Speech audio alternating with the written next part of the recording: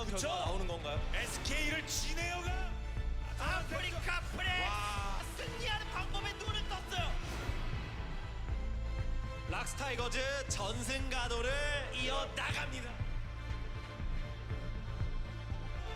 SK 아니 진짜 말도 안 됩니다. LO의 역사를 봐도 다시 안 나올 텐데.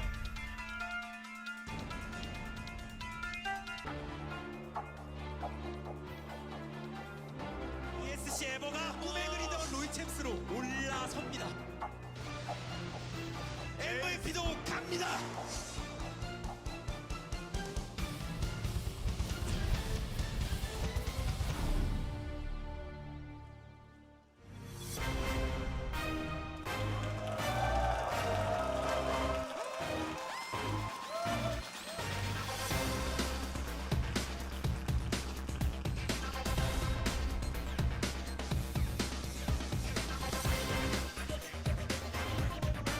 날려버릴 롤챔스의 새로운 시즌 2016 코카콜라 제로 롤챔스 서머너 뜨거운 여름의 문을 활짝 열도록 하겠습니다. 안녕하세요. 저는 게임캐스터 전영준입니다.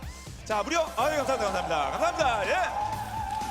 12번째 시즌을 맡게 되는 이번 롤챔스. 이 롤챔스부터는 여러분 아시는 바와 같이 이곳 서울 OGN 스타디움에서 e스포츠의 새로운 첫걸음을 여러분과 함께 내딛도록 하겠습니다.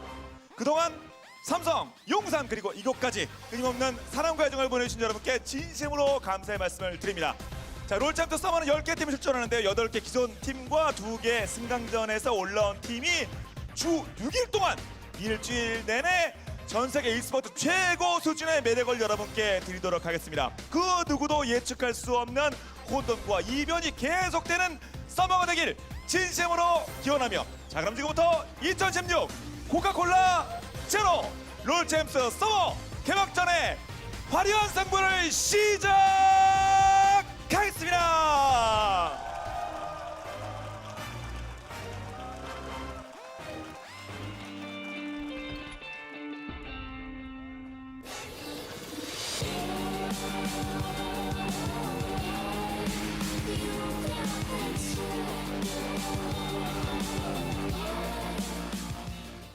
Today's matchup. Africa Freaks. Wonju Gaming. 2016 Coca-Cola Zero League of Legends Champions Korea Summer Round 1.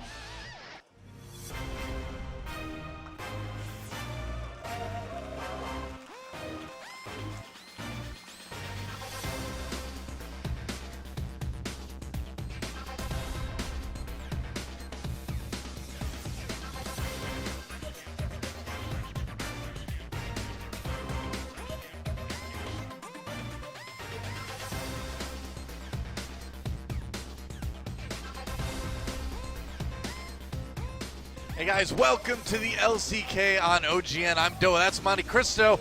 We're back for the summer. It's a new season, it's a new studio. We've got 2 new teams. A lot of new stuff going on right now in the Korean LoL scene. It's a brand new mid-season update, and we Yeah. are going to be on patch 6.10 tonight, guys. It's going to be perhaps a different game. Now, in Europe, the Challenger Series qualifiers have been played on this patch, and there hasn't been that much of a difference yet. Not a lot of these new champions that you might expect to have seen, especially after the Malzahar hot fixes, but this is a different level of competition, let's say that. And so we might have some True. weird and wild picks tonight, definitely a possibility. Yeah, I mean, we might get to see the Korean debut of the illustrious Tarik, or should I say like Kim Dong-jun, our Korean caster. It's hard to tell the two apart sometimes. But yeah, there's a lot of crazy stuff. Swain may be an option. I don't know. Then there's Elemental Dragons. That's kind of crazy, kind of random. I'm used to a lot of randomness in a different game I cast, but not so much in LoL. Yeah, the Elemental Dragons, we'll have to see how that affects things. Yeah. I'm still not a big proponent of adding RNG elements into the game, I must say myself. No, really? Yeah, I'm the crit hater. I am the biggest crit critic. See, I'm the opposite. I feel like we should just bring back Dodge right now. Let's just do it. Well, here's our tournament overview, guys. As you can see, a lot of Juan on the line. 100 million for our champion. It's about roughly a little less than 100,000 US dollars. And of course, we're giving away prizes to the MVP and the KDA champions as well this season. And of course, the MVP points going to help add up to that all at the end. It's going to be fun. And our teams, everybody you know from spring, except for some notable exceptions, MVP and ESC Ever coming in, knocking out Spenu and also Kongdu. That's right.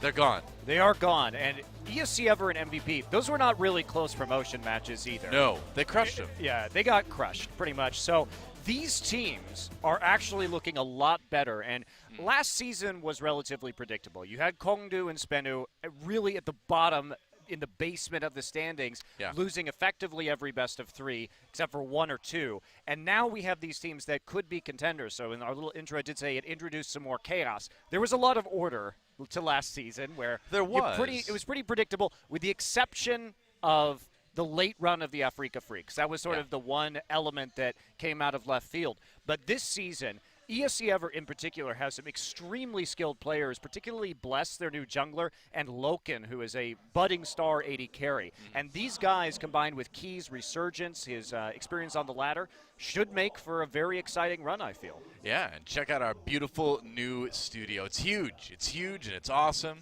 And we get to sit way up above everybody, above the peasants below.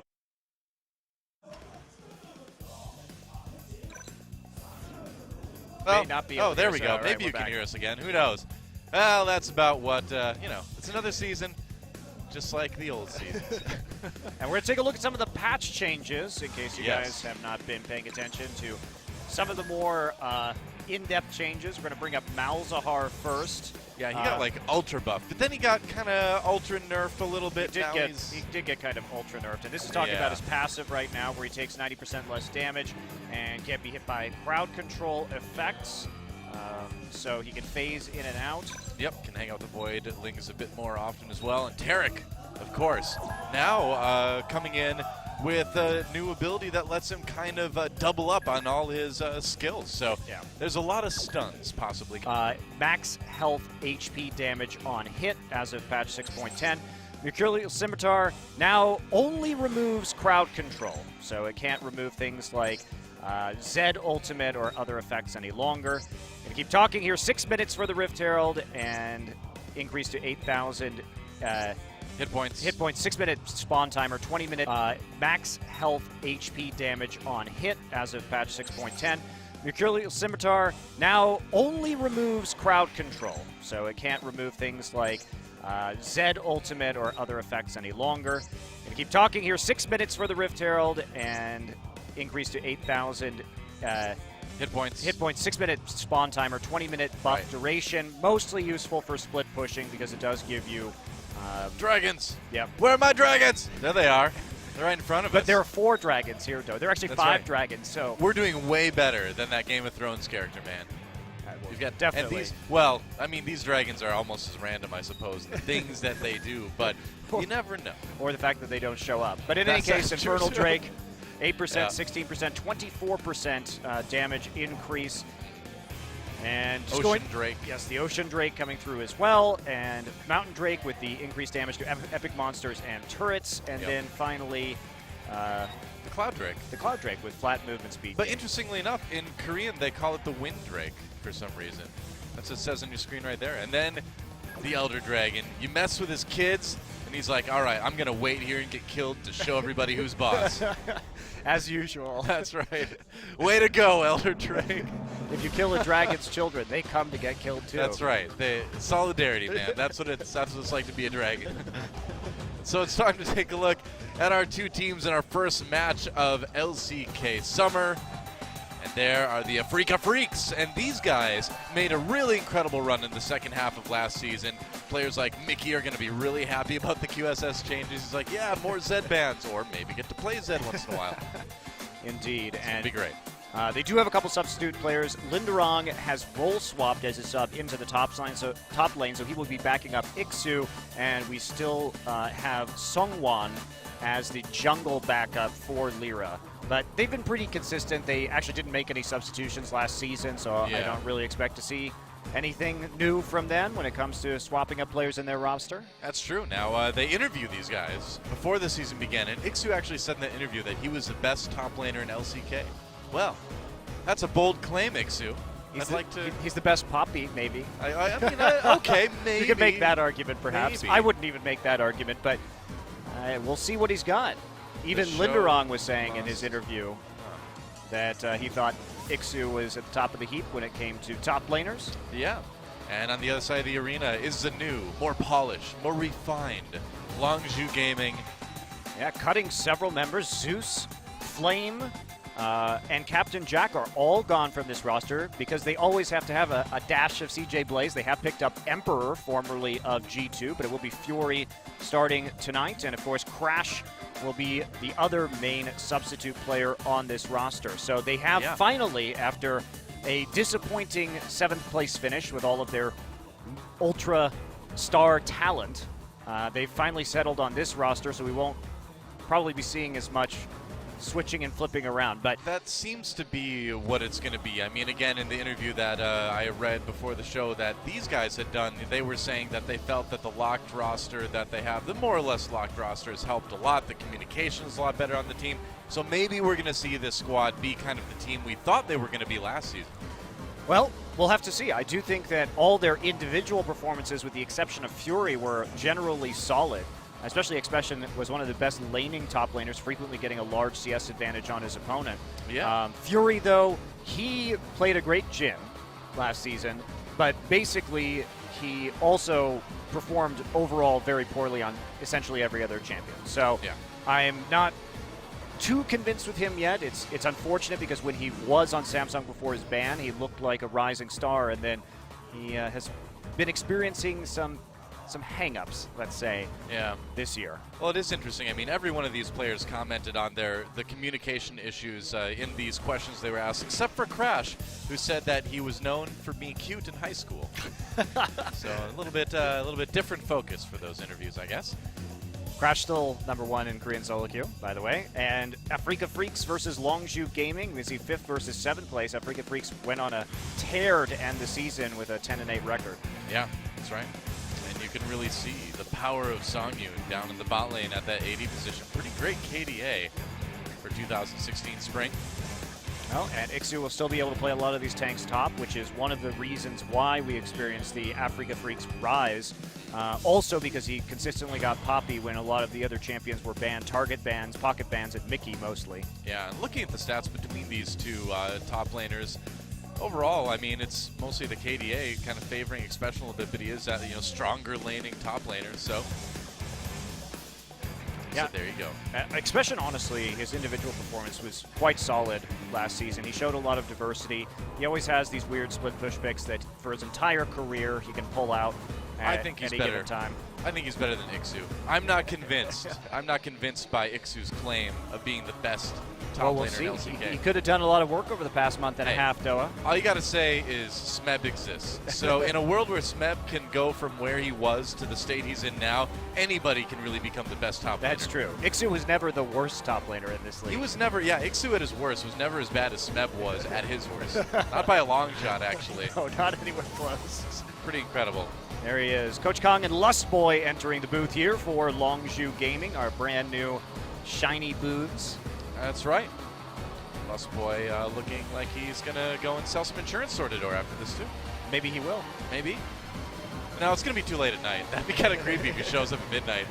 Would you like to buy some? Why do you say I need insurance, Lustboy? What? You saying there's something wrong with the midnight Lustboy, Doa? That's right.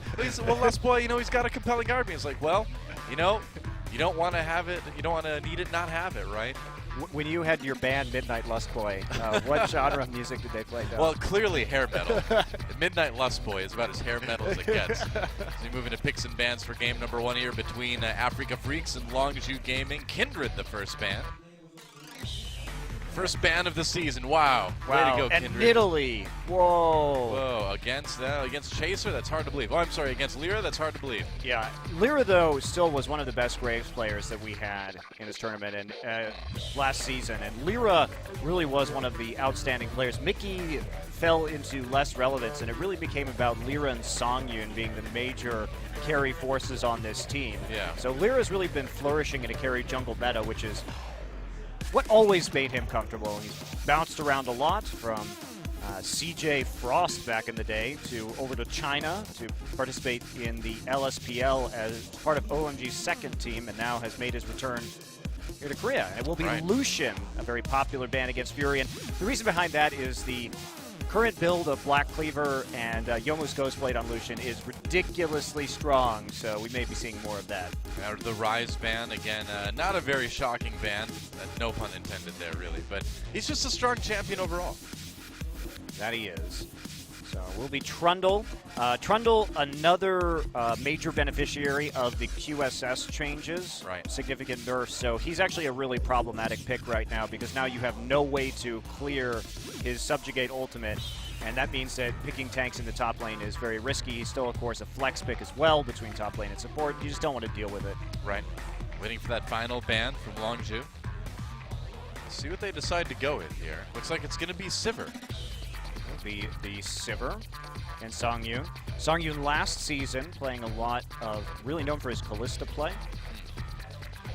So first pick over to the Afrika Freaks. Some strong stuff left, but what do you think they're going to want to pick up? Well, we have Maokai. Maokai, true. But there were a couple strong jungle bans, so they have to think about whether they want to take the Graves or whether they're going to go with another style of jungle pick, with both Kindred and Nidalee out of the pool. Another pick that's going to be strong on this patch is Victor. Could also be the Echo. Thinking about it, yep, they will take that Echo first pick. Again, still a flex pick, so they're not showing very much. There's Longju will take the Maokai in response. Yep. I think you'd maybe pair this with something like an Alistar, or would you maybe grab a jungler here? Yeah, you could definitely pair it with the Alistar. Alistar is still going to be a top priority pick. Coco, one of the all-time greatest Korean Azir players, was less impressive on Azir last season compared to his 2015 performances because the way Coco liked to play it was as an all-in champion in team fights, and when he did lose some of his crowd control and his all-ins, it didn't do so well anymore, so we'll see if he's adjusted his play style. Azir Alistar will be, interestingly, the Rek'Sai coming through. I've seen a lot of Rek'Sai in Korean solo queue with Titanic Hydra these days. And Caitlyn, the pickup immediately. I don't think we saw a single Caitlyn in Champion Spring. I don't believe we did. We may have seen one, but not more than one, that's for sure. Yeah. Alistar, of course, picked up by Longju as well, and even though his ultimate got nerfed a little bit at earlier levels, he still should be pretty strong. He's still got that really, really good engage. Yeah, and okay, he can't dive as well anymore, but he can still dive super well, realistically. Yeah. And Fury was hovering to Jhin. We'll see if he actually locks it in. He was a very, very good Jhin player last season. Maokai's still available, too. Yeah, that's kind of surprising. Before you commit to a low mobility AD carry against a player like Mickey who loves assassins, it's probably better to see what he's going to be picking in the mid lane, whether it will be that Echo or whether they are going to put that in the top lane instead. So will be the Elise and the Maokai locked in for Longju. Africa with the chance to take the Zed for Mickey here. Again, you know, like we mentioned earlier, the QSS changes means that Zed a bit more effective than he used to be. Mickey gets 2 champions this game. He can play both at the same time. It's okay. He can handle it. What do you think fits better with you, with this comp? Well, I don't know if I'd be so bold as to take the Zed in this particular matchup. We could go for the Fizz, though. Pick that Faker has shown that he really likes and does certainly fit with Mickey's style of assassin-based play. And the Snowflower Bard. will be going for the Bard. Yeah. All right, so Fizz and Bard, the last 2 picks for Africa. And now the final pick for Longju. They need an AD carry. Interesting that Graves has just gone completely through this draft. Again though, Rek'Sai does provide so much utility when it comes to just getting vision on the map, sensing where your opponents can be, and interestingly enough, with the nerfs to Blue Trinket, I wonder if this is going to lead to a surge of Rek'Sai popularity, because now that the cooldown has increased by so much, vision control has changed pretty dramatically in terms of trinket usage, and that means that being able to tell whether or not they're doing Baron with a Rek'Sai passive, the Tremor Sense, is going to be pretty important. It's a good point. Yeah, or doing the Elder Dragon, maybe. Yeah, true. Probably not the Riptide, though. Well, any objective, because even red and blue buff have also been increased pretty substantially in the late game as of patch 6.9, and what you can do with them. And it will be the Ezreal lock-in. You see that Fizz, and you had the Echo, and you start to get worried about playing Jhin. So I like this a lot better.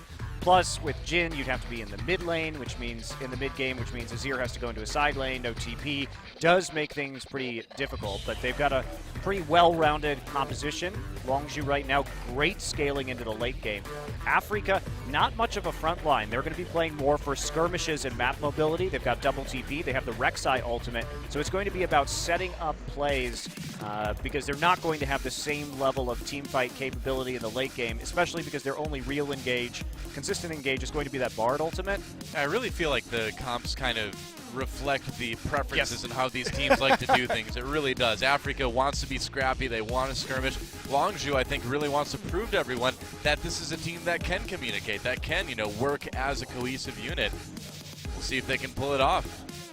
Well, Chaser at his best, too. Not only the team compositions, but the lanes. Chaser at his best needs kill pressure on lanes. That's what he does, is kill somebody over and over and over again in a single lane. He definitely is like a shutdown jungler in that way once he finds somebody. But he's got hard CC in Maokai and in Alistar in lane, so these are great side lanes to gank for. Yep, very true. And so there you have it, our rosters and the skins even for our first game in LCK Summer. Our first match, our first game, Africa Freaks versus Longzhu. And it's a big one. This is going to set the tone for the early stages of the season for these teams. Let's see who takes game one.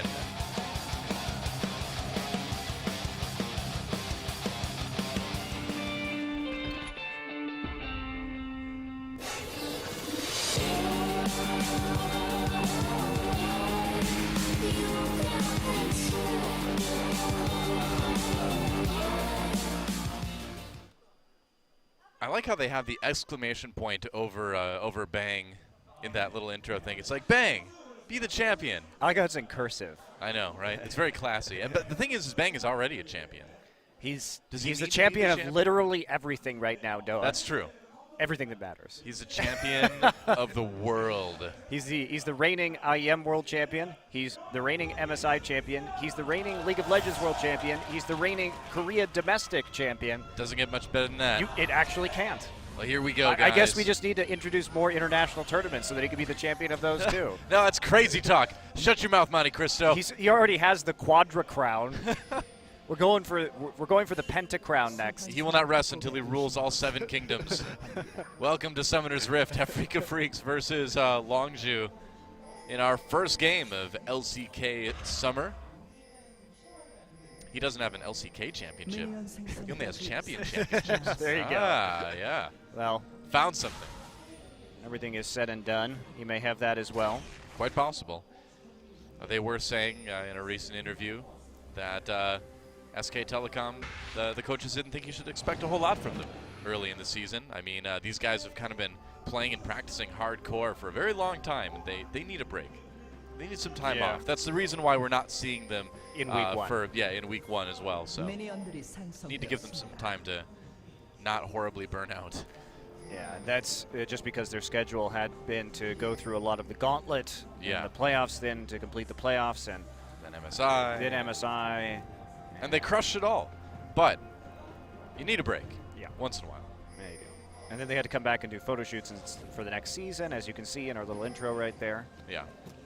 So we are going to see a little bit of a delayed invade here from both teams off of the lane swap. So everybody just checking in right now. But Expression is actually dealing with this appropriately. So remember that a lot of the jungle changes with 6.9 were designed to prevent sort of double jungling. So this is going to be a response to that. Also, if you do that invade, what happens is there's free CS there for the top laner, and Chaser's going to help take a little bit of it as well. So difference in pathing already. All right, seems reasonable. Yeah, Lyra Coming did down. have to do Raptors and then go over to his Wolf camp. Snowflower just here to do a little bit of harassment. But what this means is that in the top side for Longzhu, as Pure does a very good job of harassing Lyra right there. Yeah, Lyra manages to get the Wolves, but takes a lot of damage in the process. Snowflower still chasing. Pure finally heading back up to top lane. Yeah, Ixu is up in the top side right now because he knows that the jungle and top laner are in the bottom side jungle of Longzhu, so he's going to be able to catch this wave. So this is here we already go. an adaptation. Here's Snowflower. Now Coco in a little bit of trouble, gets slowed down, takes a lot of damage, still has that flash. Ignite used. Wow, knowing your limits. Coco not having to use any summoners. Do you feel like Mickey could have maybe pressed that one a little bit more? I guess there were a lot of minions there, weren't there? Yeah, I wouldn't have pushed that more. You already got the advantage you wanted, which is to open up the suppose. lane for Mickey, who's going to be poked early on in this matchup anyway. Wow, there's so much happening right now that I can't really cover it all in terms of this lane swap because this is so different from what we've seen previously. Ixu did only get a single CS. Expression is still just hit level 2, actually, as he joins up. But because of the harassment from Snowflower, it's going to be a delayed turret take, and that's going to force Ixu to come down here so they don't lose tempo in the lane. Yeah. So all of this, okay, there are several levels to this, by the way. So one of the levels to this was that teams were not punishing people on the first wave previously when you invaded with the AD carry and support. I was talking to Prawley about this the other day on my show, Summoning Insight, and he pointed this out, which is that if you do that, if you start to invade and mess up their jungle on their weak side, then what happens is you can actually just send your top laner into the wave and pick up a whole wave of CS and slow down their push. So that's what Longzhu did in the bottom side effectively, and it's now forced this TP. Expression's going to get some of that solo gold, and that's kind of the reaction that we saw was Longzhu playing this lane swap just a little bit better. They got an extra few CS out of it, and they were able to burn an early teleport, but Afrika did not respond poorly. At least they committed to using the TP so that they could get the gold and not have Ixu fall too far behind. Yeah. So that was a lot of very complicated stuff that I just said. Yeah, it was. I will have to explain it not while casting a game sometime because this is one of those times where as a color caster I want to be like, look, wait, no, I want to slow this down and really explain this, but unfortunately I'm not going to be able to do it right now. Thank goodness we don't have caster pauses enabled. That's right. I was just going to take a caster timeout. Let's not. I get really excited about this stuff, though. I think it's super cool. I'm happy to see you excited. It fills me with joy. Snowflower trying to fill Expression with the power of lightning, the stars, and cosmic energy. Him and Tarek should really have a conversation. 'Cause apparently Tarek is like powered by stars now too. I wish I could be powered by stars, Noah. You're not already? I thought you got that upgrade. I got the star power upgrade. That's right. I've seen your Twitter followers. Being internet famous is not being real famous, Noah. It's like, you know that. It's like Z-less celebrity in real life. Yeah, exactly. Z. I'm a Z-list celeb. There you go. Oh, yes. Wouldn't our ancestors be proud? Looks like it's going to be another trading of towers between Afrika and Longzhu. Yep, but it will be just Fury and Pure down there. Expression now marching his way down the lane to join up just a little bit late. They keep looking for angles onto Coco here just to see if they can punish him further for extension in the mid lane. But Mickey's getting a nice CS advantage in this matchup where theoretically he should be pretty zoned out due to Azir's range. Yeah. And Well, there really was, the help from Snowflower. Flash! Oh, they're going in, and that's the ult from Viz. Mickey very low, to first blood. Ends up going over to Coco. Whoa, Mickey, that was a bold move. Coco's just He's like, all right, placid Thanks, bro. expression on his face. It's like I wanted the lane I didn't back. even have to flash that. I just used my exhaust. Well, a bold move from Mickey does not pay off. Hey, it's the Infernal Drake. It's very infernal. That's right. He's going to give Longzhu a damage buff, but it looks like the Afrika Freak's going to respond with this Rift Herald. Now, this is a great buff for Afrika Freak's composition, right? So if we talk about what the change was, remember it's a 20-minute buff right now, and when no other allied champions are near you, it gives you a 5% damage reduction against champions, and it builds up stacks that at 100 charges, depending on your level, it deals some magic damage. Right. Pretty nice burst of magic damage, actually. And as we see right here, we're going to get some information on your screen, which is fantastic. Yeah. So there are a lot of changes. So to go back to this buff, for Africa, who is running a 1-3-1 split push composition where they want to get Caitlyn into the mid lane as fast as possible, which is what they're going to do right now. So it should be presumably, we'll see what she's doing with those daggers, but usually you build Hurricane first here, and you just become a wave clear bot. And now that they have this advantage, they're going to have extra magic burst in a 1-3-1 split push for Echo and for Fizz. So we'll see if they can use this and snowball off this advantage. Should be interesting.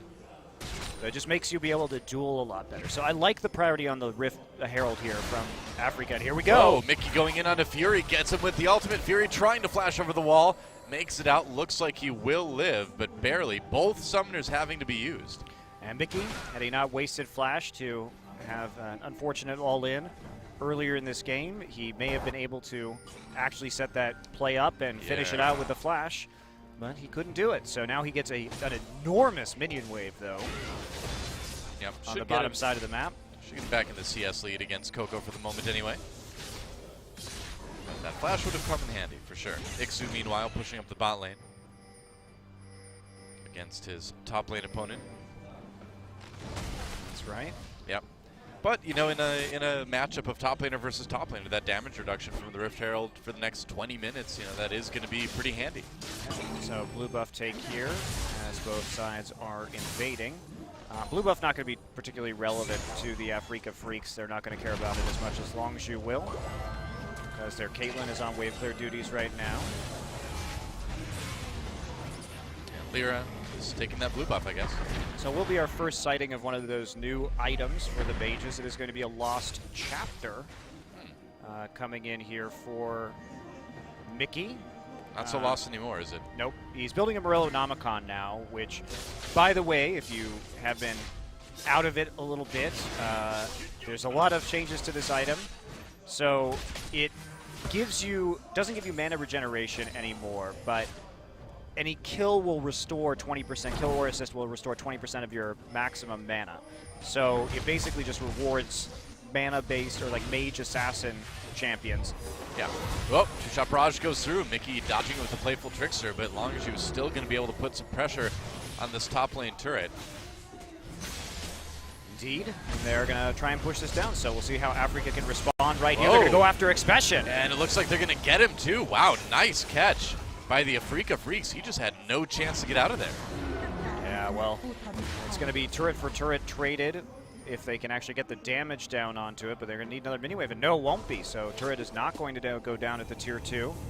They do just fall back, playing a little bit conservatively. There was a possibility that they could have actually collapsed on them at the tier 2, so they could have taken that kill, recalled, and then they had a ward up top, which they don't, unfortunately, made a play with Rek'Sai and with Echo to try and collapse on them and take a skirmish, because that's what their team composition really wants to do. They're not going to get it. So slight gold lead here to Longzhu at the end, but it's being made up for by some farm here on Songyun, who has had quite a good time just sitting in wave clearing in mid. Yeah, he's been spending a lot of time in that mid lane. Well, this is exactly how you should do it. I mean, it's usually later that you would see Caitlyn come into mid, like one item Caitlyn. Oh, Coco, they want to just scare him away from this mid lane turret for the moment. A little bit of damage on that. Chaser gets found out. Lyra over the wall. And right now, Africa Freaks just trying to kind of muscle their way into this top jungle. Now, one other change that's going to be pretty important in this new patch, especially as we see more Morello Nomicons, is going to be the Grievous Wounds change. Because now it stops all forms of healing, or it reduces all forms of healing instead of just self-healing. Right. So that's going to mean quite a bit if you can apply stacks across multiple members of the team with masteries like Grasp of the Undying and lifesteal items, etc., etc. Helps you just secure kills a little bit more. I mean, when you look at a lot of the changes that came in the mid-season patch, it kind of looks like it's geared towards seeing if they can make the games conclude a little bit quicker. We'll see if that actually happens, but I feel like that's the impression I get anyway. Yeah, and a lot of the changes I think are good. The buffs, especially in the late game to blue and red, to make them more valuable objectives to actively contest. It does add more strategy because you're going to have to make choices sometimes whether you really want that next dragon or whether for your team, if you've got a mid laner with a ridiculous amount of AP, maybe getting that blue buff is actually more valuable to your win condition to create a pick with an assassin. So I like a lot of the changes. The only one I'm really not a fan of is the randomness of the dragons. Right? Yep. Well, Longzhu responding by pushing their way into the enemy jungle now. Trying to push with the bot lane. Looks like they might want to stop after a while because Dragon's coming up in about 20 seconds. It's a bit dangerous for Lyra to be there right now, and we did see Ixu start to move into the enemy jungle, get some wards there so he can continue his deep pushing. They might be trying to make a play right. Nope, they're not going to. Mickey's there too, so they're not going a little to. bit tricky, yeah. Echo would have been stopped by Maokai if there had been any kind of TP attempt. Yep, so Coco recalling as this dragon comes up. Nobody really moving towards it at the moment. Looks like it is the Cloud Drake, I believe. Yep. Look at him. Light as a cloud. If you kill that dragon, you run faster. Wow. True story. That's why Usain Bolt is the fastest man in the world. He killed a dragon? He killed 3 of them. Wow. That's amazing. I thought he was just like really fast, but he's fast because he's also a dragon slayer. He never talks about that in interviews. He doesn't want to give away the secret. Well, now you did. Way to go. Damn it. Sorry, Usain. Looks like Africa going to go for this one. Longzhu coming down. They want to move faster. But it looks like they might let Africa go for this one. Yep, they will get it. So the Africa Freaks get the buff from the second dragon. Now they can run like the wind. That's right. Well, not quite like the wind. They can run like 1/3 of the wind right now.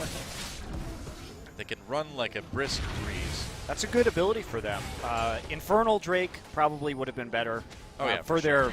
because they want to play that bursty style and assassinate people. But being able to punish people who overextend and go down long lanes and make them unable to escape is a nice little boost there too to a split push composition. Yep. Aside from that, though, things pretty quiet across the board. Still a tiny little gold lead and turret lead for Longzhu. But it's pretty close. But, you know, in a team comp like Longzhu's that wants to kind of get powered up in the mid to late game and then kind of really take control of the game, being already ahead, even if it's a little bit, is a great spot to be in, it seems like. Yeah, I absolutely agree with you. Africa also, the Rift Herald buff is quite good for them, but remember, they're on a little bit of a timer with that, obviously. Yeah. 20 minutes, and that buff goes away, and that's going to be a pretty important buff for them. Adding that little bit of extra burst could mean the difference between kills for Mickey or not getting one at all. True.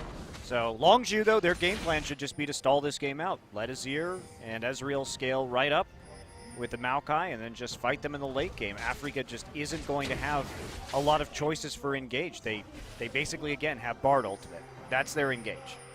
So it's not great. Chaser looked like he wasn't entirely paying attention right there. I was going to say, I mean, he had a ward there. It was a delayed cocoon. Yes. Snowflower hanging out a ward, too. Seems a bit risky as Longzhu moves in here. Mickey hiding that bottom brush.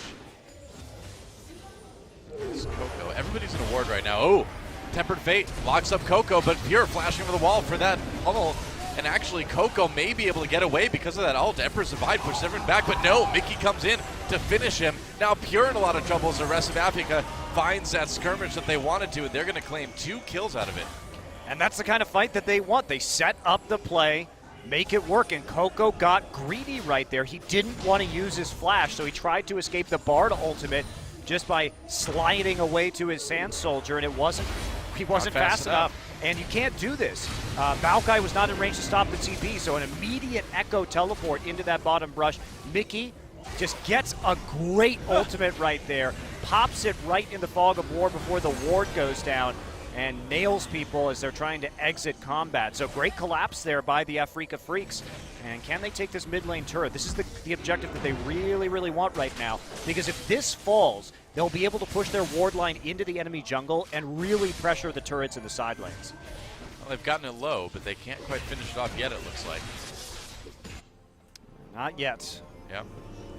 They did manage to claim a tiny, well, no, the gold's basically even. 100 gold is not really a lead. A few potions, you know? Yeah. I suppose. It's a few biscuits. When you're only Delicious biscuits. saying you're like 3 biscuits ahead of somebody else doesn't sound very impressive, though.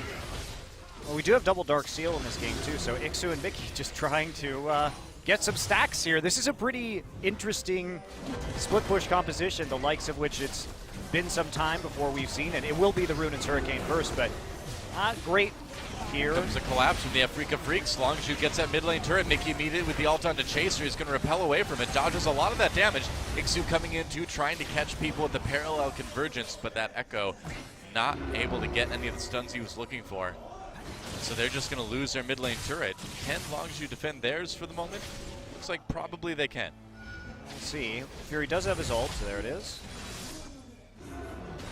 Clearing out that wave, and Africa just struggling. They need to get this mid lane turret down soon, but Longzhu taking out the mid lane turret themselves is answering and buying time for this composition, and Caitlyn's still struggling in terms of damage. She's really only able to wave clear and siege turrets up until 2 to 3 items, but this isn't one of those compositions that we see teams like CLG run where there's going to be a giant meat wall for a 6-item Caitlyn. This composition is 100% about safely 1-3-1 split pushing.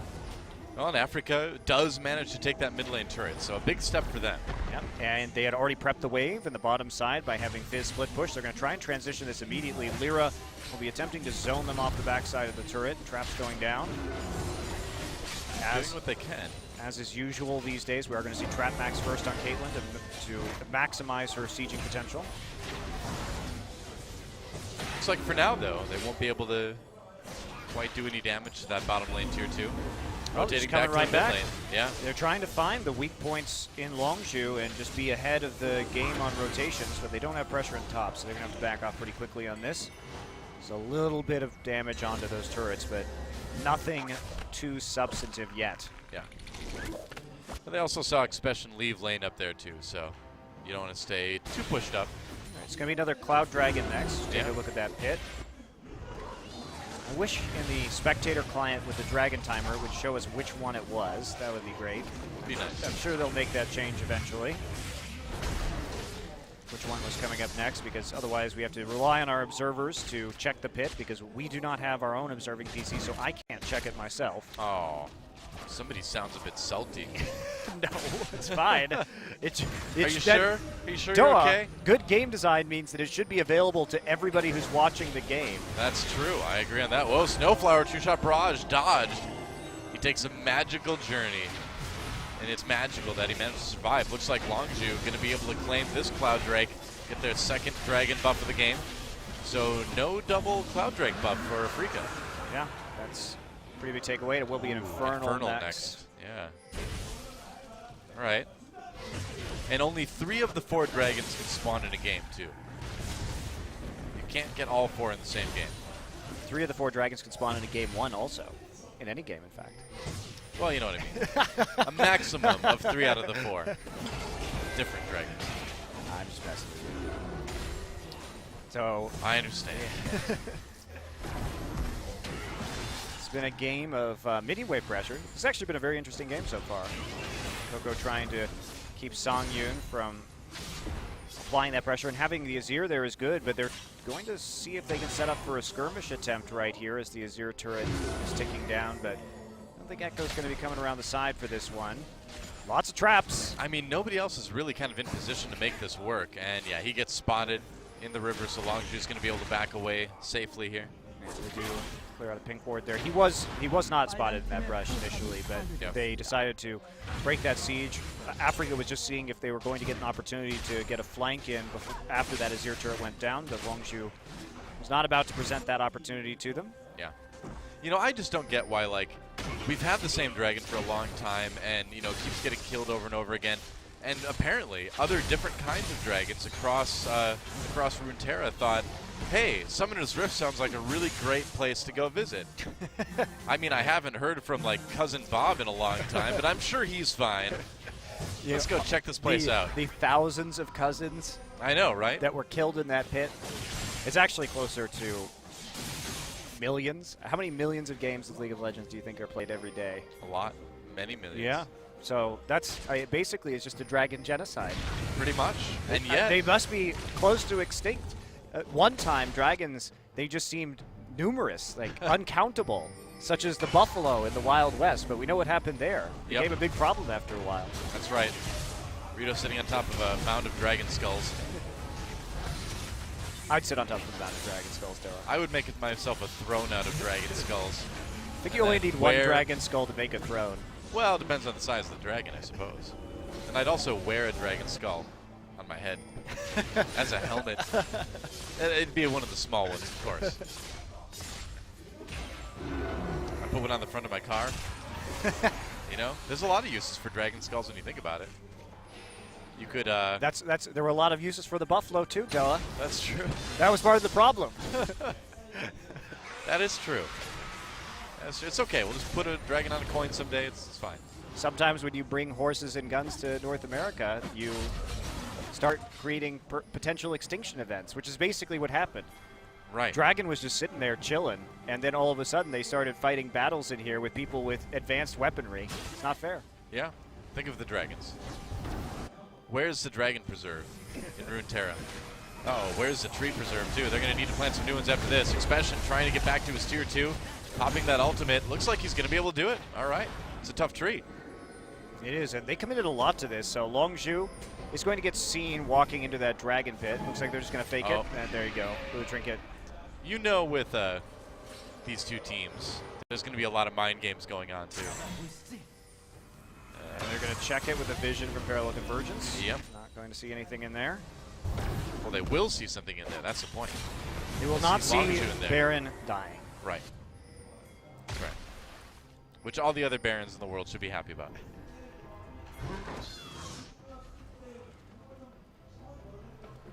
Songyu now sitting at 2 items here. So will be an efficient wave clearing machine, but that's basically his job this game. And Longzhu's job is to get a 2 to 3 item Ezreal and try and bait Baron and force Africa to engage with their very poor engage composition. Their and job turn is to on them. live. But they're going to make it difficult for Longzhu to do that if they aggressively control the mid and the top waves. So Songyun is the designated wave clearer here, and it looks like Mickey is the correct choice to have in that top lane because they need to have the kill threat in the top lane so that they can chain it into a Baron effectively immediately. And also because if you just put Echo up there, Longzhu will put the Maokai up there, and then you don't have as much pressure to keep the wave past the river and also control the Baron pit. So that's what they need to prevent Longzhu from doing. Yeah. Only 1 minute until that Infernal Drake pops up. Pure or rather, Snowflower's left some hot cocoa out for him. Nice. It's not even cold though. No. Looks like a nice Well, spring or summer day. if you're an Infernal Drake, you can always heat it up too. If it gets a little bit cold. There's a danger you melt the cup though. Well, you just, well, I mean, I'm sure if you were an Infernal Drake, you'd be good at, like, regulating the amount of heat you would use. Are dragons gonna hit that though? Maybe. I mean, maybe it's all a trap. Maybe Snowflower is luring the dragon with the prospect of hot cocoa. You know how dragons love their hot cocoa. Not the player Coco though. They hate the player Coco who kills them with That's true. spears. Coco loves the hot dragons. Hot Drake.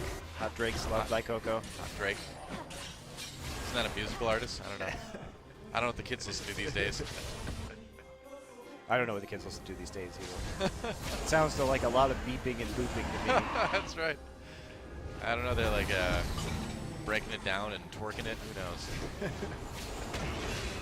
Where are the hula hoops like when we were kids? Infernal Drake started by the Afrika Freaks. It'd be really good for Africa to get this one. Yeah, getting their second Infernal Drake buff would be massive. Longzhu wants to steal it, and they do. Lyra just walks up, smites it away. Yeah, Liro's going to get it, so that's the first stack here for Africa. Yeah. So they actually do have some damage now to complement their assassins, but Longzhu has the wave. They prepped it already, so they're just going to come in, but possible flank here. Mickey's waiting to see if he's going to TP. Maybe. Tempered Fate used doesn't connect with anybody. Ixu on top of the TP. team already, though. That's right. Teleport bringing Mickey to the fight, but Ixu already going down. Snowflower taking a magical journey out of there. Chaser not deciding to go along with it. And that did not work out for Africa at all. That was a really bad split call from Africa. Songyun was still in the middle, just clearing the wave. And Ixu went in after the Bard ultimate missed, and then Mickey TP'd after that. Yeah. And couldn't really do anything. And this is the opportunity Longzhu needed. Well, it's a Baron, and remember that Baron buff lasts longer now. Mickey, whoa, getting blown up completely, getting out in the last minute with the playful trickster, but Africa pushed on to the opposite side of the map. That's going to be a bit dangerous. Songyun flashing over the wall, gets cocooned. No follow-up from Longzhu, though. Still a dangerous prospect. Lyra comes in, Emperor's Divide pushes him back immediately. Expression jumping in onto there. And now Africa Freak's in big trouble here. Longzhu, though, a couple low-health members. It's 2 for 2 at the moment. And now, actually, somehow, some way, Ixu is turning this around, and Songyun on that Caitlyn gets the damage done, and they get the ace. What? What a turnaround. How did that happen? I don't even know how that happened, Noah. That's I- going to be a very interesting replay to take a look at right there. Ixu coming back up after dying and TPing in had an amazing effect on that fight. I feel like they had a good peacemaker through the middle of Longzhu there, and that did a decent amount of damage. Hard to say, but that's going to mean that Longzhu is going to lose an inhibitor here. Africa effectively won a 4v5 right there. It looked like they clumped up. We're going to have to watch Songyun's auto attacks because he was on the bottom side of the screen and see if he was getting a lot of Runan's hits onto the members of Longzhu after they clumped up, because Songyun here is going to flush, and there you go. There's the cocoon coming in. So Mickey's on the flank right now. They're going to go after him, but Lyra tanks so many abilities right now, and see how many of Songyun. Yeah, Songyun gets some really good positioning right here.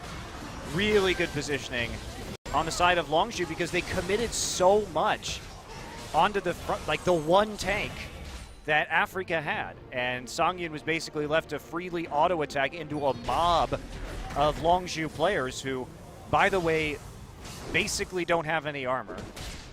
Remember, Chaser has a Runic Echoes enchantment, and this is now going to be a 3-item Caitlyn. Rapid Fire Cannon there, so some additional range. And this is where Caitlyn starts to get super scary. Yeah. Very scary. So Africa Freaks, despite the issues they were having, find that team fight that they were looking for. Now they've got a decent lead, and let's see what they can turn that into. No doubt the Infernal Drake buff helped a little bit there too. Yeah, absolutely. It's huge. Yeah. Huge buff. So we are going to see one more dragon, I believe, before the 35-minute Elder Dragon spawn. Should. So we have to check and see that one. We've only seen Cloud and Infernal so far this game. Each team with one Cloud and one Infernal buff. Yep. I believe it's a different one. I caught a glimpse of it, but I didn't get a long enough look to see which one it was. But I didn't see it. it was a different icon.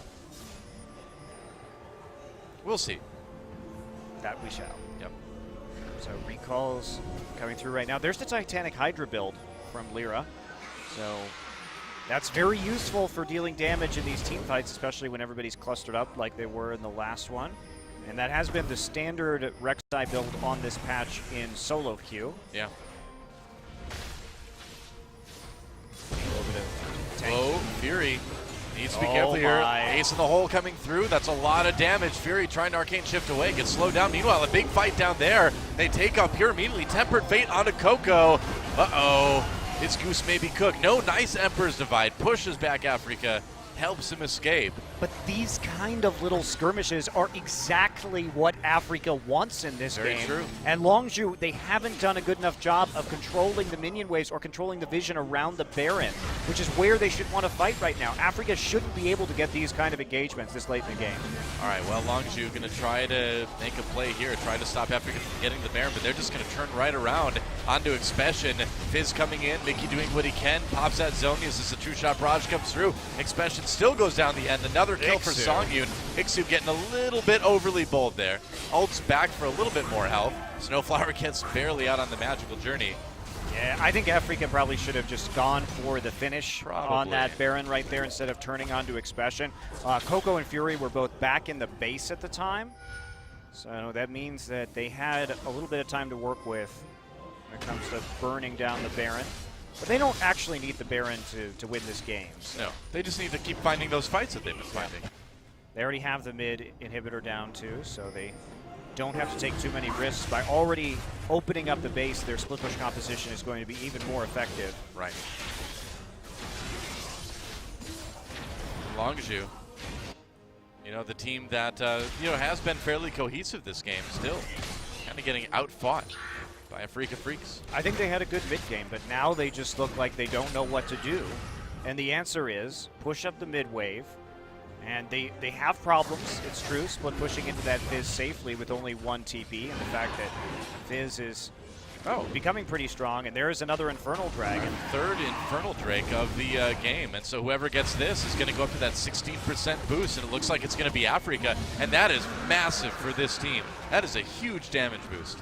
Yep, and if they get the Elder Dragon too, it'll go up to 24. Yeah. Which is, needless to say, enormous when you're dealing with a late game Caitlyn and a Fizz, basically.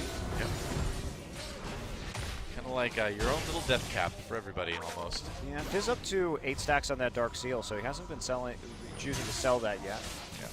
You know, 16 and 16 would be 32, wouldn't it? It's 50% bonus for the Elder Dragon. You're not wrong, though. Well, that's true. I did 16 and 16 is 32. Thank you. Thank you. I'm glad I got one right.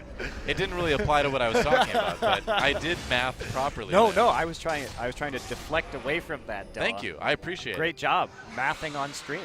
I'll just bring it right back around. You know. Would you like to do any other addition problems while you're on stream right now? Additional problems? Well, I mean, we'll see how the broadcast goes, but you never know. Just whip out some equations. As long as I don't miss lethal, I'll be happy. Mickey's been missing lethal this game. Oh, he might find lethal right here. They're going to find him. Headbutt pulverized. Mickey trying to playful trickster away. Pops that flash. Zonia's through the cocoon as a TP comes in. Whoa, True Shot Barrage does it, but Ixu joining as well. He's in the 1v3. Here comes Expression. Afrika not making the best decisions, but now Lyra, Snowflower entering the fight. Songyun looking for an angle to get those auto attacks in with Caitlyn. Longzhu fighting their way back. Nice 3-man tempered fade. And actually, Chaser, I thought he was going to go down, but he gets out. Big engage now from Afrika, and this Caitlyn just tearing him apart. That combo was sick. They hit the Bard combo into the parallel convergence and the choke, and that bought so much time for Songyun just to wreck people with that Caitlyn. Yeah, and even that fight that looks like it could have gone maybe Longzhu's way, in the end was all Afrika. That might be the end of the game right there. I think you're right, Joe. I think you're right, but man, they played that composition well. Mickey got caught out just face-checking a brush, but Ixu made the immediate teleport. Everybody from Afrika just walked up to his system, and that's going to be the end of our first game. Man, you got to hand it to Afrika Freaks. Everybody is ready to fight at all times, and it worked out for him this game. Chaser and Pure back, but I don't think they can stop this Nexus from going down. Nope, turning it around for a little bit more kills, but there goes the Nexus, and Afrika Freaks will win the first game of LCK Summer. Man, Ixu played that last fight super well. The Bard ult was also excellent, turning around that fight after Mickey died early. They did invest a lot, but once the cavalry arrived in the form of the rest of the Afrika Freaks, they set up the crowd control extremely well, and that's what's scary about a Bard parallel convergence combo. He says he's the best top laner in Korea. It's a good start. It's a good start. Echo Stun is one of the longest in the game, and the problem is that it's easy to dodge out without travel time, but if you have a long setup, like a Bard ultimate, so that you can knock it out of the park, you got a huge stun, and, you know, well, it was 3-4 item Caitlyn is going to do nasty things to you if you're bunched up like that. Yeah, it was just a great tempered fate from Bard to set that up from Snowflower, and they capitalized on it big time. Longzhu, though, held their own in the early game. We'll see if they can improve some of their shot calling and objective control late. Afrika pulling out the 1-3-1 split push composition and skirmishing quite effectively. Yeah, I feel like this one could still easily be a 3-game set. We will see. Looking at a little bit of post-game stats, obviously. Songyun A lot of damage on that Caitlyn. He played it really well. Yeah, he did. Song Yun continues to impress as an AD carry in this league. A lot of people don't think of him as a top tier AD carry, but he definitely has been in 2016. Absolutely. I mean, they were a playoff team just barely last season, and you gotta wonder where these guys are going to go this season. Yeah, well, hopefully we won't see them choke in the playoffs if they make it there again. They had a really bad series in that wild card match. We expected them to win, and they just looked lost, but they seem back on form now, Noah. They certainly do. So when we come back, guys, Africa Freaks looking to close out this series 2-0. We will see if they can do that or if Longzhu will bring it back, tie it up, and send us through game 3. Mickey looking pretty disappointed that he didn't get to be part of that last fight. It's all right. He baited them into the choke point. He did. It was a clever ruse. It was the plan all along. Way to go, Mickey. See if what Lustboy and Longzhu have for us in our next game. So don't go anywhere, guys. We'll be right back after this.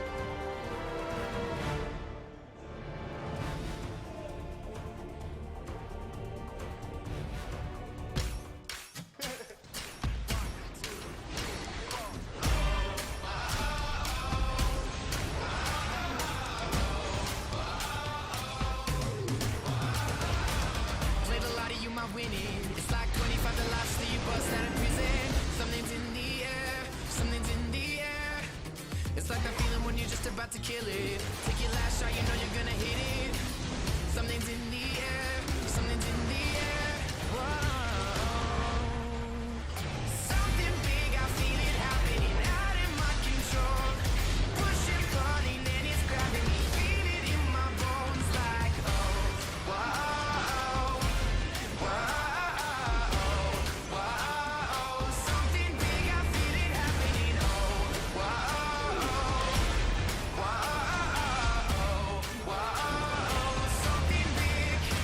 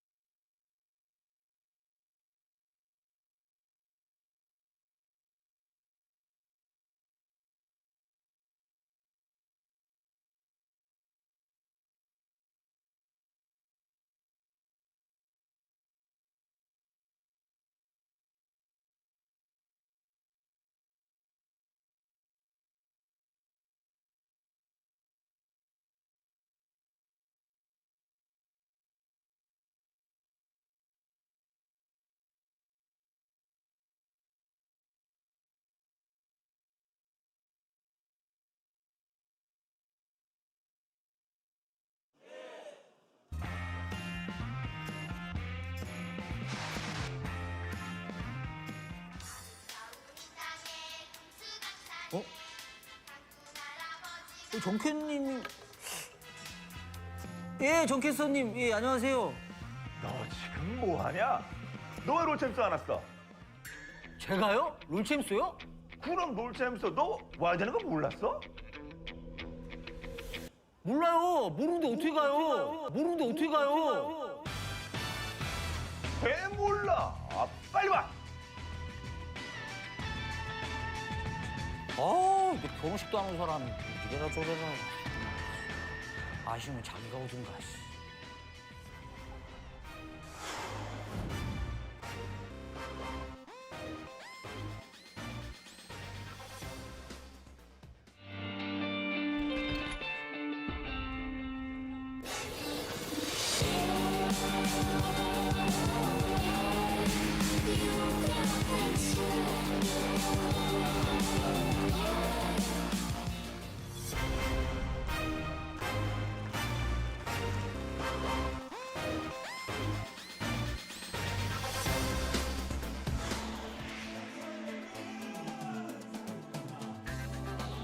Oh, there we go. Now we're back. Songyun with the MVP in game number 1 of Africa Freaks versus Longju here on LCK. Summer? I don't understand. Songyun had a great game, but He did. he really didn't have to do much No. in that game. He attack moved a lot in the right places. He auto-attacked, but Snowflower and Ixu did so much work in these team fights to set it up. And I was watching him here on the periphery, but oh man, just free autos all day, every day. Yeah, It's an 80 carry dream right now. it really was. I mean, that was... He did really nothing in this fight besides auto attack. Mickey gets him in there. They just buy a lot of time with the Zhonya's Hourglass, and of course they kill him. But look at what Ixu's going to do. There's the parallel convergence coming on through. But here we go, the second setup. Look how patient Snowflower is in the back. And he's going to set this up when parallel convergence comes off cooldown again. There you go. Hits 3 members, and look at this. Oh my lord, and free auto attacks forever. Songyun, he's a good 80 carry, but did he deserve MVP this game when plays like that existed? No. Probably not. I mean, he did a good job of not dying, so that's something. It's good to not die. That if you're was an AD that carry. was impressive teamwork and communication between Snowflower and Ixu, because Yeah. he waited until the parallel convergence was coming off cooldown to throw the Bartle. And Right. I think that's what was the most important thing about that fight, was he wasn't just throwing it willy-nilly. They were very patient, knowing that synergy, and then they executed it extremely well in a choke point. It was great. And a great start for the Africa Freaks. A little bit touch and go in the early game.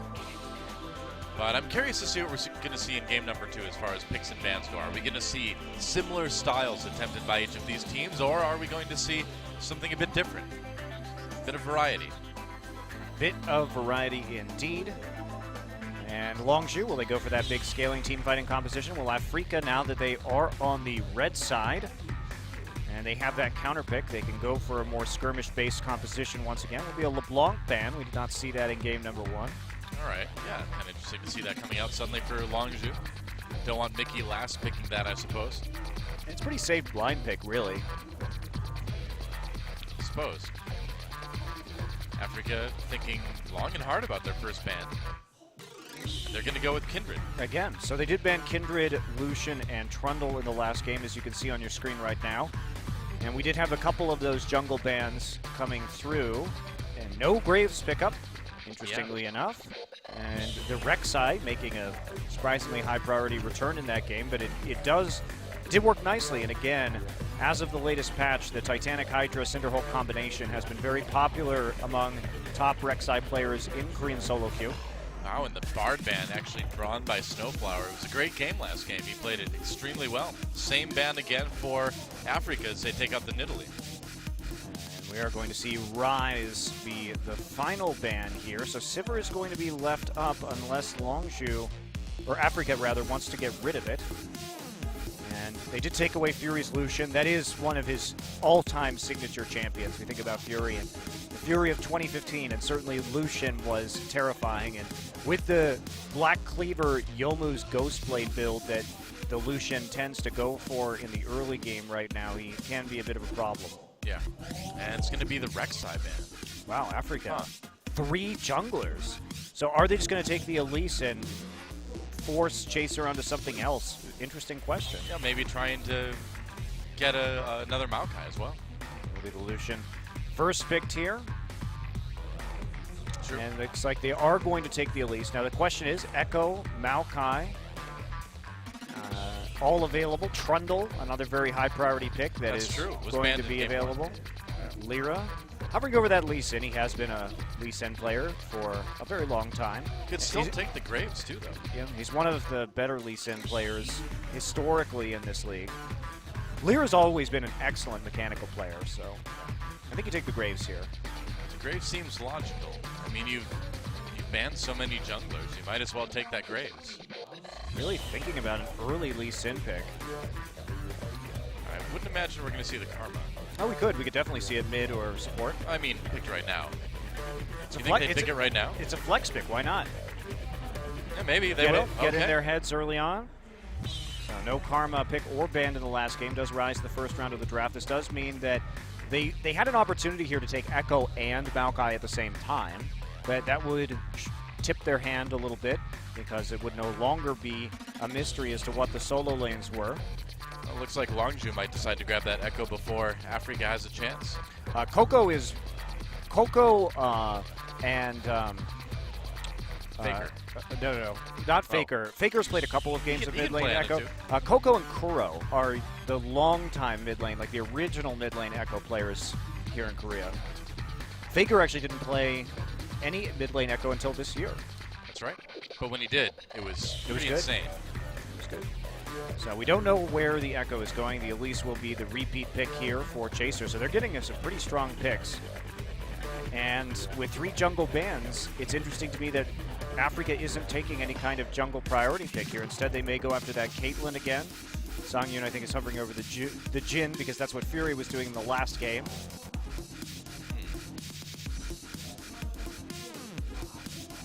Some bumping new champions like I music we guess got. so, yeah. Clubbing now. It's the Pick and Ban nightclub. I'd go to that nightclub, Doa. I'm sure you would. I'd probably go. I'd hang out. I wouldn't really know what was going on, but I'd have a good time. Thinking about that Graves again for Lyra. I think you go with the, well, If you want to make plays, you go with the Lee Sin. You want to make the sick plays? Yes, you do, Lyra. wow, okay. Well, we'll see what he does with this. Certainly an unorthodox pick in the Lee Sin, especially because it's a Lucian, because that does mean he's harder to kick out due to his dashes and reposition him to get killed easily. It will be Sivir.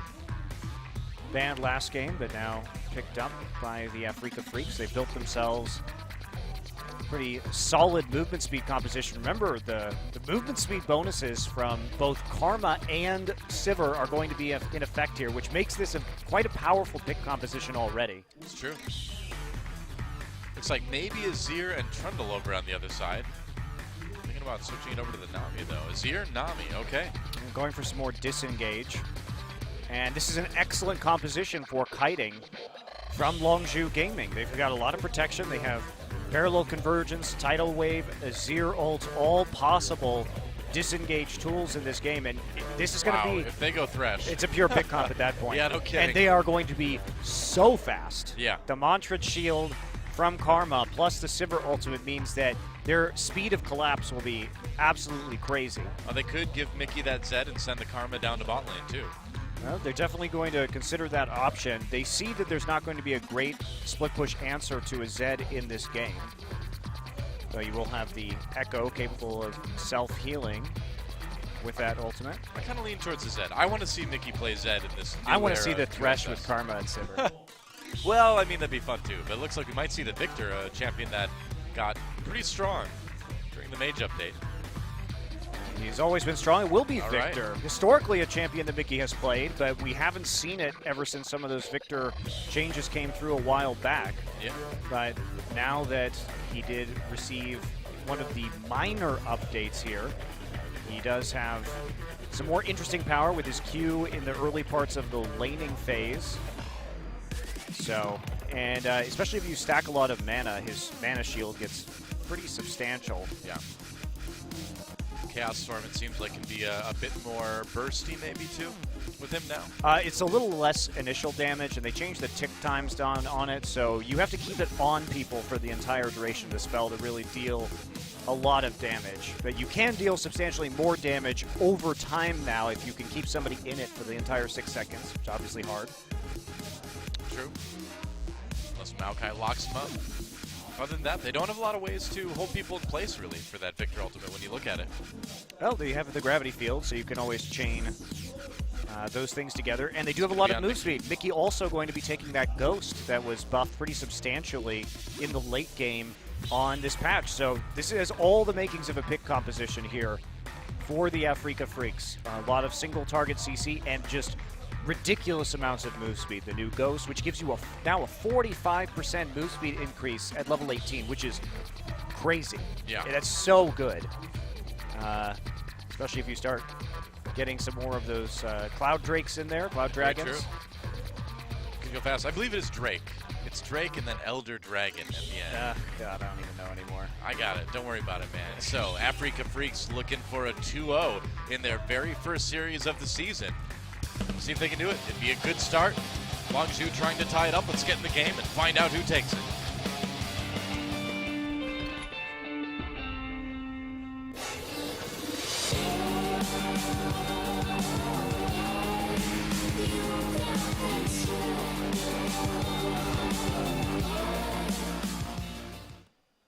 Let's just look at Bang before every game. Oh, yeah. Well, we don't get to look at Bang at all in-game this week, so. No, but he deserves a break. That's right. Welcome to Summer's Rift yet again for game number 2 between the Afrika Freaks and Longzhu Gaming. The magic square in the sky. That's right. How is it a Magical rift? floating That is not a square. rift. A rift is a valley. There is no rift here. It is on top of a mountain or it is a floating island. I think they're talking about the river, which is a very shallow rift. That's not a rift. It's rift-like. It's just very shallow, you know? No one would allow you to call this geographic setup a rift in the world. Oh, yeah? No. And it's not even for water summoners. We don't even know. The name literally has no meaning. That's true. What is a summoner? And now in the lore, and it's not a rift. So it's like nobody's not rift. Exactly. Nobody's unrift. Terrible name. Forest. Just awful. It's kind of a forest. Floating island, mountaintop. Floating forest. That's kind of cool. We'll take it. Floating forest is significantly more descriptive. All right. Well, you're welcome, Riot Games. That one's free. Welcome to Floating Forest. Much better. Whatever you say, Nami. Just as long as you don't start singing. I Or think that was Karma. You're right. Whatever. No, that was Nami. I think she was Oh, using her mantra cue we right were there. looking at Nami, Yeah, but we were hearing Karma. She's loud like that.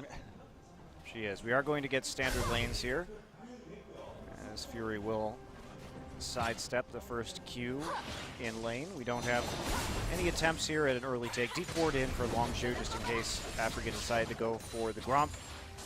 You got to go for the Gromp, man. Is that what you tell your buddies at the bar? That's right. Let's go for the Gromp. Sorry, tonight, Bro. guys. We don't have to get up early tomorrow. Let's go for the Gromp. It's one of the greatest euphemisms possible in League of Legends. It really is. It really is. I met this girl at the bar last night, and I totally went for the Gromp. It's like, whoa, bro, you went for the Gromp. Wow. I can't believe it. Oh, all right. Nice snare onto Snowflower. Ignite used early. Yeah, This is a pretty it's annoying. bully lane, and especially when you hit that level 2 faster, so Africa not really respecting. They do have to use a summoner, trading 1 for 1, but a lot of damage down there early onto this Karma. Yeah. And I don't think Snowflower's expecting to get hit by that Aqua Prison. Oh, I think we're going to see a bit of a gank as Lyra comes up. Expression very low here. And he's Okay. pushed way up without any vision. They're waiting for W cooldown right now. I guess so. Here we go. All right, yep, Ixu coming back in with that twisted advance. They're going to keep chasing. First blood goes to the Afrika Freaks easily. Yeah, Lyra What just do you expect? darting in there, and Expression pushed way too far forward. Good patience from Ixu, and Expression not respecting the W cooldown coming back up as a possible trigger for a gank attempt. Yeah. And I mean, no vision at all for Expression. So you play that far up with that low health, you can't really be surprised when you get killed. At a little after 3 minutes into the game. Exactly. Nope. Yeah, that one's on you, top laner. Yep. Yep. Very true. So Lyra now with his first blood gold going to come into his own jungle. And he might find Chaser. Chaser might find him, gets him with the cocoon. That's a lot of initial damage from that Elise. As Lyra walks back into lane. Yeah, and we actually have a TP. They're going to make a collapse play right now. Yeah, they're going to try to come down onto Chaser. Coco is there. Chaser flashes right away. Mickey's been chunked out quite a bit. Chaser waiting, doesn't have that flash. In fact, I believe he failed it, trying to get over the wall, but he still lived anyway. Actually, Chaser, that was a good flash away from the pit because he saw the TP coming in, and if he had been closer to that wall or not flashed immediately, there's a possibility that Ixu could have just twisted advanced right over the blue pit wall.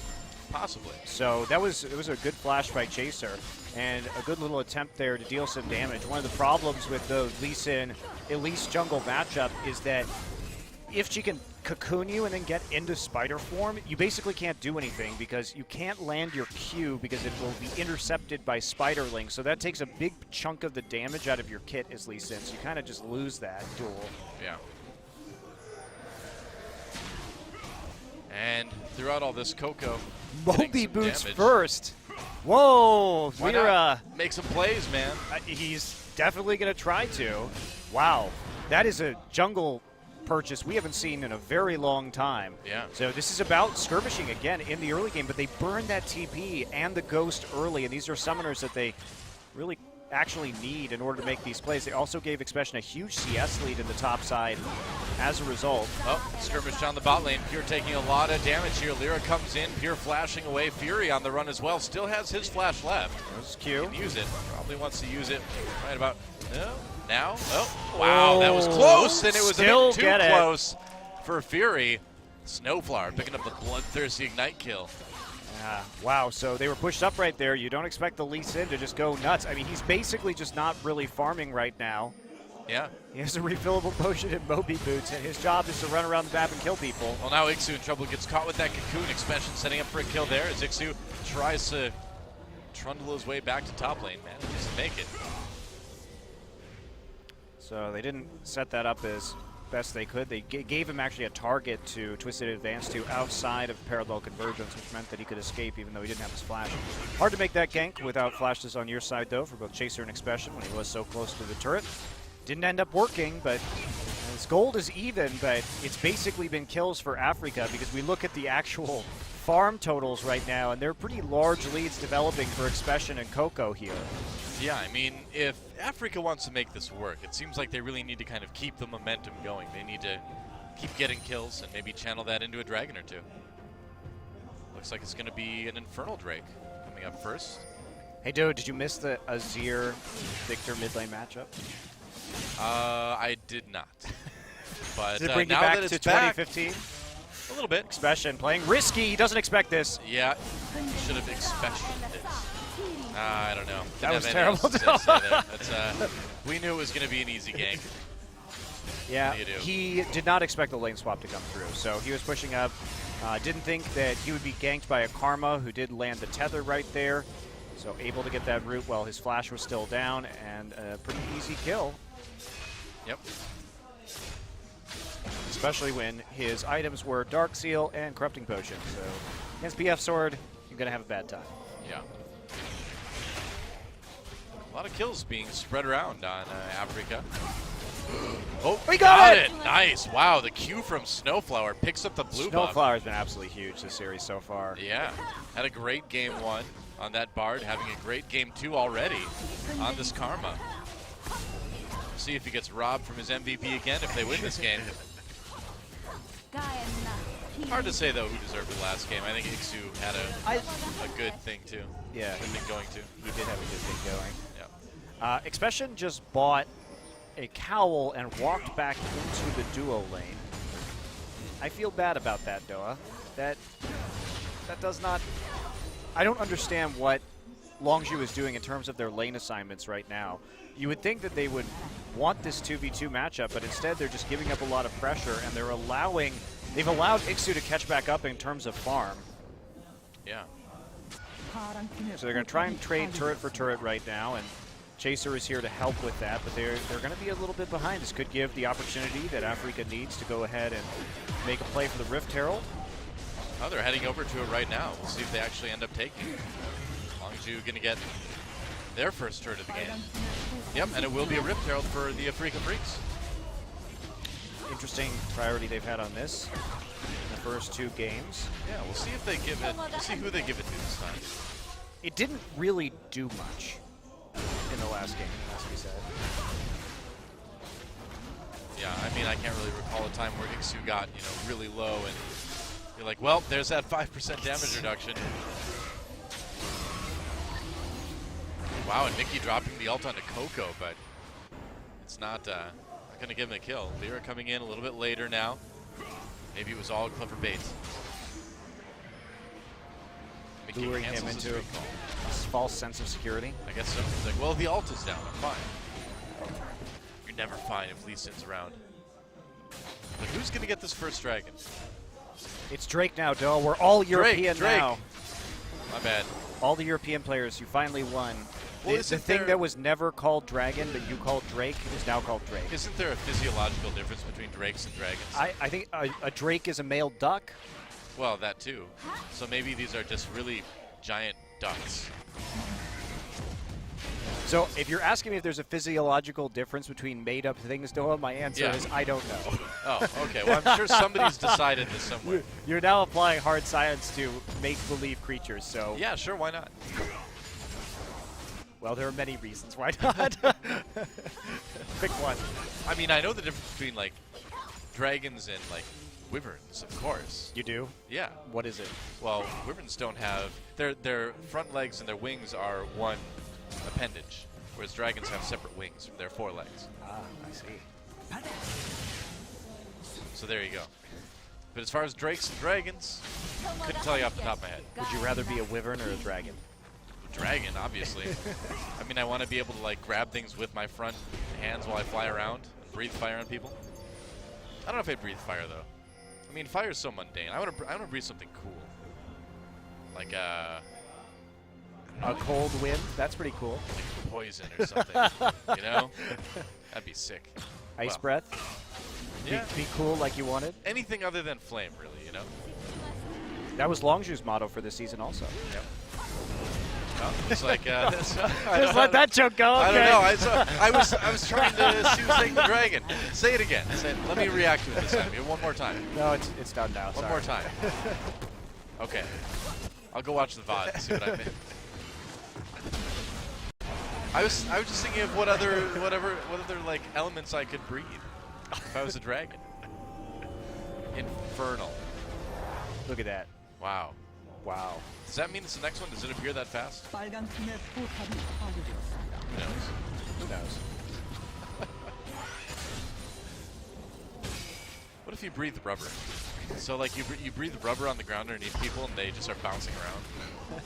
Is that what you use it for? Yeah. Why don't you just breathe fire and then go into a grove of rubber trees and burn up the trees? That's true. That's too much work, man. Here we go. Yeah. 5 coming in from the Africa Freaks. Expression in a lot of trouble. Chains coming down for Snowflower already. There's the stun. Tries to get back out with the ultimate, but the Q already landed for Lyra, so another easy kill for the Africa Freaks.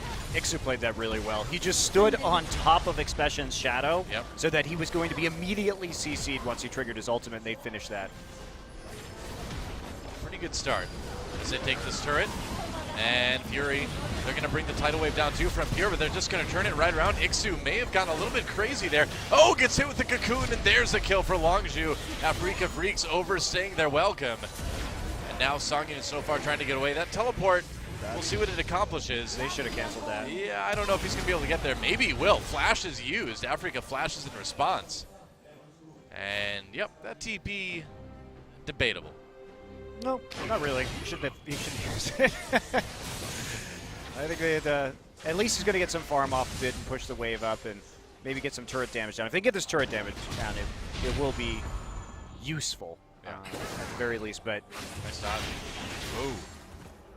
We're going to have to give the Wolves over, and Longzhu taking the opportunity to do some damage to the Tier 2 turret. got some farm for the TP. All right. little bit.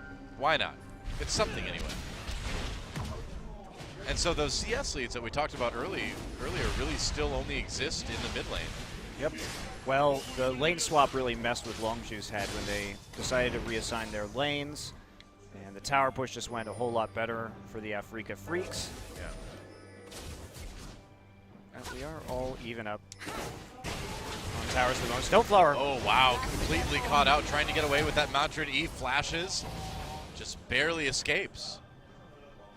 I'm surprised he made it out of that The one. dangers of warding by yourself, especially with a squishy champion like Karma. Yeah. We are going to see the Youmuu's first here for Fury as expected. Should be a Youmuu's Black Cleaver build. You can just stack up those Black Cleaver stacks really quickly. Yep, he had that Youmuu's in the last fight too, in the post-dive engagement. Nobody really with armor right now either, as Ixu has gone for a quick Spirit Visage in the lane. Yep.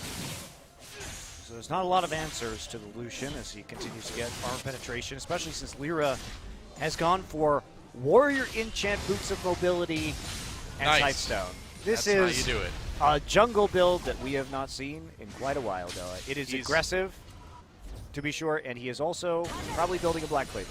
He's channeling his inner like ring troll, insect. Think of all the Hey, aggressive it's fun to Lee see. Sins It's fun from to over see the high years. damage Lee Sins, Yeah. no doubt, and it's a treat these days because while it may have happened in the days of yore, it does not happen very much right now. So a bold move, to be sure, but So far, so good. yeah, they've gotten a little bit of a lead right here. Is it enough to really stop the late game team fighting prowess that Longju's composition has? Uh-oh, Mickey gets under that parallel convergence. Q coming back through, Snowflower's right there. They're gonna lock up Expression for the moment. Coco's on the scene, ulting Expression, saves himself. Close call. Well, could have been a finisher right there. And wow, that was a lot of damage. And Mickey intentionally walked into the parallel convergence that didn't flash so that he could bait him into that play. Almost worked. Snowflower was there to provide the heals, and that early game damage spike of Karma and Lee Sin definitely noticeable. So Expression forced to use his ult, forced to use his flash. And Mickey gets out only with a Ghost, which is on that lower cooldown now also. Yep. Yeah, Ghost just got such a huge buff. Ixu coming in. They're going to try to catch Coco, but he's already over the wall. Escape. Dragon. Next dragon in 1 minute, and it is another Infernal Drake again. I love this composition from Afrika. It's Super aggro. It's super aggro. It would be very difficult to reasonably practice against this because they've gone for Boots of Mobility Lee Sin first, Karma, Sivir, and Ghost Victor. That's a really fast composition, and therefore they can collapse on you to create picks faster than you would normally expect or reasonably expect if you're Longju. And it's very, very dangerous. 2 team-wide speed boosts from the Karma and the Sivir. Yeah. And this Lee Sin could be basically anywhere on the map at any given time. He's even winning the farming war now against Chaser, which is a little odd. Yeah, that is a bit surprising. So while Chaser wasn't really part of a lot of those early ganks, he at least, used that time to get some farm, but now Lear's been able to do a little bit more even.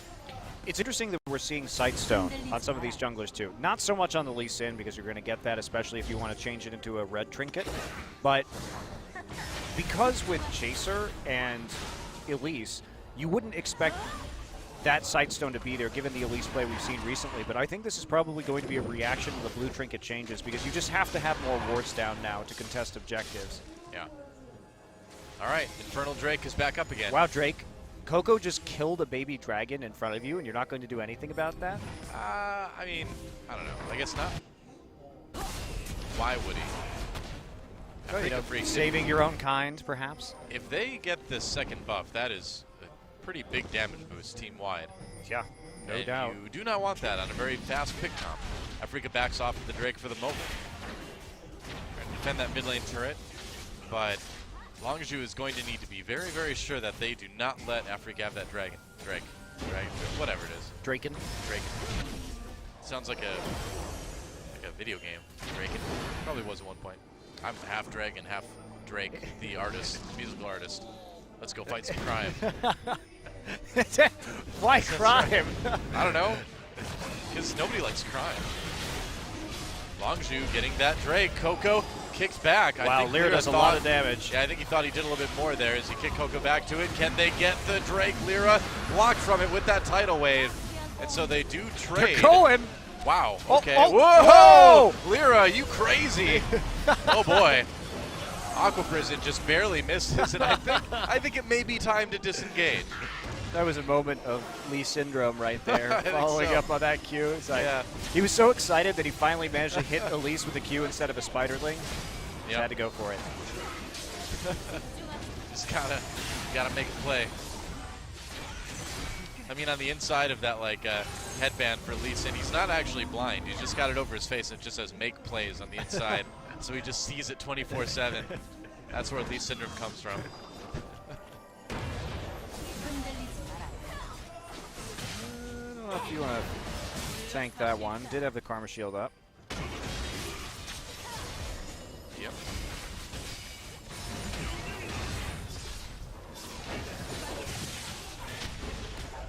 Well, Lyra has decided that he's going to take his anger out on the red buff, which is probably a safer thing to do for the moment.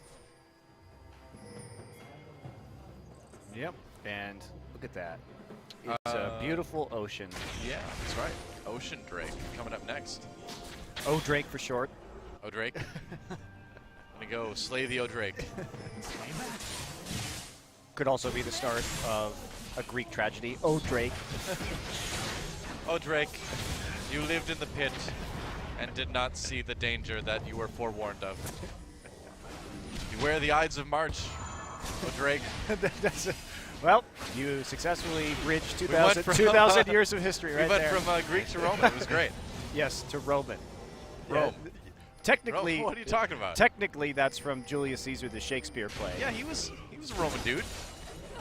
I can't help It it just that, wasn't written. I can't help it that Shakespeare wrote about him. I mean, Greek and Greece and Rome pretty close. You can't help if Shakespeare In wrote history. about him. That Yeah. implies that you would if you could. If you had a I- time machine, Doa, would you go back and prevent Shakespeare from writing Julius Caesar? I'd go back and I'd be like, Will, all right, look, I'm going to be doing this esports, but don't worry about what esports is. It's not important. I'm going to make a dumb comment about something you wrote, and that will never happen if you don't write it, so don't. So what would you have Shakespeare write? Uh-oh. Oh, okay, we're safe now. A tragedy about dragons. I'm like, there's these mythical creatures. They're really big, a little bit. Well, in your area, really, right now. I think he knew what dragons were. Yeah, going. I was gonna say. They're cool, man. In the future, like 500 years from now, people will be really into dragons. So write about them now. You'll be ahead of your time. Dragon Riders by William Shakespeare. Yep, that's right. It might be kind of difficult to stage that in Elizabethan times. Maybe. Yeah, we'll have to bring some special effects guys back with us. I guess so. This is all a very elaborate time traveling setup to prevent me from telling a bad joke. But it's worth it, I think. It's just alter time and space for that. That's fine.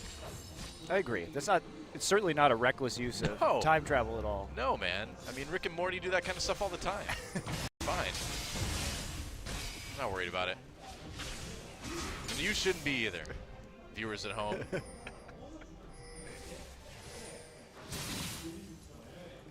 Well, the game has reached a bit of a stalemate for the moment. One dragon apiece, 2 turrets apiece. Gold fairly even up. Africa looking for picks, but I feel like they've been stalled out a little bit now. Yeah, they're just going to set up on the bottom side of the map as they push forward right now. They're trying to get that pressure in all the side lanes so that they can transition into control in the bottom side of the river to take the next Drake when it spawns. Not that Ocean Drake is probably definitely the worst one. Yeah, it's also like the gives worst you- name for a ska punk band ever, too. Ocean Drake. Yeah. I wouldn't use it. But I agree. I mean, oh, Snowflower, a lot of trouble, gets picked. Tries to get away. Manny moves fast on that E. Gotta go fast. It was a combination of Oh, that teleport. Yeah, you can't TP in over that. They can get out too. That was a combination of Sivir ult and... Whoa, Mickey goes in with a flash Chaos Storm. There's a kill from Snowflower. They're going to do a ton of damage with the knockup as well. Chaser trying to flash away. Turret getting very, very low. Kills coming in from the Afrika Freaks and from Longju. And now the flash from Expression going back in onto Songyun. Double kill for Fury. Looking for the triple now. Gonna almost get it.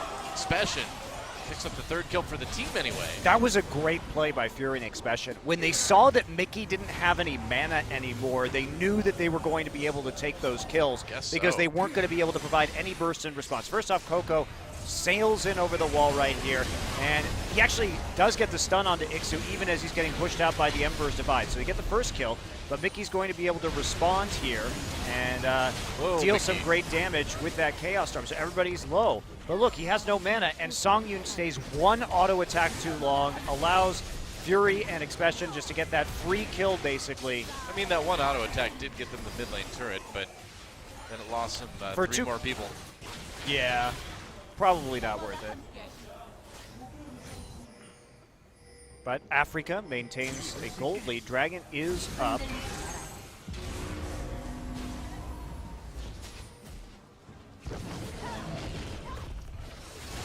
And so, it's Ocean Drake time. Longju, Chaser fishing for a... Well, they're going to engage this, it looks like. Mickey's wrapping apart. around. There's the speed. That's coming Holy in. cow. Wow, Dragon taken by Longju, though, and that speed doesn't get Africa anywhere. It's like, Well, wow, it got Drake them coming somewhere, out nice. just not where they needed to be. It didn't get them anywhere metaphorically. Ah, okay. Well, there's the Ocean Drake, so there you go. Restore some missing mana. And health when you're out of combat. Yep, that's right. With champions or turrets. Right. Oh. Ooh. Ah, the plays. Oh. No. The vision control. They're trying to see if Longju will face check this, but they do have that ward in the river. And they're going to go again, though. There's the speed going in. Tidal Wave tries to prevent the engage. Coco backing off. Chaser repels. Ixu trapped with that Aqua Prison. And Africa just can't quite catch Longju again. I mean, the disengage has been good. Well, they didn't have Sivir ult for that. Mickey did use his Ghost to attempt the engage right there, but engaging onto Chaser, who has that repel, is tricky. Especially with all the disengage that Longju has again. They can zone them out with an Azir ult. I think the Nami pick was a great parallel here, too. conversion. Yeah, I agree. I think the Nami pick was good here. Yeah. But this is a fun battle, just like our first game. These compositions are very opposite of each other. One of them is trying to kite back, disengage, and control objectives. The other one, Africa's, wants to use a bunch of speed buffs to collapse on somebody and pick them off quickly. Yeah, and, you know, unfortunately for Africa, they're not going to get the Drake that gives you a speed buff this game, too. Because we know the 3 that'll appear. Do we? We've seen 2 Infernals and an Ocean, so we could still see the air. Yep, but Cloud the Dragon. Mountain Drake Ah, icon was on the pit, I didn't so see it. spoiler alert. Damage to turrets. That's going to be really good for Longju, actually, because of a strong siege composition. Yeah, well, Yomu's popped for Fury. They try to get as much damage onto that turret as he can, and they get it. 3 turrets to 3 now. Longju equalizes. We're just about dead even when it comes to gold, too. And this is where Longju fell apart last game. Oh, Lyra gets caught out completely. Manages to W back onto Snowflower. Fury chasing with the culling. Didn't have flash, but didn't need to use it. His safeguard. And yeah, Africa, they haven't found those early picks. And Longju, this is where they fell apart, I was saying last game, though, which is doing what their composition needed them to do, which is bait this Baron. But it looks like they've made some adjustments in this one, and they are starting to sit around the Baron pit and play around the vision here, which is fantastic for them because they want to be trying to force these 5-man team fights if they can. Somehow they've gotten pressure onto all 3 lanes right now. That shouldn't happen if you're Africa. Huh. Pretty scary in that top jungle, too. Longju has to be really concerned if they start splitting up like this. Oh, Lyra caught again. And nowhere really to go this side. Turns around, kicks Fury. Fury in a little bit of trouble, trying to do the damage, and that Lee Sin just not able to do quite enough. Wow, that was so close. It was. For Fury, though. Red buff doing a little bit of burn work on him, too. Yeah. They get the kill onto Lee Sin, but they need to transition this into something. And you do get like a tick of red buff immediately when you hit somebody too now. Yeah. So that's a little bit more initial burst as well. Well, every time you hit them. So Right. you get a burn tick every time you auto them. It used to be where it would just be a damage over time that Yeah. was reapplied for the duration, but now you apply that first tick of damage every time you hit them. So it's not a lot more damage, but it is some more. Hey, when you get as low as Fury did, that it might Yep. make the difference. Absolutely. Another auto or two, that might have been a kill. Double Rylai's here from Longzhu now, as expected. Does make the speed composition a little bit trickier to run for Africa.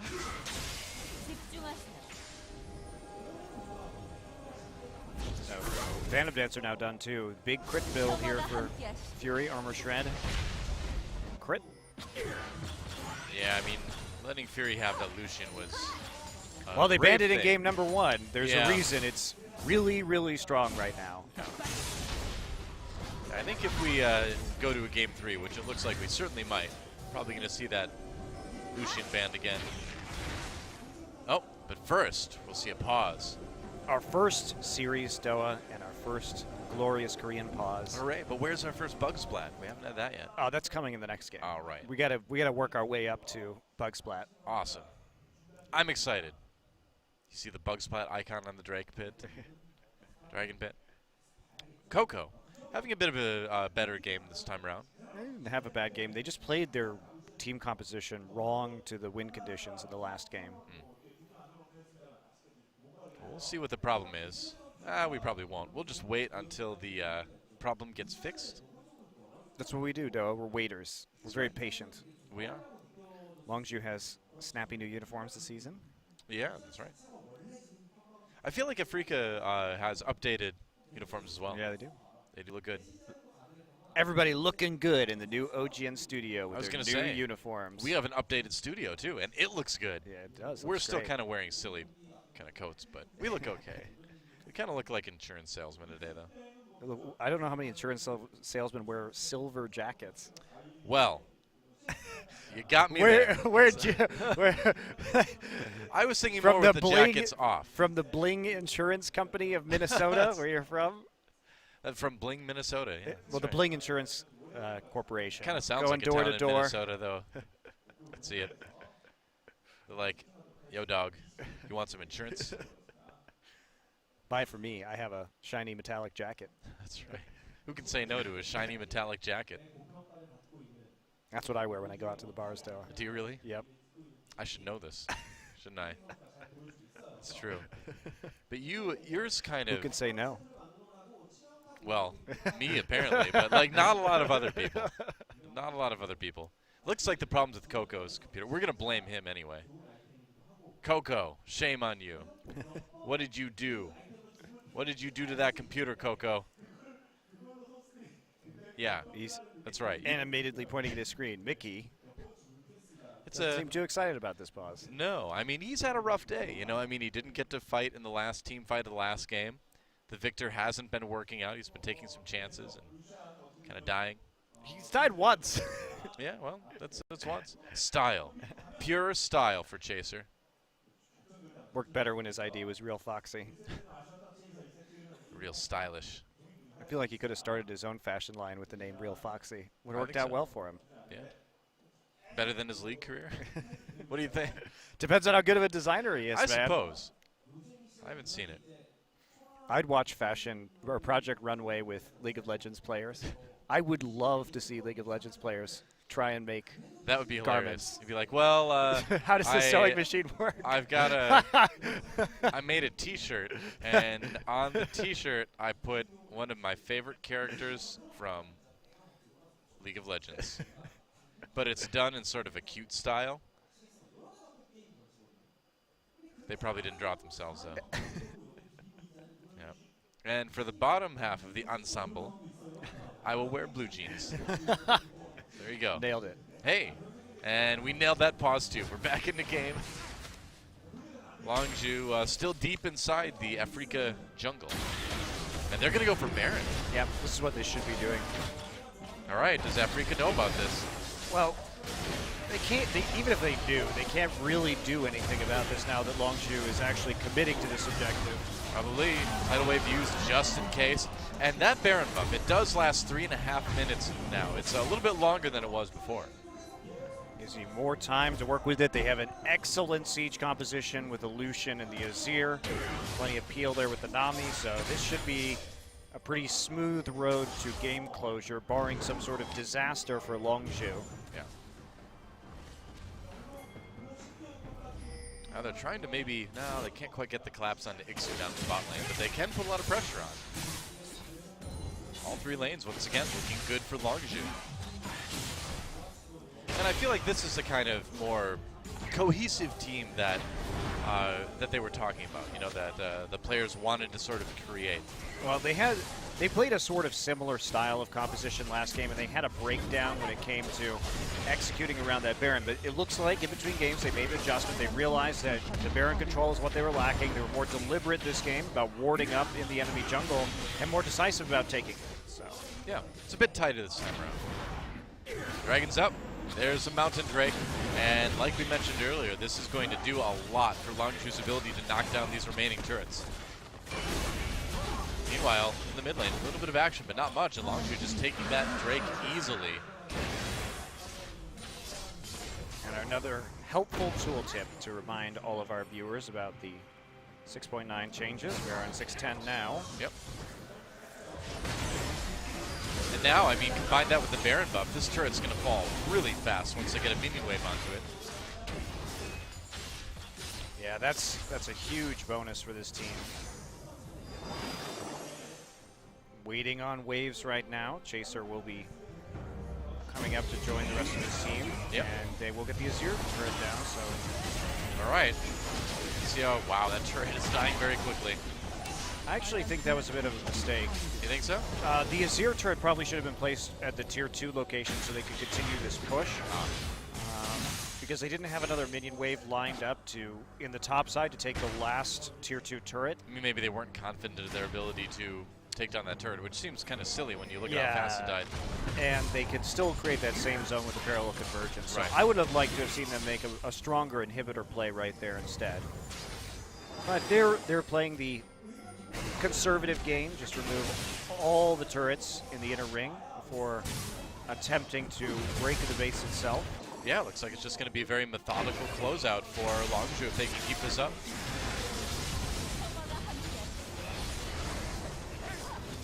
So far, so good, though. Another turret going down. Expression dueling with Ixu in the middle lane, or the jungle, really. That's another turret for Longzhu. Yep, and that should be the end of the Baron buff. It wasn't a great Baron power play. They got a few thousand gold out of it, but nothing spectacular. Yeah. And it will be the Elder Dragon next and his scary purple face. Wow. That looks really dangerous. Don't do that, sir. Well, Sivir has one of the least safe weapons to herself. Yeah, really. It's been amazing for years. She hasn't cut her own arm off, waving that thing around. Or cut herself in half as it comes back to her. That too. She does have to kind of reach down in the middle of it to grab it when it comes back. So. Yeah, terrifying. I'd rather just be Lucian and deal with some guns. Yeah, no kidding. Looks way easier.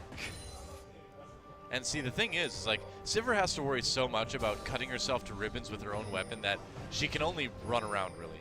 Whereas Lucian, like, he can dash and, like, do all these cool things. He's got guns.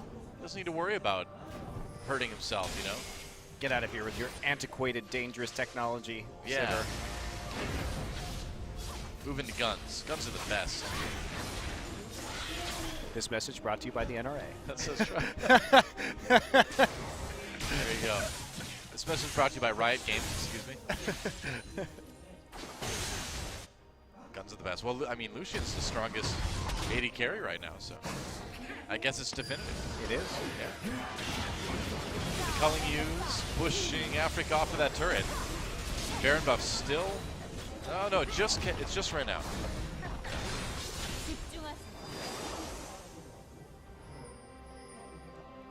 Well, this is probably just going to be a waiting game until Mr. Elder Dragon decides to show up for his immediate demise.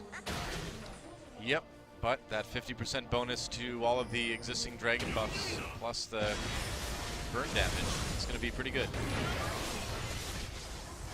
They will be. Siege continuing for now. Wave clear is really good for Africa.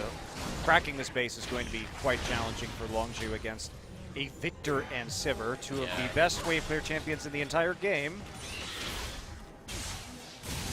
So how do you do it? You know, how do you break it? Do you have to try to pull them out when you're going for an objective? Well, basically, Longzhu's just going to have to continue to take dragons and barons until they can dive, perhaps, or they can get a convincing enough echo split push going. But it is going to be really hard. They don't have 2 TPs, so they can't 1-3-1. The wave clear is basically instantaneous from Africa. Baron will help that quite a bit. Should. But for now, like you said, it's gonna be a bit of a lull in the action. Baron up in 1 minute, Dragon in only a little over that.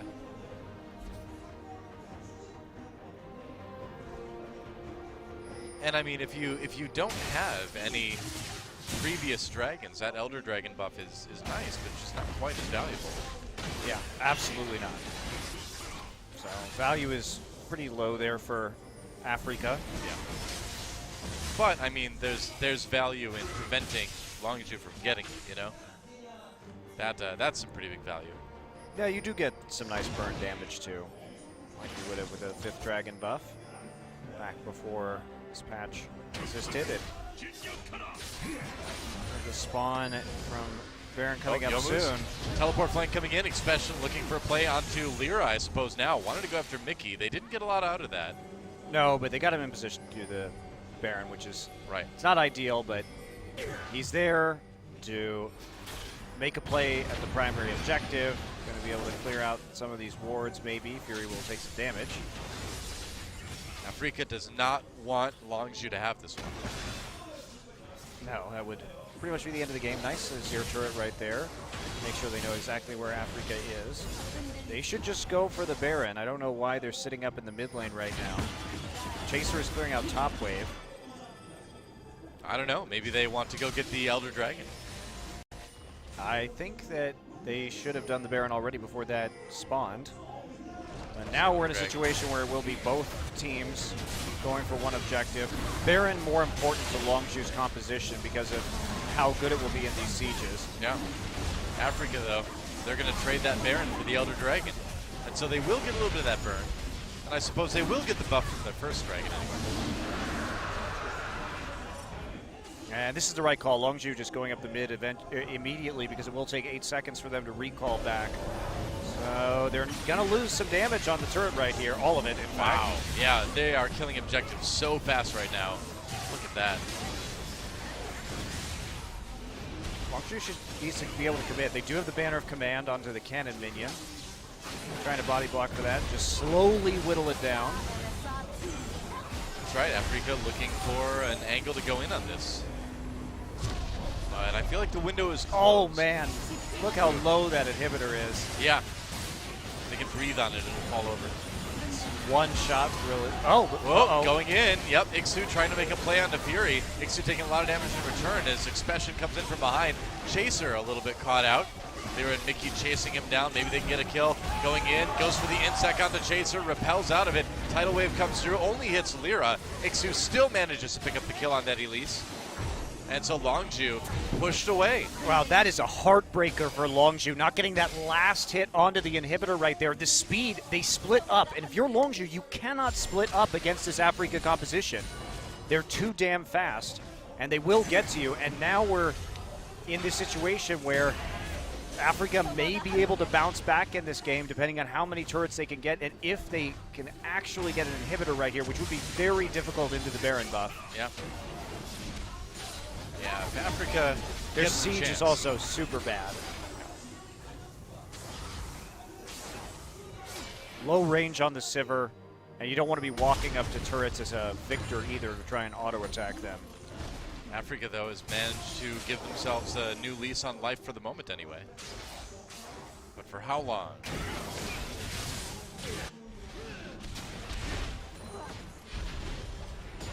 Lira now has that Randuin's. He has the Locket of the Iron Solari as well, so going for a little bit of tanky stats.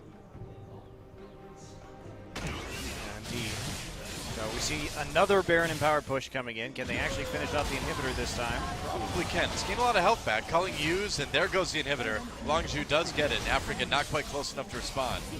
So they got the kill, but the scaling is fine generally for Africa, but Karma and Lee Sin are not going to be powerhouses in the late game because they're so reliant on getting a flank or getting a pick onto somebody. They just don't have the tools to. Oh, nice. That's a little sapling right there. Yeah, they don't have the tools to really win a 5v5 team fight against all the kiting power of Longzhu.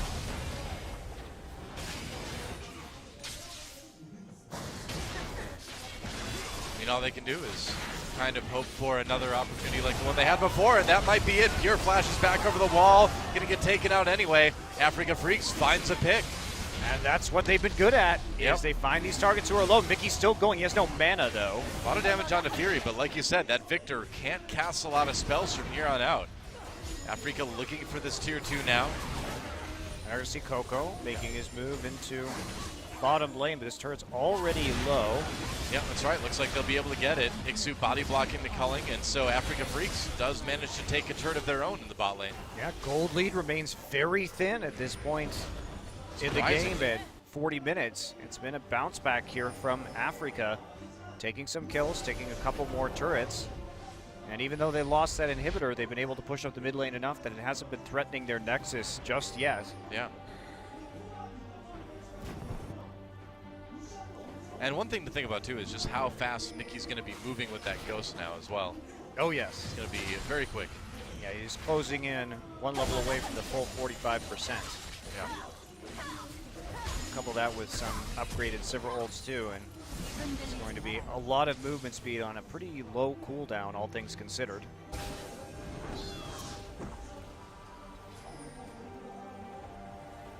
Well, Africa doing everything they can at the moment just to keep these lanes pushed back. And saying it looks Songyun actually has more money right now, thanks to his 100 CS advantage over Fury. It's not bad.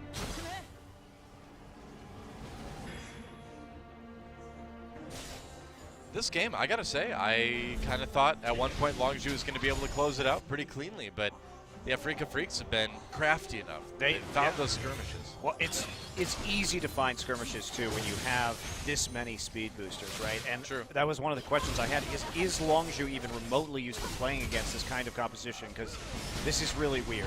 Yeah. And where normally it might be okay to split up in some of those situations and you would be able to escape, you just can't do that. You have to stay as a very tightly knit unit if you're Longzhu right now. Because any deviation, even a small one like we saw from Pure into his own jungle, proved fatal. Vision-wise, Longzhu is still doing just fine. They've got vision on their side of the map anyway, and a little bit over on the Africa side. Trying to get more now. Here we go, another deep warding mission. They're not going to catch anybody else out. Africa has no reason to be outside of the base right now. Yep. When the Baron isn't going to be spawning for another minute. Longzhu going in on this inhibitor turret, looking to get their second inhibitor of the game. And Snowflower pops that Mantrid shield. They're not doing a good job, Longzhu, of defending their bannered cannon minion right there. They basically just let Songyun walk up and kill it for free. He's taking a little bit of culling damage, which he will be able to heal up thanks to the Bloodthirster that he bought as his most recent item. Well, wards being cleared by both sides there. And can the Africa Freaks hold on? The later this game goes, I feel like it's not really going to get much better for them. Nope, sure isn't. And Longzhu again in the driver's seat, setting the pace of this game, and they will be able to fall back in 7 seconds to this Baron. They have a huge minion wave developed in mid.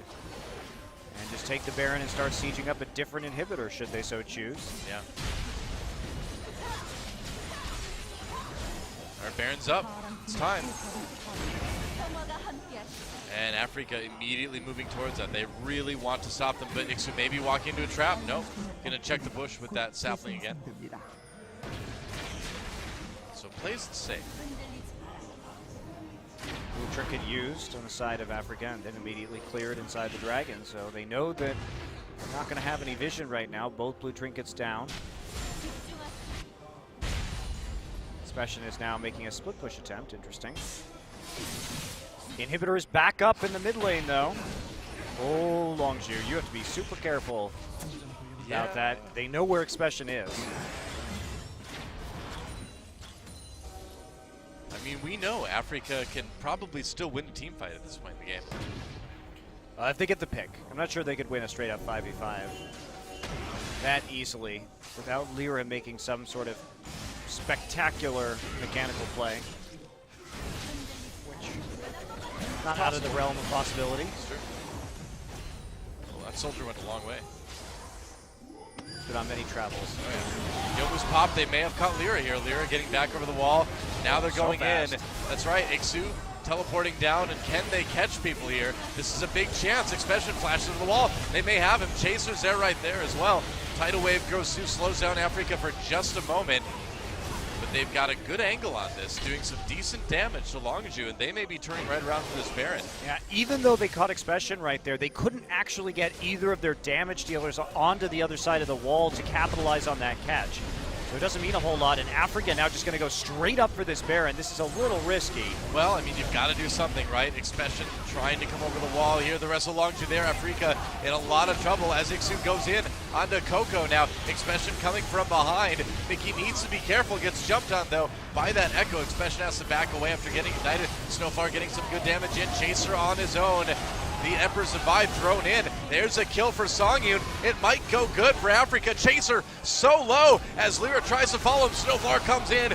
Being a bloodthirsty sport, nearly being a dead one. Nice two-man Aqua Prison, but that's another kill for Lyra. Expression re-engages, gonna try to make some plays, gets out the anti-play, and the Africa Freaks have won the fight. Yeah, they may just go ahead and take this game too. They have some minions to work with in the mid lane. It's a long death timer.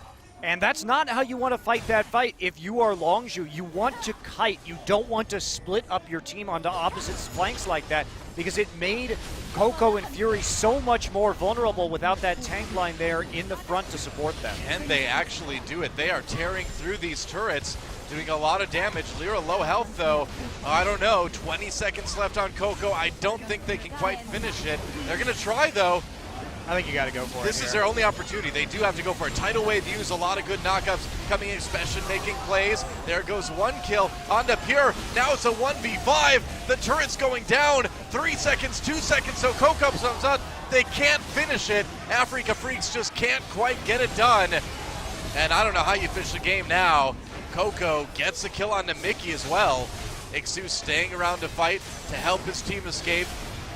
But man, it was close, but I don't know. I think Longju may be able to come back and win this one. Well, they can reverse push right now. They're only missing their support. 3 members dead on Africa. It's up to Lyra and Songyun to be the base defenders right now to hold this final push. I mean, Songyun does a lot of damage, but this was just such a clutch tidal wave from Pure.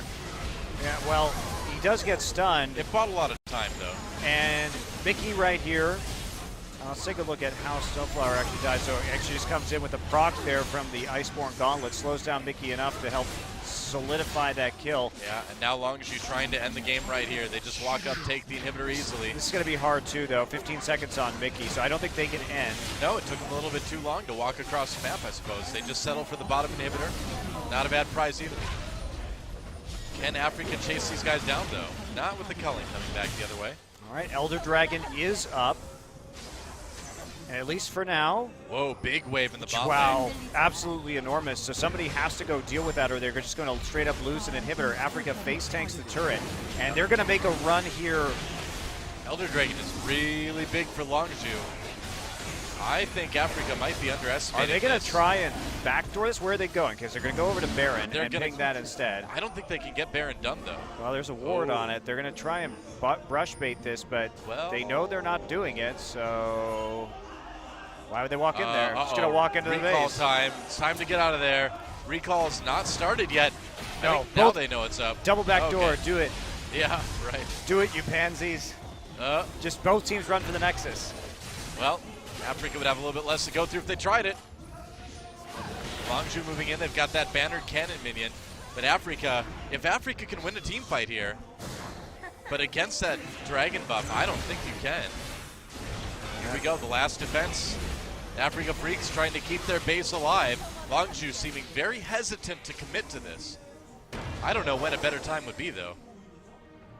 When they have Baron buff? I guess, but I mean, you've got super minion waves pushing in 2 lanes. You've got the Elder Dragon, and you've got 3 dragons besides that. It's an intense shield there from Songyun. Yeah. And from Snowflower. Lots of shields. Oh, yeah. Double Locket plus Karma Shield. Man.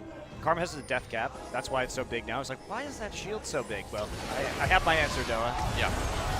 All you need is death cap. Tidal wave coming through. Ixu kind of on his own. Flashes back out of the fight as Longzhu chasing. They want to get the win. Ixu still low. Nice Aqua Prison. Ooh, gets spell shielded by Songyun. Snowflower turned around. It's a kill for the Afrika Freaks. They may be able to do it again. Coco trying to run out of this. If you're Oh, boy. Longzhu, remember, you don't have real engage. You have the tidal wave, but that's about it. You want to go to Baron, force them to fight you, and kite. Longzhu should not be playing this composition in this manner because when they try too hard to engage, it looks like that. Ixu's got TP as well. He can come down whenever he wants, just clearing some super minions in the base for the moment. Looks like it's going to be Baron for the Afrika Freaks now. Oh, this has been a very weird game, Doa. No kidding. I mean, when it comes down to it, the Afrika Freaks have just been much better at team fighting than Longzhu. Yeah, they have been, but they've also been playing better to how their team can actually win this game, which is finding people who are alone and picking them off, which has been Chaser a couple of times now. Yeah. Meanwhile, Longzhu, again, they struggled last game with actually knowing to take that Baron, and this time they seem lost as to where they should be on the map, whether they should be engaging or trying to kite. Because right here, Fight again. all right, you see that cocoon on a Songyun and you want to hit go, right? But remember, he has a Karma there, and he still has his own ult that he pops, so he's going to be able to get out of that kite, plus all of the lifesteal that he has on his items. So he also saved his spell shield so that he could use it later on that fight onto the Nami bubble. You do see that, though. You're like, okay, Sivir didn't use the spell shield on the cocoon. We can get a chain CC off right here. But you have to respect that how fast that Africa can disengage with the Mantra shield and with the Sivir ultimate. I mean, they're so quick, and they've got all these shields, too. So the squishiness of Africa is very deceptive, because they're actually not that squishy. Yeah, especially double locket and the Karma shield. Plus, you're just not going to get that many abilities off that actually land because they will just be out of range. Right. Now they've got the Baron buff. Still don't have really great siege, of course. No, terrible. Terrible. Like, they've got great wave clear, but they have nobody who can walk up to attack the turret. Right. So they're going to do this instead. Oh, they're going to get that turret. Walking up to it pretty easily. And can they get the inhibitor? I don't know. It would mean a fight. Expression gets a stun onto Ixu. There goes the inhibitor. Now Africa just backing away. They're satisfied with that. Poised play from the Afrika Freaks at the end there. Actually, Chaos Storm does go down. They're going to make a push, just shoving people off of this Azir turret. Afrika Freaks going for their second inhibitor. They're going to have 2 in their favor now. Yeah, 2-2. But somebody has to go stop that bottom wave, which has been the one developing without anybody there to clear the wave. Yep, got to protect those Nexus turrets. And they may lose a Nexus turret here. So the problem with the Elder Dragon, Noah, is that since it only spawns once every 10 minutes, it does, when we get into this point in the game, make it very difficult to close, because usually you'd have to make some sort of desperate play to prevent somebody from stacking to 5 dragons by 55 minutes into this game, and that would happen every 6 minutes. Now this only happens once every 10 minutes. It's true. Which means that there's simply fewer objectives in the late game to fight around on a per-minute basis. And it means that the pressure on the losing team is lessened a little bit, too. Yeah. They don't have to desperately try and fight for dragon number 5. Instead, it's just around the Baron.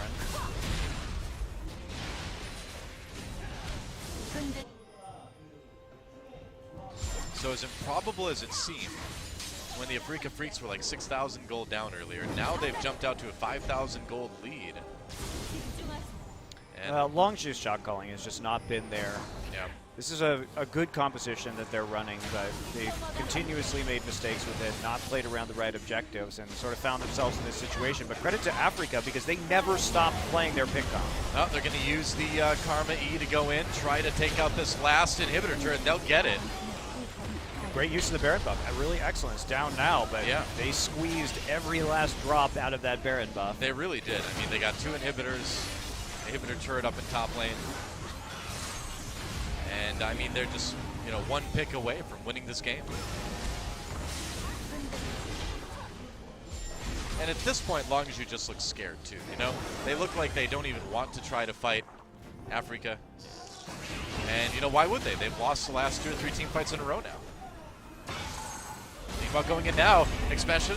Songyun spell shields at Ixu, turns around onto Chaser. Sivralt use another tidal wave comes through. Expansion backing away. Pure has to flash out of it. An inhibitor taken down. That's all 3 now. There goes the last Nexus turret just from the super means alone. Expansion caught on his own. Chaos Storm zoning very well. Expansion manages to get out with his ultimate. Still dies in the end. Guardian Angel going to bring it back in just a moment. But there goes the Nexus. And the Africa Freaks get the 2-0.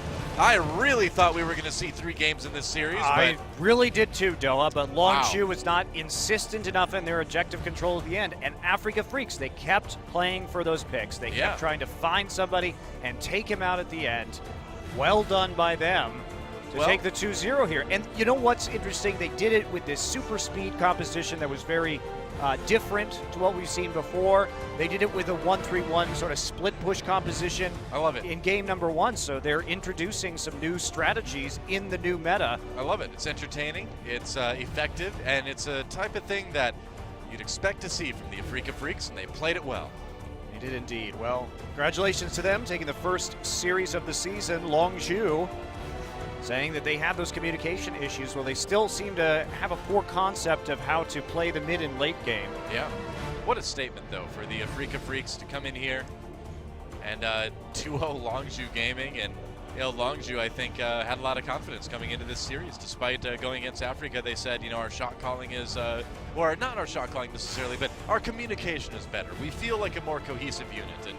And you know, while I feel like we saw a little bit of that today, it's just clearly not there yet, at least not in this first series. I agree.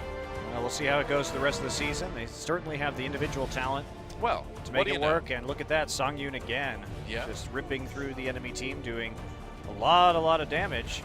Victor and Azir not doing so much in this game, especially compared to the top laners who are just beating on each other. I guess so. Very true. Good amount of damage from the Karma, though. Snowflower getting pretty bloodthirsty. He had the death cap, and he had another needlessly large on top of it. I like it. That is how you build support. 50 minutes, you have the luxury of getting those items, Doa. That's right. And so, makes you wonder where Africa will be able to take themselves this season. And Lyra busting out the Lee Sin, the Moby Boots first Lee Sin. That is not something I would have expected to see today, Doa. Not at all. But it was fun to watch. He did sell his Moby Boots in the end for Merc Treads, which was a much better decision for the late game, and he continued to make plays and get the necessary kicks and help his team out, secure those kills that allowed them to slowly work their way back into a lead in game number 2. Yeah, that's right. So what does Longzhu need to do? I mean, clearly the shot calling needs to be better, but you know, what else? Just the concepts surrounding, they just seem like they don't know how to use their team compositions properly. And when they played 2 similar team compositions 2 games in a row, you could see the improvement from game 1 to game 2, but they still weren't able to close. So Yeah. a lot of work to be done there, no doubt. Yep, that's right. And so that brings us to the end of our first series. We are going to have an interview with the players here That's right.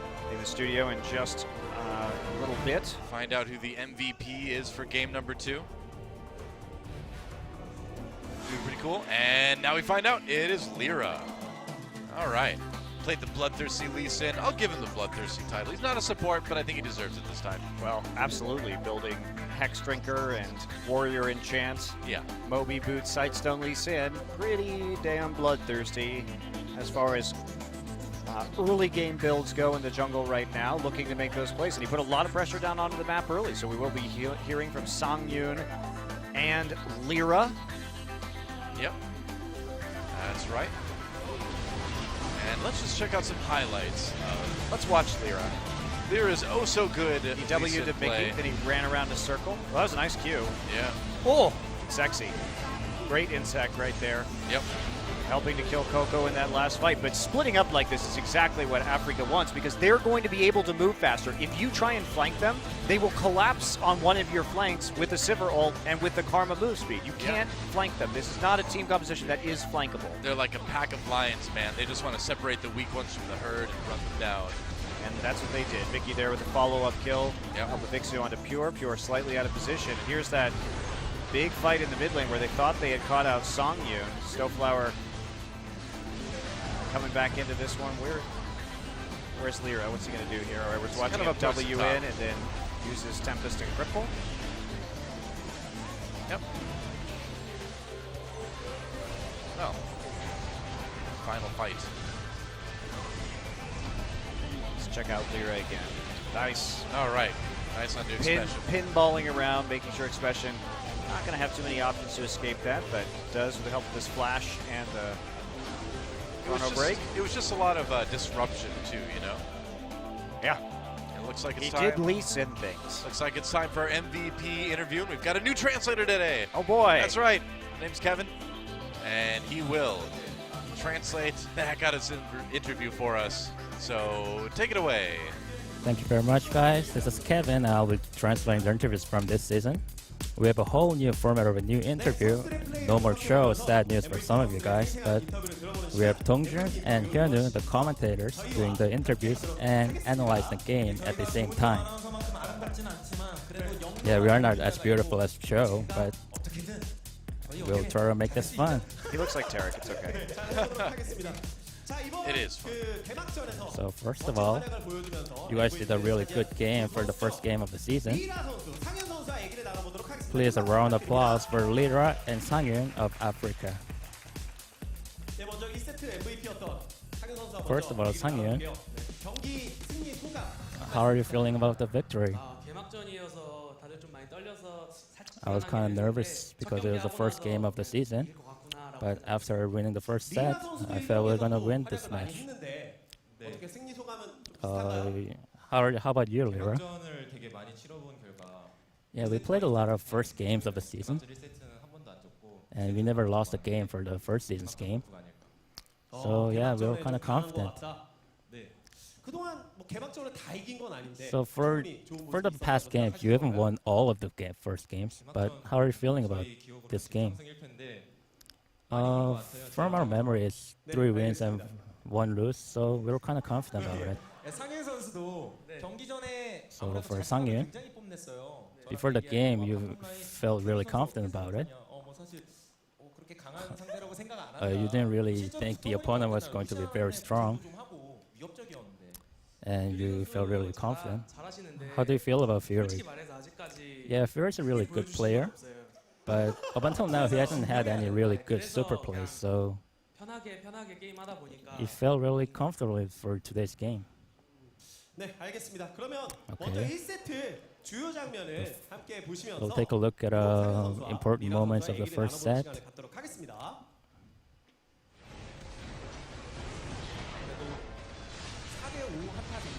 It was a team fight 4-5.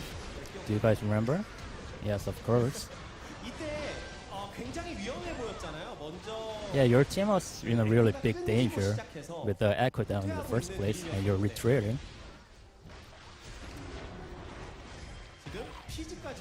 And Fid is about to go down. And it was not a 5-5 team fight, but you guys had a really good crowd control, and all you did was just base attack the opponents. Yeah, all I did was just attack them, and all the enemies went down. the Caitlyn compared to Lucian or Israel. It's not really a popular pick, but you guys picked it. Why do you guys pick the Caitlyn? Yeah, well, just we prepare for it, and we're not going to tell the reasons right here, right now. To be honest, I don't have anything up my sleeve, just trying to show off. So you guys didn't ban Lucian on purpose as a strategy. What do you guys think about Lucian? Lucian's really good on the lane phase, but rather than, engaging, you just try to, counter them.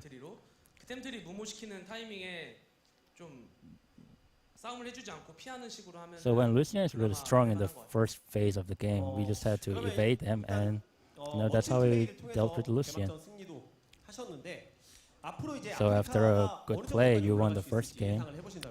How far do you think Africa will go up into the rank?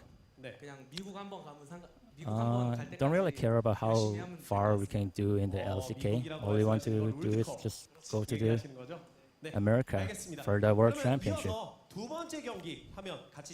Now we'll take a look at our second game.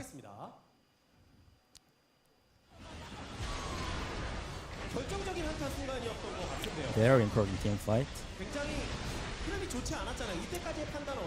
Not very good in the first phase, but how do you guys feel about this in the when you're doing the team fight? Well, we didn't have a good win rate for the Lee Xin, but well, after fighting for a few moments, we thought we were going to win the team fight. Do you engage just instantly or after listening to a shot call? Well, I just do it instinctively and just hope that my teammates will, follow me and do a good team fight. So even if I die, if I take another opponent down with me, I think it's going to be a good team fight. You're kind of like leader for your team. How do you guys feel before the team fight?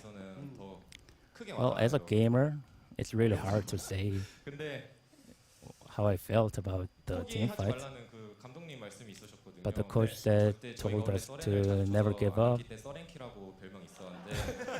We had a nickname for Serenki because we did so much Serens in the first phase. So as the coach told us, we'll just keep on practicing hard. So both of you guys got the MVP. And what's your goal for this season? Personally, my personal goal is people call Chaser 15-minute jungler, and I really want to win against Chaser.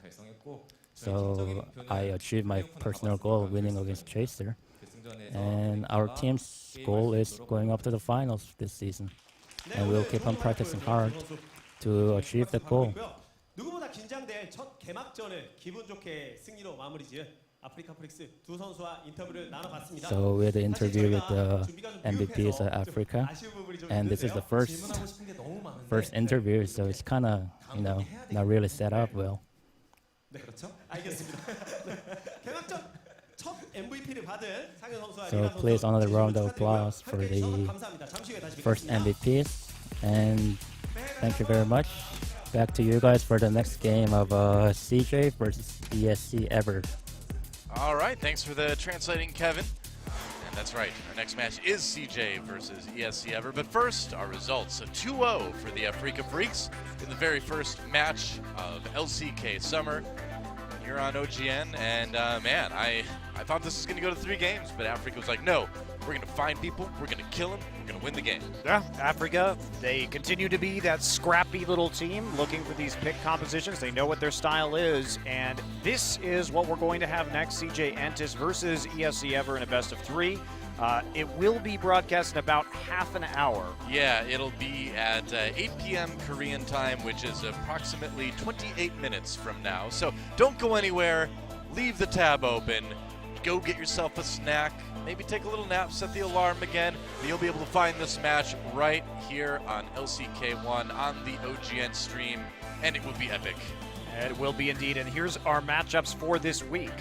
That's right, yeah. Rocks Tigers versus Samsung coming up tomorrow, and then on Friday, MVP versus KT Rolster, and finally on Saturday, Jinair taking on Longzhu Gaming. So Longzhu with a chance for redemption already here in week number 1. Yeah, and we'll have to see how well Jinair is doing, a playoff team. One ended in 6th place at the end of the season, so one rung up on Longzhu. No, 4th place, sorry. Well, it's going to be interesting to see where a lot of teams like Samsung and MVP kind of end up here in the end, because Samsung obviously had a lot of issues. They had a lot to work on. MVP, I mean, a big name in the Korean League of Legends historical sort of sense, but it's a brand new roster. See if they can make anything happen too. Yeah, absolutely. There's a lot of work to be done, but we are going to go into ESC Ever. I'm really excited about this next match. Now, me too. CJ hovered around 50%, ESC Ever a new team, but we will see CJ's new jungler. That's right. So don't go anywhere, guys. Right back here in about half an hour, ESC Ever versus CJ on OGN. Don't miss it. Dylan Monte Cristo will be back with you soon.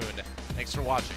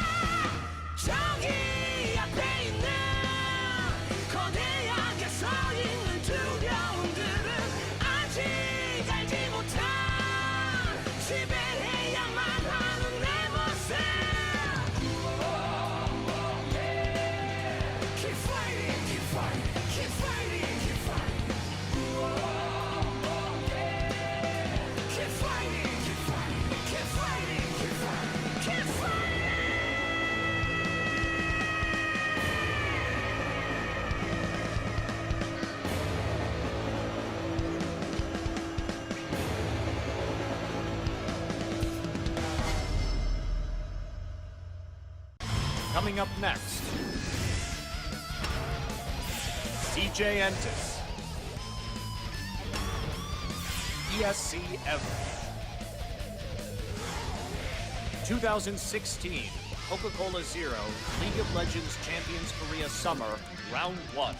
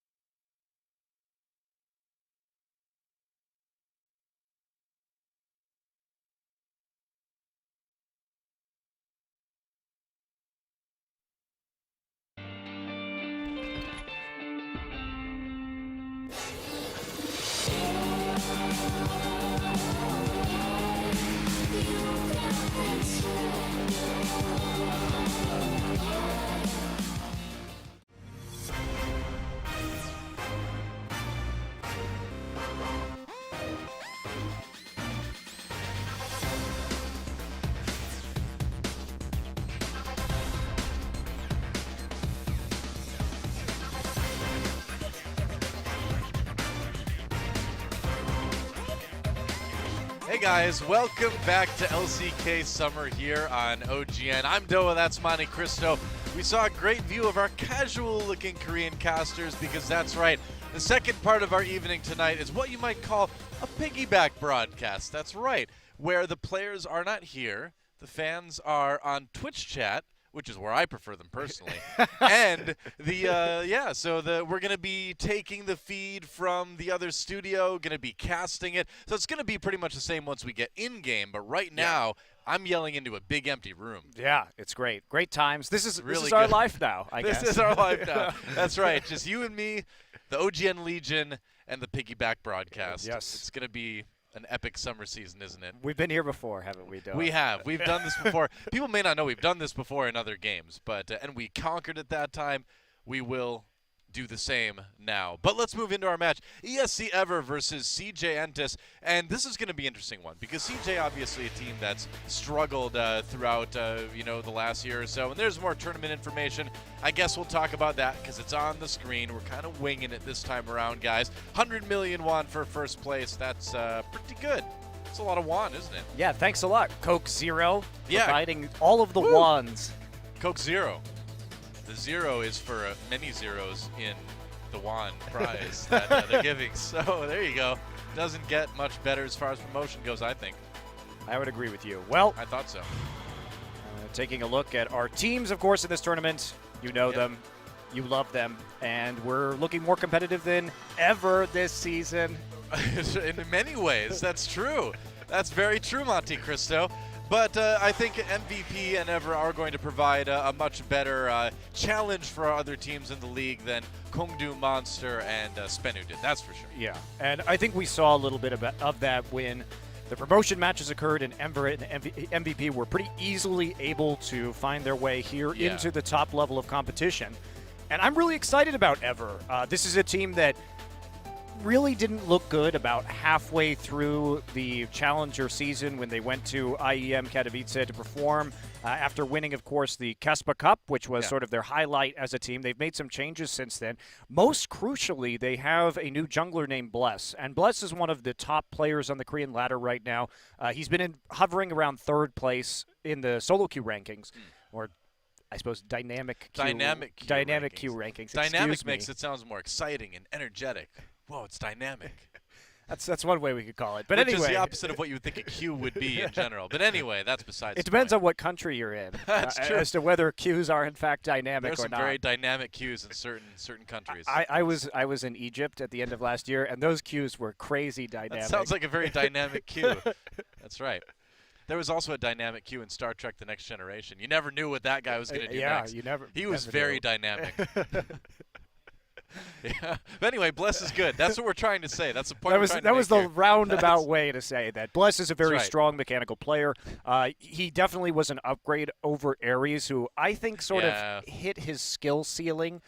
He did used to play on Incredible Miracle and wasn't really ever that impressive in terms of the team game. He was another jungler who did actually hit some of the higher ranks in solo queue way back in the day, but wasn't able to deliver, I think, at the level necessary that junglers really have to when they can carry in this meta. So that was another nice pickup. And then the other factor was Key sort of had a drop-off in performance. Key now has been rocketing back up the ladder, of course, with his signature Bard play that really wowed people at the end of last year when they won IEM Cologne. So they did go through a little bit of a dip, had a resurgence at the end of the season, ended up where they are right now, back, or for the first time, in Champions Korea. It took them winning an international title before they could even get into this league, which is kind of crazy. I don't think anybody else has kind of done that, where they won an international tournament before entering the league. Let's take a look at our teams for today. Of course, CJ Entis, there they are, Shy up front and center next to Mad Life.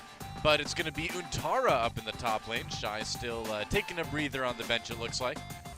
Yeah, I'm not sure if Shai is ever going to be part of this active roster again. He didn't I'd play at all kinda- last season. I'd be kind of surprised, honestly, but he had a long career. And It's it will good. be Haru instead of Bumbling. So Yeah. I've been hearing a lot about this guy, just rumors about his performance level. People say he's very good, and he's taking the first game as a rookie player, so should be exciting. BDD, of course, the mid laner who took the reins from Sky in the middle of last season and showed us some very impressive Azir play. Yep, that's right. And we'll see if he can kind of continue that, expand the champion pool a little bit as we move into LCK summer. Certainly going to have an opportunity.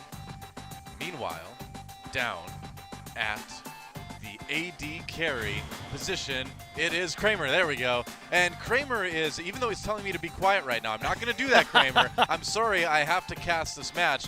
But Kramer is a great AD carry. He really was one of the shining stars, I think, on this new CJ roster, and we're expecting a lot from him. Well, we are, but he's also one of the most demanding AD carries when it comes to resources. And yes, he had an extremely high damage per minute. He was topping the charts last season alongside Faker, but it was all about protect the Kramer, and you have to play around him. Mad Life had an outstanding season on CJ in the spring. Really was the catalyst where, especially when they had Sky and Bubbling on the roster at the start, they did a lot better than we expected because they were able to just play around that bot lane duo so effectively. That's right, and there are their opponents for today's match. ESC Ever Crazy up in the top lane. Crazy does live up to his name at times, can be overly aggressive and too much concerned with some of these solo outplays, but he's okay been with that. relatively solid. This is the guy to watch, though. The two players that I'm really looking forward to seeing today are Bless and Loken. Yeah. So Bless, he's going to come in, and this is his professional debut. So we've got two rookie junglers going head-to-head. Should be exciting. Yeah, no kidding. And Tempt in the mid lane. Again, fun story with this guy. He's played for a while, but then, of course, got to do that trip out to Poland for IEM World Championships a little bit earlier this year. And this is the guy that made a name for himself playing in a small town out in the country on his own. And he just got so high in the dynamic queue that he got noticed. And here he is. And Loken, what more can you say about this guy? This guy is looking like he could hit top 3 levels of AD carry performance in Korea this season. Yeah. Absolutely astonishing. Key was riding the bench to Totoro for a lot of the Challenger season in Korea. Did hit a little bit of a slump, and they put him in towards the playoffs in the playoffs in Challenger, and he has maintained that starting position ever since. He played in the promotion tournament, which they won 3-0. He's been playing a lot in solo queue right now, and I hope we get to see his Bard, because that's really the exciting pick. Well, with Snowflower's Bard looked really, really good Yep. in the last series. So, I mean, Key has a lot to live up to, but he already kind of has made a name for himself with that champion. So, He definitely has.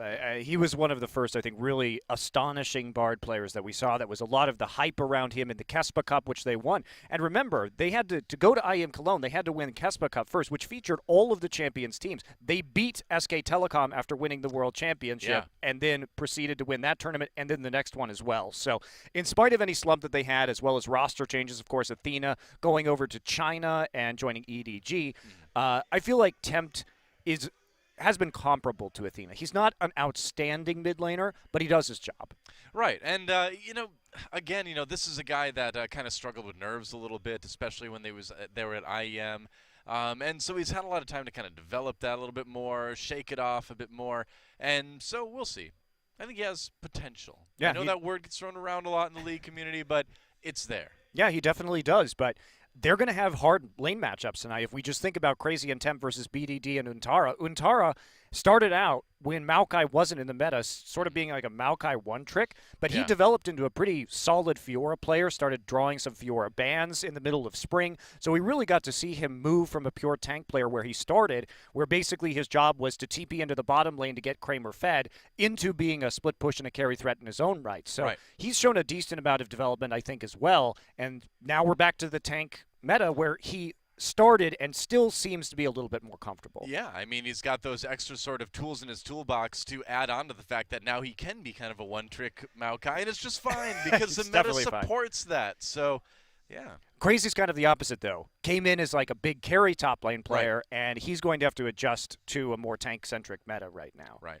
which is always a little bit tough to do. But, you know, because it's such a different style. You know, you want to get into the action, you want to be aggressive and all that. And I suppose get in the action, you do that as a tank too, but you do it in a different way. You're trying to get in and disrupt the enemy team, whereas obviously with a carry, you're trying to get in and kill, you know, key targets. So the prioritization is different and all that, so we'll see how he can kind of adjust. Yeah, absolutely. And the question here is whether BDD gets that Azir, because it was considered a major threat in the spring. True. He has been absolutely excellent on that champion.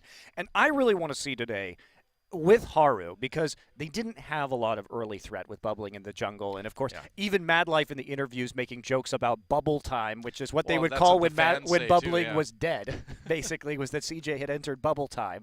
And that made it hard. And CJ's strategy was basically sit there, scale for late game, and play a giant protect the AD carry composition and flip a coin and 50-50 it, which effectively was their win rate as well, was this 50-50. And Kramer, no doubt, is one of the best AD carries at outputting damage in a team fight. So it seemed like a viable strategy, but they need more depth. So today, is CJ going to show us some more early game focus? What's going to happen with them?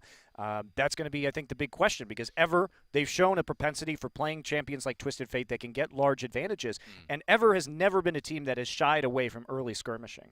You know, the thing for me, too, is that, like, Mad Life is still here. He's, like, he's still playing League of Legends at the top level. I know. These guys have been around since the very beginning, and they're still good. Like, Score, honestly, has found such a wonderful – Score on KT has found such a wonderful niche for himself in the jungle now, and Mad Life still, you know, one of the integral parts of the CJ lineup. All these years later, still a great playmaking support. And this guy just never really seems to slow down. Yeah, and it'll be fun to see him again. Mad Life. How many Bard bans have we seen? This is a big Bard matchup between Key and Mad Life. Mad Life was one of the biggest Bard players of earlier this year. Do you think that means they're just going to ban the Bard then, or what do you think they're going to do?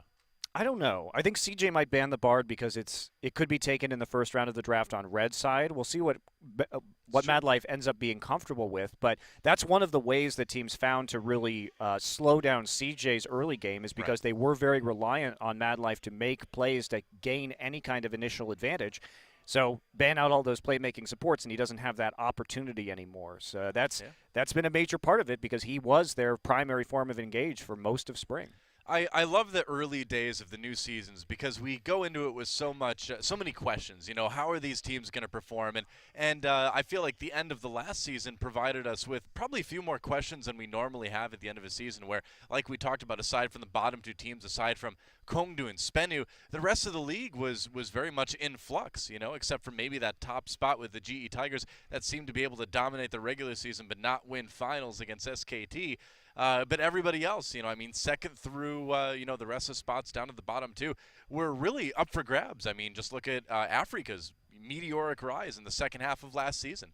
Yeah, absolutely. So this season, who knows? And you have to credit CJ. They did fix their biggest problem in their roster, which was at the jungle position, or fix it. It's a rookie. We don't know. We don't know whether Bless or Haru are going to be able to perform on stage at that same level. It couldn't really be much worse than it was.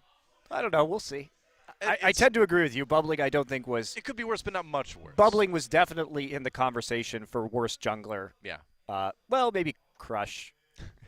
Crush as well. I mean...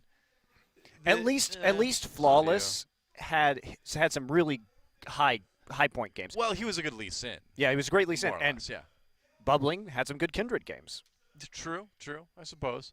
But overall, I mean, it was a lot of him kind of going into the enemy jungle and dying. It's like he learned how to jungle from Ambition, but didn't have Ambition's experience to, like, pull back a little bit more. And Ambition still died a lot in the jungle. He's doing better now, but he still died a lot in the enemy jungle. And Bubbling just kind of goes in there, and he's like, well, I hope nobody's in here. It's true. There usually is. And he didn't have a lot of synergy with Mad Life either. So perhaps Haru, they've had 6 weeks between seasons, between the end of the season, so even longer than that, because CJ didn't make playoffs, to try and integrate this guy into the team. And Totoro as well at support. I mean, not on the main roster right now. He's more of a neighbor, really, on the team at the moment. Is that right? He's very neighborly, I hear. It's their neighbor Totoro. Yes. Yeah. That's how I describe him anyway. Yeah. He just sits next to them with the neighboring PC. Yeah. In their practice room. Yep. Just kind of is there. You're like, that's like makes you my neighbor Doa right now. That's right. Well, we are more or less neighbors. It's true. In real life. Yep. Of course. Yep. Indeed. So there you go. A little bit. I mean, we've got a lot of time to kill. Obviously, again, guys, this is a piggyback broadcast, which means that we're kind of going off of whatever happens at the other studio. We're not really taking a lot of their feed or really any of their feed except for the games. So that means it's a lot of conversations between you and I this season. That's right. It's just going to be good times. That's right. With Monty and Doa, just a camera burning into our souls. We need not taking them, though. No. We're not from the culture that believes that. Definitely not. That's right. How many aboriginals do you see male modeling? I just watched Zoolander the other day, too. Did you? I did. It's a funny movie. How many times have you seen that movie now? Many, many times. I mean, that was going to be It is a very funny movie. That was my fallback career if casting didn't work out. Male modeling. Zoolander watching? Well, I mean, that kind of ended up being my male modeling, really. I mean, I can turn both directions, too. Left, right. Wow, you're already step up. Ambi-turner. Yeah. It's true. Damn. I'm impressed right I know. now. But then I thought, isn't there more to life than being really, really, really ridiculously good looking? And it turned out there was esports. So I thought I would do something really valuable for the human race. Yeah, I was going to say. And yell about video games all day. Pretty much equivalent value in terms of our contribution to society. We make people feel good about video games that they watch. You know? Yeah. Somebody's got to do it, I suppose. That's just somebody's got to do it. It's a tough life, but somebody's got to do it. We'll just keep struggling through it, struggling through this piggyback broadcast. Yeah, that's right. Together. You know, if we're going to be nihilistic and the world means nothing, then therefore it doesn't matter what our contribution to society is. I suppose. I mean, in the grand scheme of the universe, we are but specks, simple motes of dust floating through the light that is the all, the everything. I see. That was very profound, wasn't it? I thought it was. The light that is the all. Yeah. Most of space is pretty black. Well, I mean, yeah, sort of, but I don't know. I've been reading the World of Warcraft Chronicle thing. It talks about, like, you know, there's like light and dark and all that stuff, and so I'm kind of imprinting that in this my analogy for the universe. That's so. great. I know.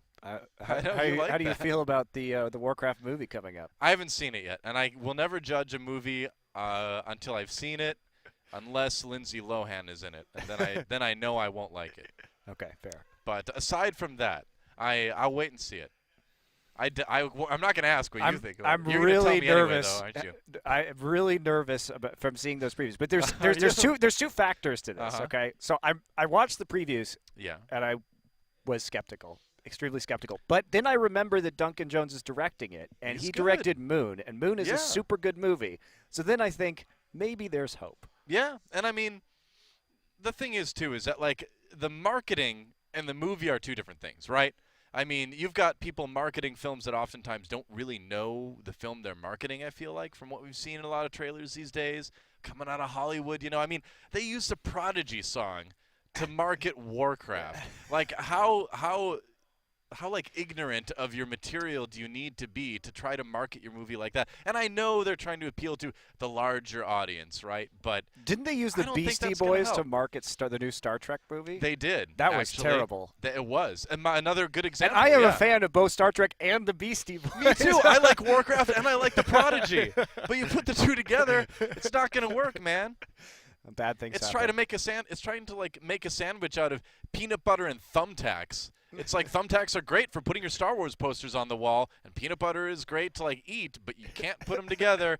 Otherwise, it's just going to result in a lot of pain, much like the Warcraft trailer with the Prodigy music or the StarCraft trailer with the Beastie Boys. Unless you're a masochist, and then you like it. That's true. Some people do. Maybe that's the new. That's the new the new angle. Advertising for masochists. There you go. Trailers for masochists.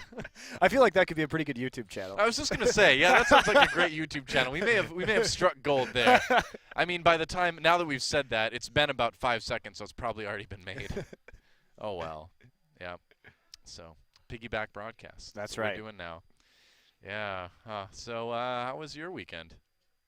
It went well. It's pretty good. I went to the beach last week. How was the beach? Fun. It's beautiful weather out. I really sunburned my ankle though. Because I wasn't I'm wearing sorry. shoes. Doe, were you showing your angles in public? I was. Victorian England would be very angry at you right now. I was. That's really inappropriate. I'm a little bit of an exhibitionist, so I was. My ankles were revealed at the beach. It is true. Shame. I know, but shame you weren't there to see it. Is what you mean? Yeah. That's right. I'm getting all hot and bothered just thinking about it right now. Well, my ankles got hot, and that was a problem because now they're sunburned. I thought I put suntan lotion on everything because I'm in case you haven't noticed, and it's not just the lighting. I'm really white. I'm like really, really white, super like Swedish ancestry white, and so I sunburn and I don't tan. It's not that I am inside playing video games all day. It's that I just burn and then I go right back to pasty white. So that means that if I don't have sunscreen on every square inch of my body when I go outside, I will sustain horrible burns. Where if Deadpool saw them, he'd be like, "That guy looks pretty good." Yeah, Deadpool approved. that's right. He's like, "Wow, I wish I." I don't had feel so bad now. that guy's burns. You know, I think Deadpool would be like, "I think I ended up better than that." Yeah, my skin came out better than that poor Swedish guy. Yeah, so there you go. That pretty much covers everything, huh? Yeah. We got it. Nailed it down. I think we've gone through the entire gamut. Wow, yeah. Whoa, we really have a lot of time to fill for these piggyback broadcasts. Yeah, I don't know. I don't know what's Man. going on. I'd really just like to get into this here game. 8:21. It's the time right now. 8:21. Thanks for sticking with us for 21 whole minutes. If our broadcast was aging in years instead of minutes, it'd be able to drink right now. Yeah. Yeah, in America. Lots of other countries you can drink a long time ago. Could have drank before it even started, but we're from America, so Yeah, that's what we think about. we'll go for the 21 in this particular analogy. Yeah. But, I mean, I would hope that going forward we have a little bit less time to have to get to. I mean, That's to right. have the privilege of setting this all up for you guys. But it is the first day, of the season over There there. may be- I'm there sure may be they've some got a lot kinks. to do. And cakes? Really? Kinks. Oh, kinks. I thought you said I was excited. I wanted to eat some cake. Doa got really excited about Cake? Really? And then I you didn't know took you it all away. You just grabbed that dream away from me and crushed it in your evil fists. Yes, my evil fist.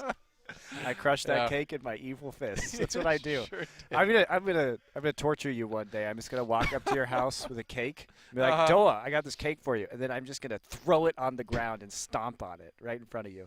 Why would you do that? Because of this conversation. It's evil. That's so evil. Yeah. Well, at least we're in this nice new studio. I mean, nobody else is, but at least we are. It's us and the OGN Korean casters. Yeah, And they're down some there. camera guys That's right. Some of the staff, holding down the fort. production queue, sitting in our nice, comfortable chairs. We've come a long way, haven't This we? new studio is This- so much better. This new studio is really nice. Like, if you guys are ever in Seoul, definitely come down and check it out. 'Cause Yeah. It's pretty sick. You can get tickets on the OGN Global Facebook. There's a link there Yeah. for you to purchase them. It's absolutely enormous.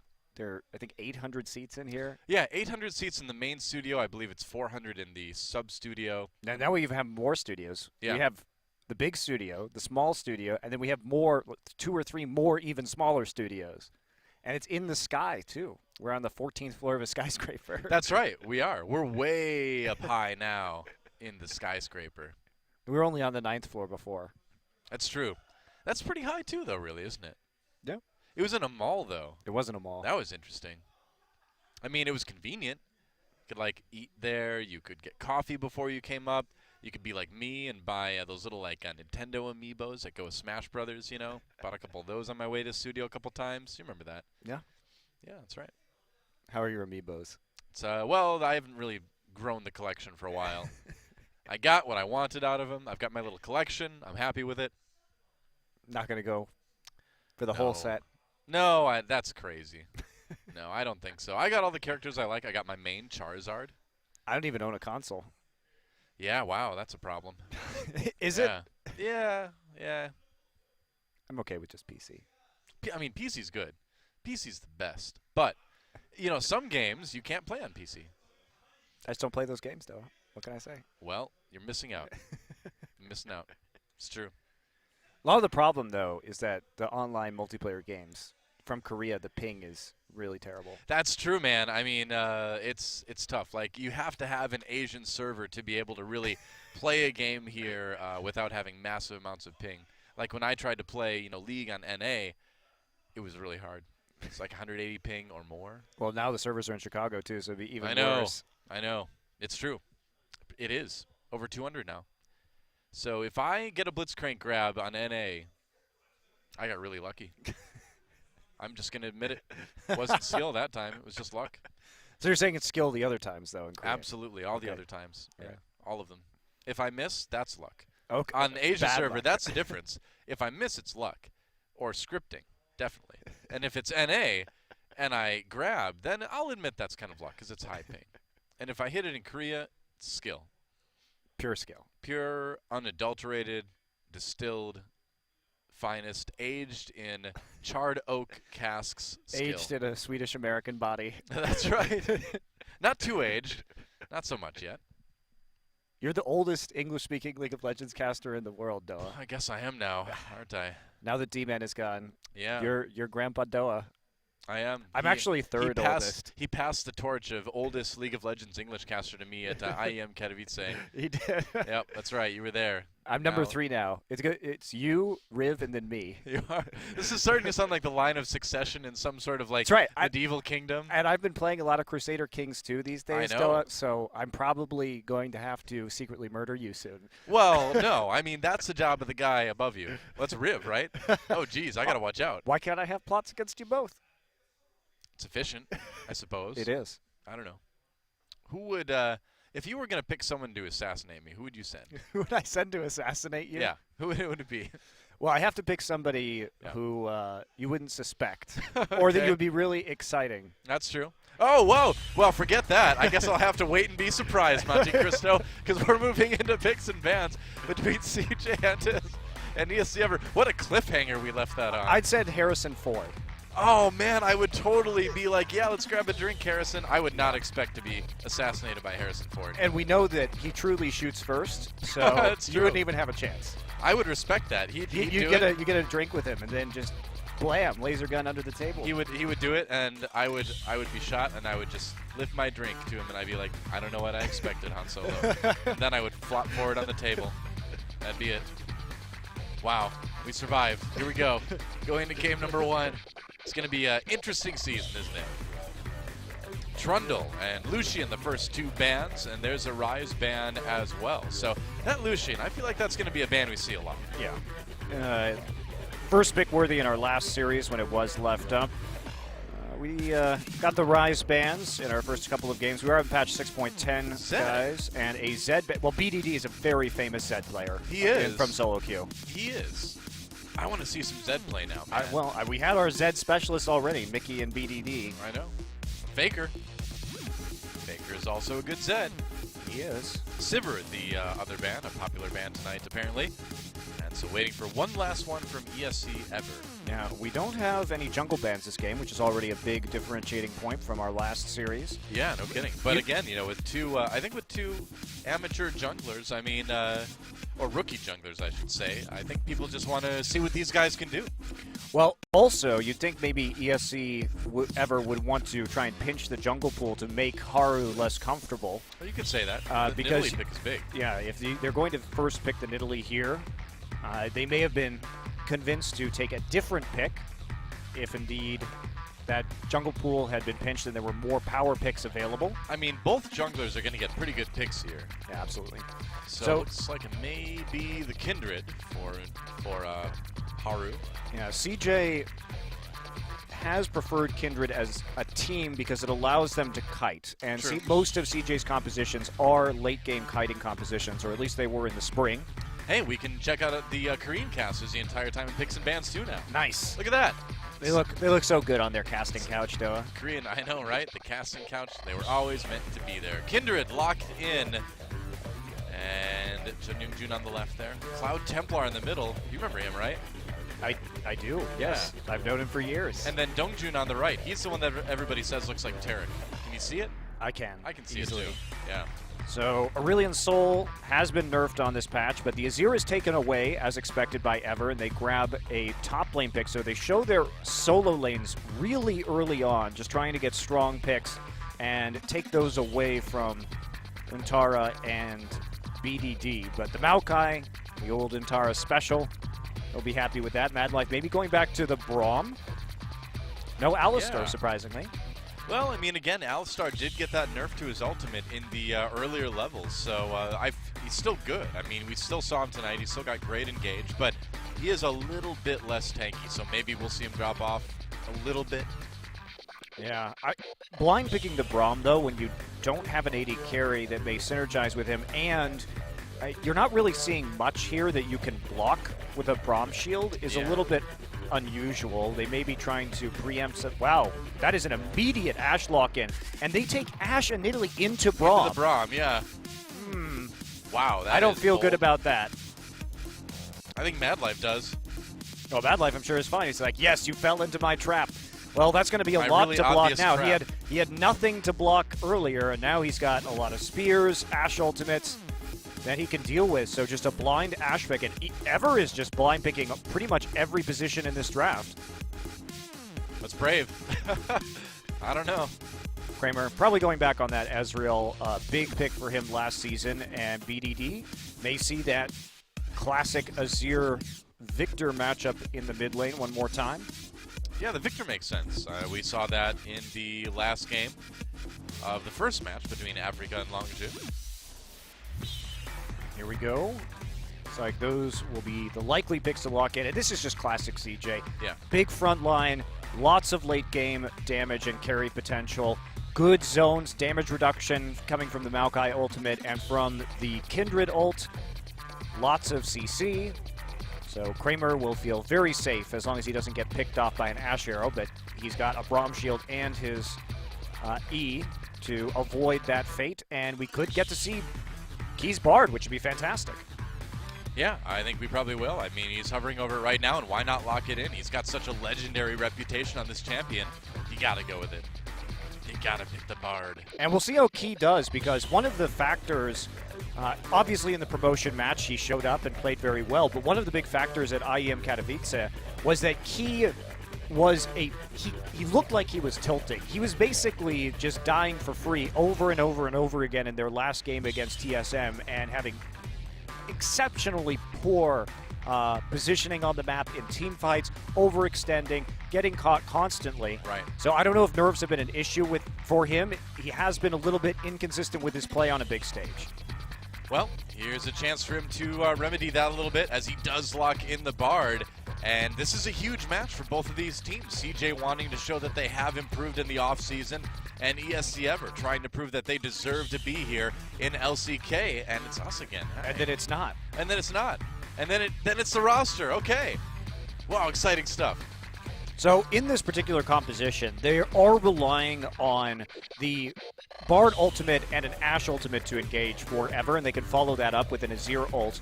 They've got decent siege, decent poke right here, but CJ's composition is going to be pretty terrifying in the late game. It'll be hard for them to bust through, and if Mad Life can land good unbreakables onto these engages, they should be in a pretty good position if it goes to 30-plus minutes. Yeah. And it's up to the rookie junglers right now. Bless on that Nidalee. If he can get a nice early farm advantage, may be able to make plays on the lanes. And the bot lane, especially from CJ, is going to have to be quite careful, because after Loken and Key hit level 6, it's going to be pretty brutal what can happen in ganks. Yeah. I love Kramer's pose there. He's like, this is my clicking finger. Beware. This is the finger that kills. He's right. It's his mouse finger. Shh, don't disturb Mad Life. I would say that to be entirely accurate, if he's going to be an AD carry, he should be holding up his right-click finger, but that may true. not be appropriate. It's tough. Well, it's time for game number 1, guys. CJ for CSC Ever.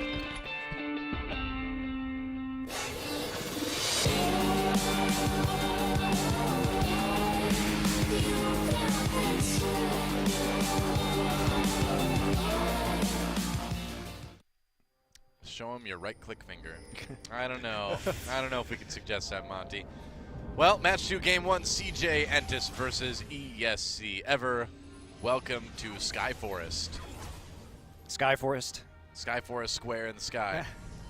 Much more accurate description, as we discussed earlier today, for Summoner's Rift, which contains no summoners. You know what's Or weird? rifts. Is that the summoners were never even on this, even when they were part of the lore. Yeah, that's true. They were never here in the first place. They were. That's They're because just coward wizards. they were you. somewhere else. They were you and me. Yeah, we were coward wizards, duh. Yeah. Afraid to get into the action. I wasn't afraid. Instead, I just instead wasn't allowed. Possessing other people. Yeah, that was kind of bad of us, wasn't it? Just warging right in there. That's right. And as we learned recently, that doesn't turn out well. No, no, you don't want to. Don't want to. Man, temptation to spoil growing. Don't do it. I won't. Infernal Dragon. Is it always the Infernal Dragon first? I believe Nope. it is. No. It's random. Are you sure? Yeah. It's been the Infernal Dragon 5 Well- games in a row now. I mean, 3 games. I don't know what it felt like 5 games since we started this broadcast. That's what I'm saying. Is that what you're saying? Well, I'm saying we're going to see a lane swap right here. Kramer and Madlife, both looking to take the Gromp early on. Same thing on the bottom side for ESC Ever. So we will see a different lane swap than we saw in the first game of our last series. Gonna go for the Grump. Just going for that Gromp. Right away. Both junglers starting on the weak side. And that'll be it so far. Oh, those cute penguins of death. So Untara and Crazy doing the right thing, getting a little bit of XP and CS off of that first wave before they are chased out by the supports. You're going to be seeing this a lot more often. Nice cosmic binding again immediately from Key to get that damage onto Untara. Yeah, Key just being a jerk right there, trying to push him out. Madlife also being jerk. Jerk supports. Jerk life. Being an annoying Braum. Doing what he can. Key's not done yet. He's not done being annoying. There are trees that need to be cosmic. Oh, he didn't get it. Haru got it. So close. Wow. But he did what he could. He did. E for effort. Is that what you give for effort these days? That's right. 'Cause it's not, certainly not an A. So you just give him a grade that doesn't exist? Yeah. Nice. Because effort doesn't get the wins. Winning gets the wins. I mean, Effort did get quite a few wins in StarCraft 1. He did. That was a different effort. That was effort the man. Still a CJ player, though. Yeah, that's true. Yeah, CJ can call upon that effort, perhaps. Well, pretty standard lane swap that we're going to see right now. Both top laners have recalled and will be heading in to affect this lane swap just a little bit more. And that's all going to be good here. BDD. That Q does a lot of damage now. Yes, it does. Certainly powerful. And also a great trading tool if you do have a lot of mana built up. Yep. Because it is 8% of your mana now, the shield. Yep. And it is going to be a very early Infernal Drake. Yeah, that's right. And that's going to give a nice damage boost to ESC Ever early on in this game. And with this comp, that certainly does seem to be designed around getting some picks. The extra damage is certainly going to be useful. Yeah, it's all about the power spike that we're going to see from Ever when they can really set up in the early game and hit people from long range for some all-in plays. Yeah. So Infernal Drake is going to be what's up first. All right, so back to boring times, but we did see... You said it, not me. Yep. But boring times of the lane swap. Well, this one wasn't too interesting. The one earlier today was actually very interesting. This is going to be pretty standard from now on, but... Ocean Drake coming up next, by the way. Good old O Drake. O Drake. That's right. That sounds like a brewery, doesn't it? O Drake. O Drake. You lived in Ireland for a little while. I did. Sound like We're going to look at it. Ooh. Check it out.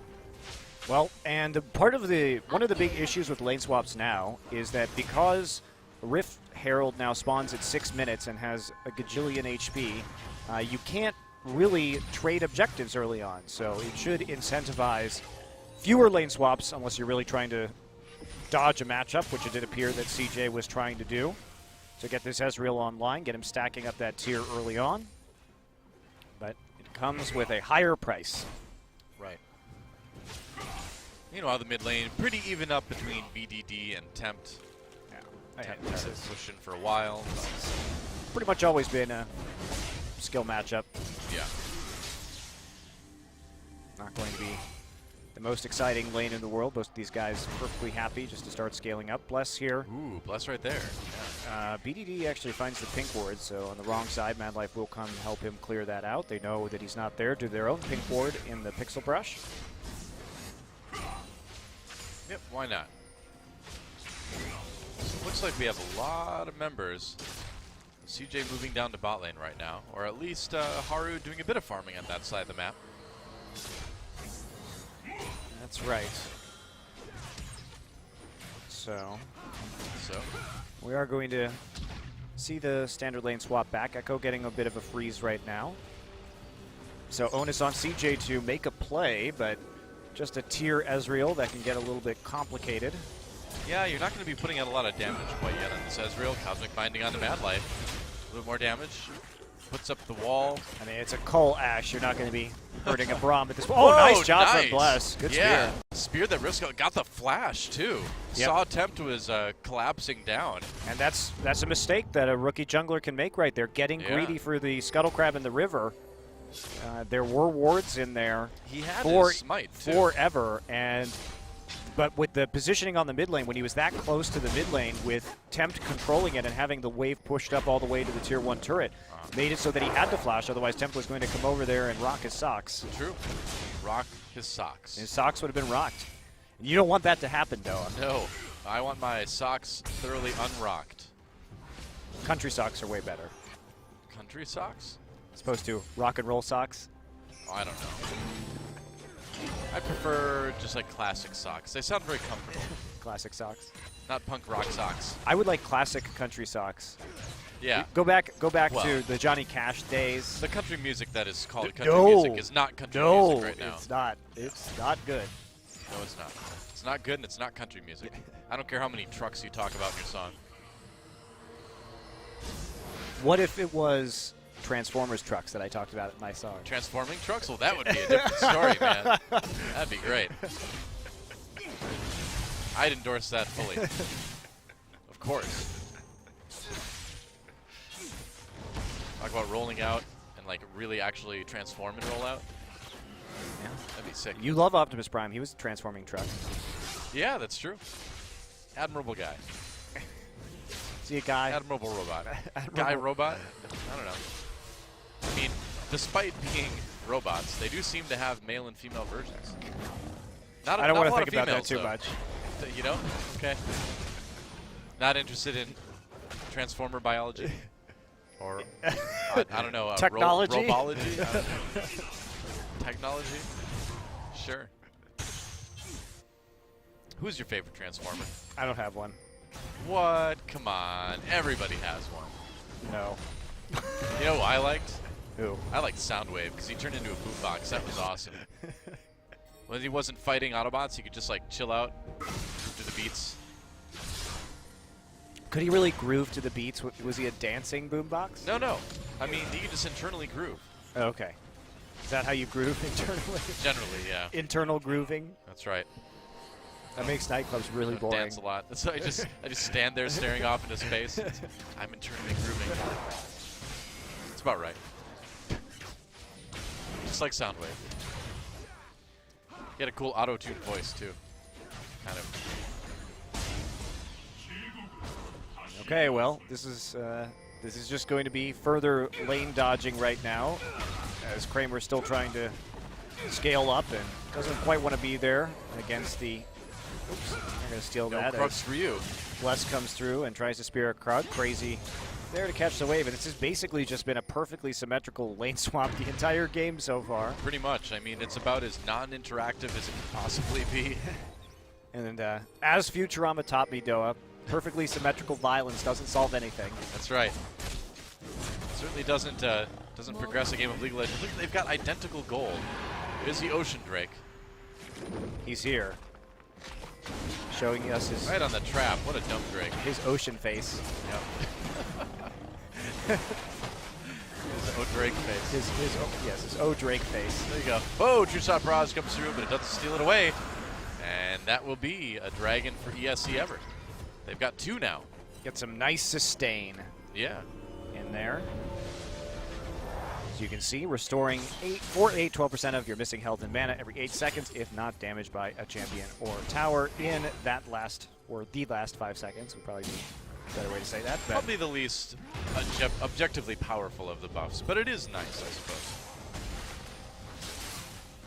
yeah, it depends on what you want to do, because if you can pull back and regen before you TP in as a top laner, you can get advantages that way if you just went in for a heavy trade. I mean, I suppose it's useful in sieges too if you just pull back for a short time and regen a little bit. Yeah, you do have to pull back pretty hard not to get hit by absolutely anything, though. But you're Yeah. right, can be of use. So, Very true.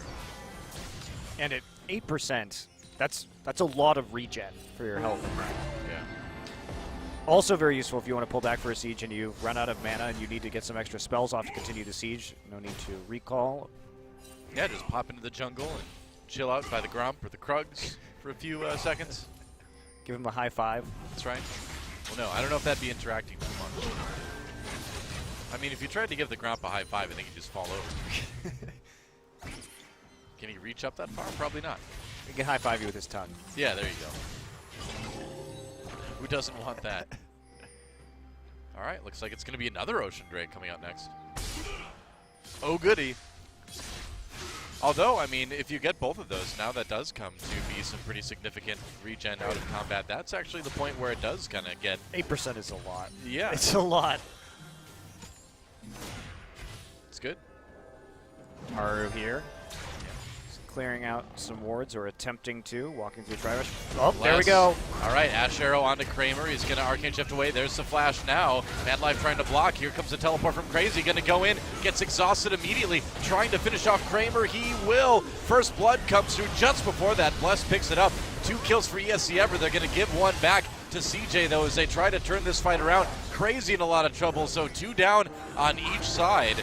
And Bless going to take the magical journey out with Key at the end. So started out well for ESC Ever. CJ responded, ended up even. Well, the fact that Kramer actually didn't dodge that arrow was highly problematic in the first place. Very slow reaction there from both Kramer and Mad Life to that gank. But they didn't respect the fact that there are 2 TPs on the side of CJ Entis. So even though they're massively overextended, Crazy comes in for the E flash to finish off this kill. But at the same time, they find themselves cut off. Great flash from BDD on the Bard ultimate right there to make sure he could maximize his damage. Create some nice zones right after that, and Tempt is there just too late because he can't get there in time. In fact, Tempt should never have come down to that fight in the first place because he didn't do anything, and he could have at least tried to deal some damage to the mid lane turret, which ultimately, if you're going to go 2 for 2 or an even trade in that scenario, would have been a win forever. Yeah, you need to get some advantage elsewhere on the map if you can't win that team fight. But we got to punish them for using 2 TPs. And yeah, it's not the end. Of course, now they can punish them for using 2 TPs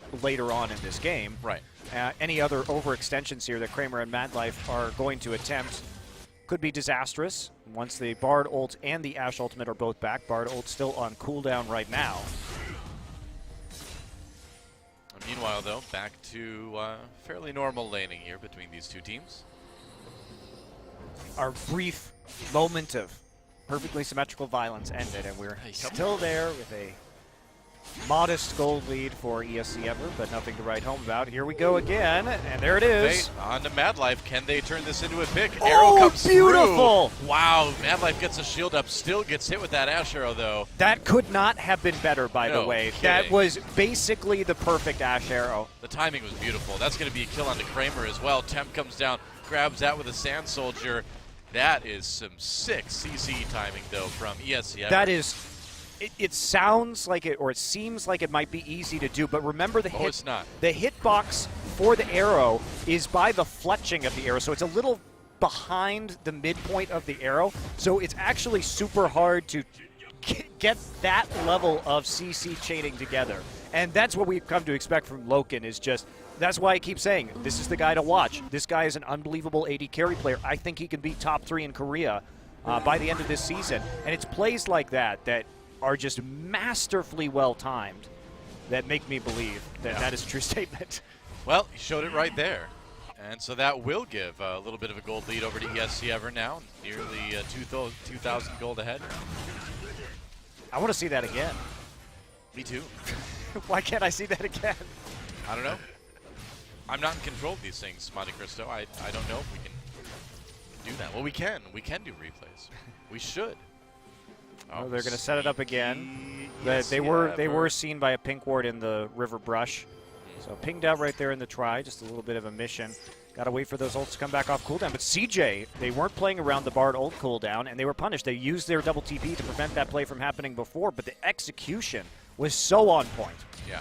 And that's against an Ezreal Braum lane. Talk about hard to pull off, but they did it. They did.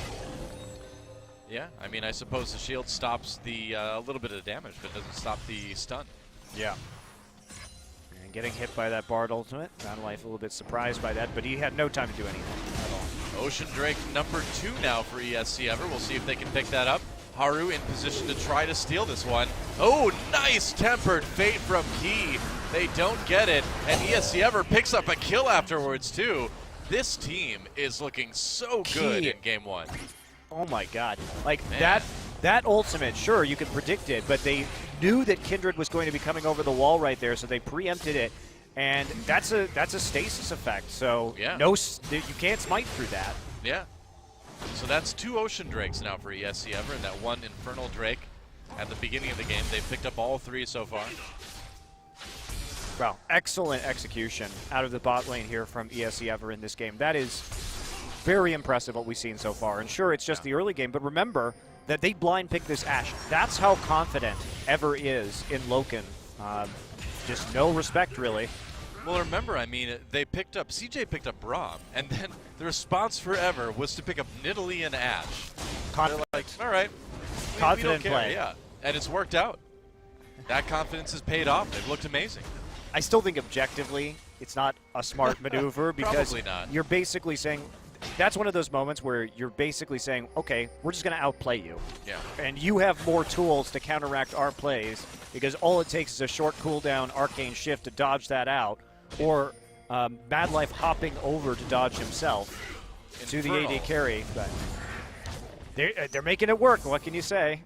Sure are. Infernal Drake coming next. Again, that would be the second one of the game. Okay. So this is Mad oh. Life is there, standing in a pink ward. Arrow gets flashed, and that's a good trade. Just wasn't enough backup there. Big minion wave in the mid lane, so Victor wants to stay there and make sure that's up. And the minion wave and bot pushed up, so Ever making a timely play, a timely invade into the enemy jungle. Well, I like, too, that they just throw out the Ashe Arrow. They're like, I don't think they were expecting a lot from it, but they did expect to get the flash at least. Yeah, and why not? Yeah. Just go for it. Dragon's not going to be up for another few minutes. So get those summoners out while you can. Your arrow will be back up for the next dragon. The flash will not be. Very true. Crazy just keeping his top lane pushed up on that Echo. Has a nice 30-something CS lead now.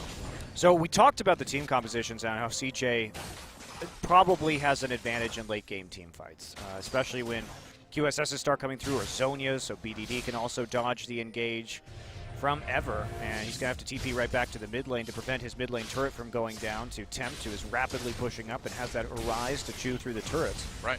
But in this particular scenario, Ever is using their early game pressure. They're playing around the bottom lane power spike. I talked about that coming in. This is what Ashenbar, this is where they're going to be strong, and they need to set up these picks and transition that into objectives. Well, so far we're looking at 3 dragons to 0 for Ever, which is really going to put a clock on this game, especially if they get another Infernal Drake here. The regen is already crazy, then their damage is going to be nuts, and that will allow them to compete with CJ in the late game with an extra 8% or 16% damage, and if they get the Ancient Dragon after that, they're going to have 24% increased damage, which will certainly do wonders in these team fights and make up for their lack of, I think, advantage in a late game team fight situation. Yep. Baron is up. The Rift Herald was untouched this game. And so he decided to just get out while the getting's good. Was the getting good right there? Well, it kind of looked like he offed himself, so I don't know. Hey, well, Ever doing a wonderful job of controlling this bottom side, and credit to them, they're playing around their strength extremely well. The bottom lane is quite strong. They have vastly superior wave clear with the Runaan's Hurricane down on the Ashe already, building the BF Sword into the Runaan's. So, playing the pressure game, even crazy up here in topside, just bullying around Untara. Doesn't really look like it, I know, but he is able to slowly wave clear and chip away at this turret. And Dragon's up in 2 minutes, and if ever gets this one, CJ is going to be in a lot of trouble. Yeah, I mean, if that damage boost jumps up to 16%, that's insane. It's a lot. And there we go. Remember, Fate used doesn't hit anybody. Key coming through anyway. There's the exhaust on Haru. Mad Life throws up the shield, but not a lot of damage blocked there. Kindred ultimate used. Mad Life gets out of it. Kindred goes down anyway. BDD falls as well. A double kill comes in for Bless, and ESC Ever just seems to have this fight no problem. There goes Kramer. A kill for Crazy. Meanwhile, Bless picks up the triple. And this team is just dismantling CJ Entis. Well, they have that early game advantage. And look at this. Key forces him next to the TP right there. Meanwhile, remember, Victor isn't back in lane yet, so Ever knows they can take this fight, right? Come in immediately. Bless is trying to mop this up. Does pick up a kill with a long-range spear, and then starts getting into the mix, flashing forward to deal some damage within melee range. And Tempt, what a beautiful Azir play all the way through the red Brambleback pit right there, onto the other side in order to help pick up those last kills. And now ESC Ever is really running away with this game, and damn do they look good doing it. They really do. I was not expecting such crisp play out of these guys today. I didn't expect this either, Doa, but this is very impressive. Yeah. Well, I hope they can keep this up, because it's going to be a really good season if they can. Scary team. Tempt playing well in that mid lane, even against a player that was as hyped up as BDD was coming into the middle of last season after he turned 17, and BDD has shown very good play. And CJ's bread and butter was late game team fights, so you can't count them out. They've been able to come back from some ridiculous deficits in the past. Oh, that is true. I mean, they rely on Kramer, they rely on Mad Life to help set up plays, but it's going to be tough. I mean, Ever's team fighting is looking really strong, and here we are, 4 Dragons at 22 minutes. Oh, and Tara engages onto Key. Key blown up immediately, couldn't get on the magical journey. Mad Life takes it, though, to get onto Crazy. ESC Ever comes back in. CJ really wants this Infernal Drake. They cannot allow ESC Ever to take this one. CJ trying to get it. Nice spear onto Haru. The Infernal Drake getting lower and lower. Can they get it? No, they can't quite. CJ picks it up, and now CJ trying to win this team fight. Crazy on his own in the middle as BDD picks up a kill, and this is a convincing fight for CJ Entis. ESC Ever probably should not have fought that one. No, and that's where the old ESC Ever comes in. Yeah. They never would shy away from a fight in Challenger, and sometimes it's a 4v5. It's not the end of the world if you don't get the Infernal Drake. You just got to let it go. Yeah, I mean, because look at this. We're only 22 minutes into the game. If this Drake goes down, there's still 2 more you can pick up before the Ancient Dragon spawns in 35 minutes. You already have 3. It's going to cost them their bottom tier 1 turret as well. So really does poor not work decision. out for ESC Ever. And that's where, you know, you can still see this is a bit of a rookie team. Tempered Fate does not connect BDD, but it does force him into Key, who flashes for that Cosmic Binding. Loken loading on the damage with that Ashe. BDD does pick up the kill on Key, though. They end up trading 1 for 1. Props to BDD for making something out of that. Well, it was also a bit of a misplay there by Ever, because what happened is they actually layered their CC. They layered the Cosmic Binding instead of perfectly chaining one into another. Yeah. Especially since BDD didn't have flash up. So they didn't maximize the stun duration on BDD right there, and that could have led to a more decisive play from Ever. Also, Loken maybe could have flashed to get damage down a little bit earlier, but Could be. so a little bit of a miscalculation there. They do pay for it, but still support for the mid laner. Worthwhile trade. No, he didn't quite get it. Yeah, he did. Oh, he did? Yeah. Wow. Bless gets the Gromp. And Bless is 6-1-4 in this game. He's having an outstanding performance. And look at him, Lichbane Nidalee. Will allow for some interesting split push scenarios too. Yeah. But also just his assassination potential. Playing the pick comp. If somebody gets hit by an Ashe arrow and Nidalee hits you with a spear and then closes that gap with a Lichbane and pounces towards you, you're just dead. Yeah. Damage is looking very, very good. ESC Ever trying to respond with a turret up in top lane now. Key gets seen by a ward, but they will get that top lane turn. Yeah, they still have a huge gold lead, obviously. 6,000 here at 25 minutes. Yep. CJ was the comeback team of last season, though. I can't really stress that enough, where I thought they were dead to rights many times, but their late-game team fighting was their biggest strength. Yeah, very true. You can't count him out. The thing is you can't count out a team with Mad Life on it. He's going to find a way. Untara notices Crazy has that turret aggro, uses a twisting advance to get a little bit more damage onto him. But that echo's pretty tanky already. Yeah, he is. Magical journey. The problem here for Ever is that so much of this gold, of their gold lead, is actually on Bless. And Nidalee is not the best jungler in the late game. Will be a Mountain Drake up next, by the way, as we can see as we pass the pit. So much of this gold is on Bless because he's got the vast majority of the kills. He's been a part of 10 out of 11 kills. He has a 50 CS advantage. And this is kind of, not with the kills, but with the farm, this is where Nidalee has to be quote-unquote even in the late game because Kindred just adds so much more to a team than Nidalee does. QSS, interestingly, on Bless as the next pickup, trying to avoid getting caught there by the Twisted Advance. Yeah, I mean, it does break that at least. Yeah, breaks Victor Braum stuns too, so. Yep. There is a lot of value in that if he wants to just get right into the thick of things and not have somebody crowd control him and focus him down immediately. Well, that's definitely possible. Well, that's what he's been doing so far, and he's been playing these team fights very aggressively as an Italy, but also beautifully. Threading the needle with some of those spears and not being afraid to flash pounce into some of these engagements. Yeah. ESC moving into the enemy jungle. Ash Arrow goes through, does not connect with Mad Life like they were hoping. But a little bit wide. Cooldown. Yeah, it's a short cooldown. You can be pretty liberal with that ultimate. Yes, you can. Absolutely. So no sign of a Rylai's yet here for Temp. That's going to be a pretty key item for them come the late game. Rylai's now onto the Nidalee. So they just need to be able to kite as best as possible to avoid Loken getting jumped on and killed. Loken also going with the third item QSS, which I really agree with here because he's the one who's really under threat. Remember that the Victor ult has been changed so that it does more damage now if you can keep somebody in it for the entire duration, but it does damage less frequently. It ticks every 2 seconds and has lower upfront damage. So CJ's goal with this Victor is to hold people inside the ultimate to really maximize that damage, and they can do that with obviously stacking up the Braum passive with the Twisted Advance and then the Gravity Field too. So it's crucial that he's not caught out by that because the base damage right now, I think at a level 3 ult is over 1,300, which is deadly for an AD carry. Yeah. Especially when you start to tack on AP ratios to that. Oh, hi Kramer. Bye Kramer. Bless getting into the enemy jungle again. Just being really annoying with that Nidalee.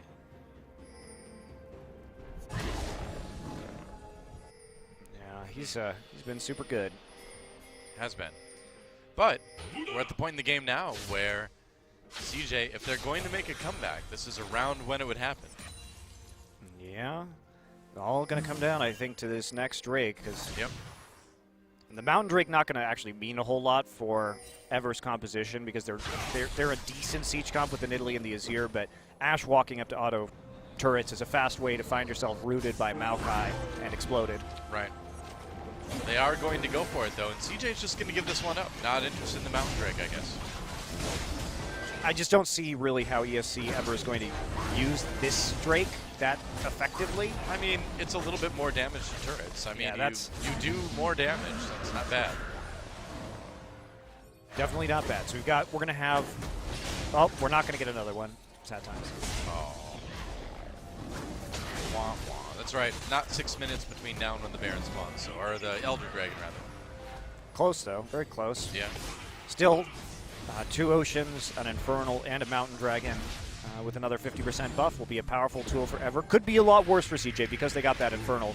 Teleport coming in. CJ going to go for this Baron. That's right. They know Ashe is in bottom lane. The ESC Ever is trying to collapse as fast as they can. Here comes the Ashe Arrow. Ashe sends her regards. Who's it going to hit? It's going to go right onto Kramer, actually, and the damage from Crazy. Whoa! Tempered Fate comes in. Stalls that Baron out for just a moment. Kramer throws a two-shot cross from behind, and this is good for CJ. Kramer barely got out, barely got the ult off as CJ picked up that Baron.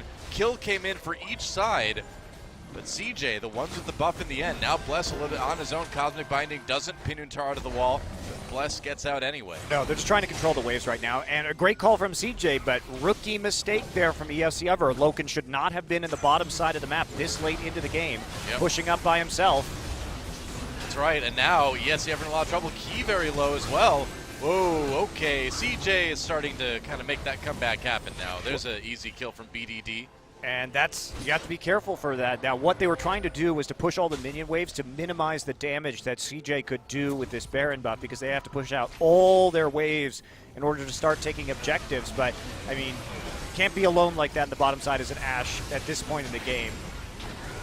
And you wonder whether or not that was a good idea. The Tempered Fate. The Tempered Fate.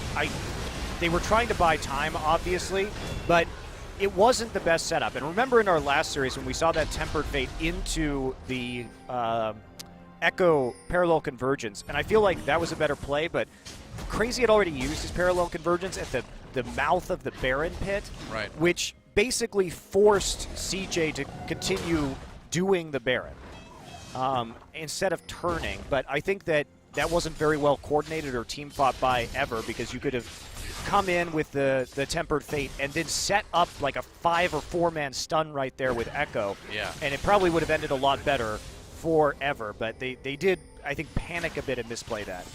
Seems that way. So the gold lead for ESC Ever not really meaning a whole lot now as CJ pushes up with this Baron buff. They need to find that sort of scrappy fight that they're looking for. They need those picks. Yeah, and they're CJ again starting to mount that comeback. 5K gold the difference, but with their late game advantages when it comes to damage, or team fighting, I should say. It's a pretty major concern. 3 minutes though until the Elder Dragon. Oh, Elder. I called it Ancient earlier. I don't even know what it's called. Elder Dragon. It's not that old. It's just an Elder. Not ancient yet. They'll introduce Ancient Dragon next patch. It's true. It's even for, bigger. For games after 60 minutes. That's right. It's the Jin Air Dragon. It comes out when games have lasted over an hour. That's right. Yep. And it flies around the map, killing the team with the fewest amount of kills in the game. See, that's what we need. need. To punish you for not being bloodthirsty. That's what we need. Oh, speaking of bloodthirsty, whoa, Loken just gets caught completely. Tempered Fate may not end up saving him. Nope, it won't. Bless throws the spear in. CJ, you know, for a team that's supposed to be finding picks, they're getting picked now. Yeah. Greedy play there. Going into the jungle, nice death brush set up by CJ, and instead of just playing defensively and using that Hurricane Ash for the wave clear, they get a bit cocky and see how much it costs them. At least they have the Azir now in this bottom lane, and none of the waves are in a good place for CJ, so at least Ever, despite all their flaws and getting picked off, they actually did set up the waves very well so that CJ can't make a lot of use out of this Baron, but they're getting a few things here and there. I like your idea, though, of something that just ends the game after about 60 minutes. It's kind of like when you're playing Sudden Death in Smash Brothers, the bombs start falling. We need something like that in League. That'd be great. Barons just start popping up everywhere. I think it should basically, and I say this in perfect jest, not meaning this as a serious competitive suggestion. Really? Because we're going to quote you on this. I think what should happen is every team at 60 minutes, if you haven't gotten a kill in the last minute, it flies over and kills one of your teammates at random. It's like, that sounds great. Forces you to fight. Whoop. Yeah. Oh, Bless. Maybe not wanting that fight. And there's a big difference you can see with Victor right now. You saw that big tick of damage after 2 seconds. Bless doesn't flash, though. He did have to use his QSS to avoid getting stunned in the center of that gravity well. And this is where CJ's composition comes online. They fought back from a pretty substantial 6,000 or 7,000 gold deficit. I mean, Kramer's died 4 times this game already. He's 1, 4, and 5, and yet he's terrifying right now. Well, welcome to Ezreal, Noah. Yep, exactly. And this is what CJ is kind of known for. Doesn't really matter how that early game goes, as long as you've got that late game team fight, as long as you've got Kramer in a spot where he can really carry the team. And Ever has given up those advantages. They look so crisp in the early game, but now you can see that CJ is a more veteran roster. Is starting to take over through superior shot calling and finding little ways to get back into this game, and Ever misplaying a couple of team fights, making really silly lane assignments like putting Ashe into the bottom side when the Baron could have been taken by CJ, and they're paying for it. Yep, Elder Dragon is up. The Hawk shot, just checking the Dragon right now. Maokai is pinged out. They know he's a blue buff. So They can see Maokai. I want to see Mordekaiser take the Elder Dragon. That's a good question. I actually don't know what happens now with Mordekaiser and Dragons. Yeah. We may never know.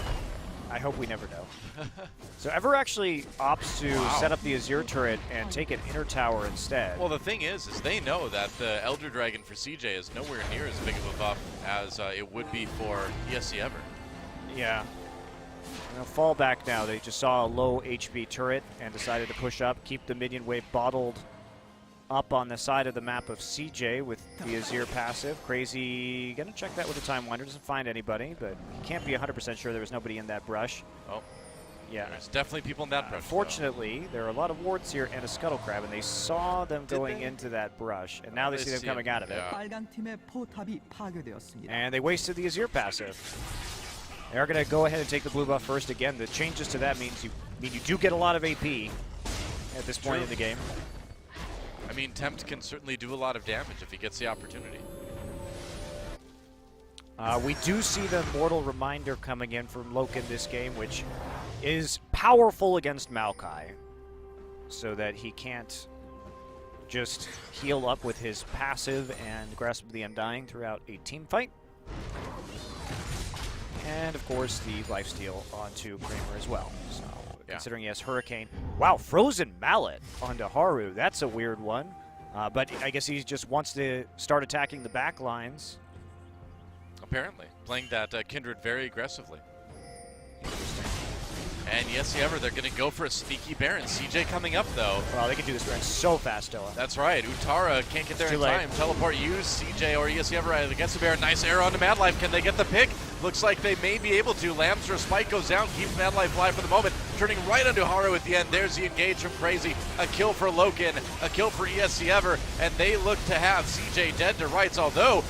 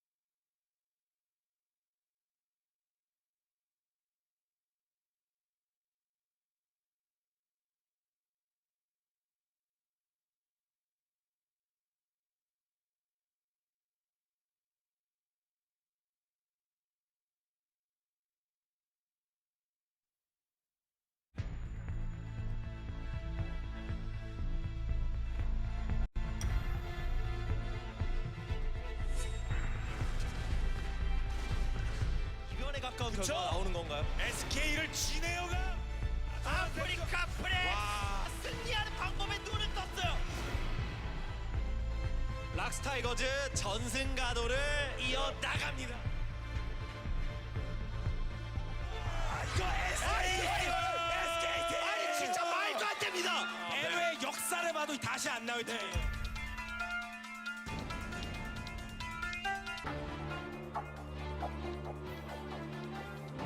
ESC 에버가 꿈에 그리던 롤챔스로 올라섭니다. MVP도 갑니다.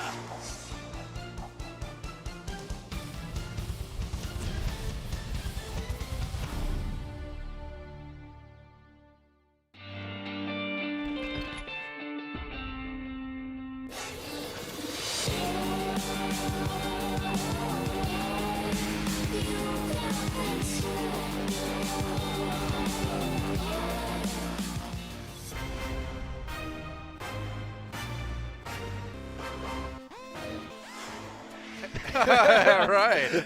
Yeah, piggyback broadcast time. Bless is the MVP for game number 1. And welcome back, OGN Legion. What a strange trip it's been, and it's only going to get stranger. With more Wow. magical journeys, no doubt. That Will play was be. just gorgeous. Oh, that arrow. Coordination was basically perfect. Yeah. Bless deciding he's going to take his anchor out on the 80 carry name for a Seinfeld character. Kills Kramer. Where's the Newman player? That's right. Or the Jerry player. Ah, it's more boring. We could just yell Newman if we had a Newman player. That's true. We'll get there. Don't worry. Someday. Well, Great Azir play there too. I mean, To follow up on that, that team fight was very well done. Ever had such a crisp early game.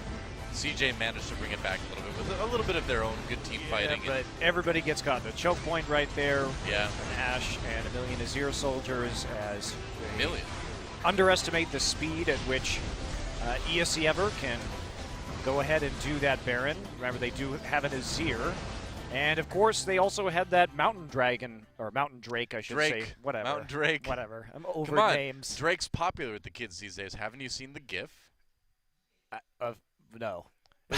Isn't that Drake where it's like the GIF with the dude in the room and he's like doing Oh, his the thing? bad dancing? Yeah. Yeah. How did that get approved, by the way? You realize that Drake had to watch that video and say, I look great. I This is approve how I this." want myself represented to the world. That's right. Drake had to do that. I would not put myself dancing on camera for the exact reason that Drake should not do that. But who knows, really? Who knows what goes through the mind of Drake? I don't know. Who knows what goes through the minds of a lot of those men. Yep. The Shadow knows. Does the Shadow know? He does. All right. I've heard. Well, all the players are in the lobby for the next game at the very least. You Yeah. can see right now. So we should be getting into that shortly. Ever looks good. I want to see what else CJ has, though. Please, CJ, I watched an entire season of you. I had to watch you play 18 best of threes trying to play scaling for the late game. And we know what the result of that is. It is a slightly below 50% win rate.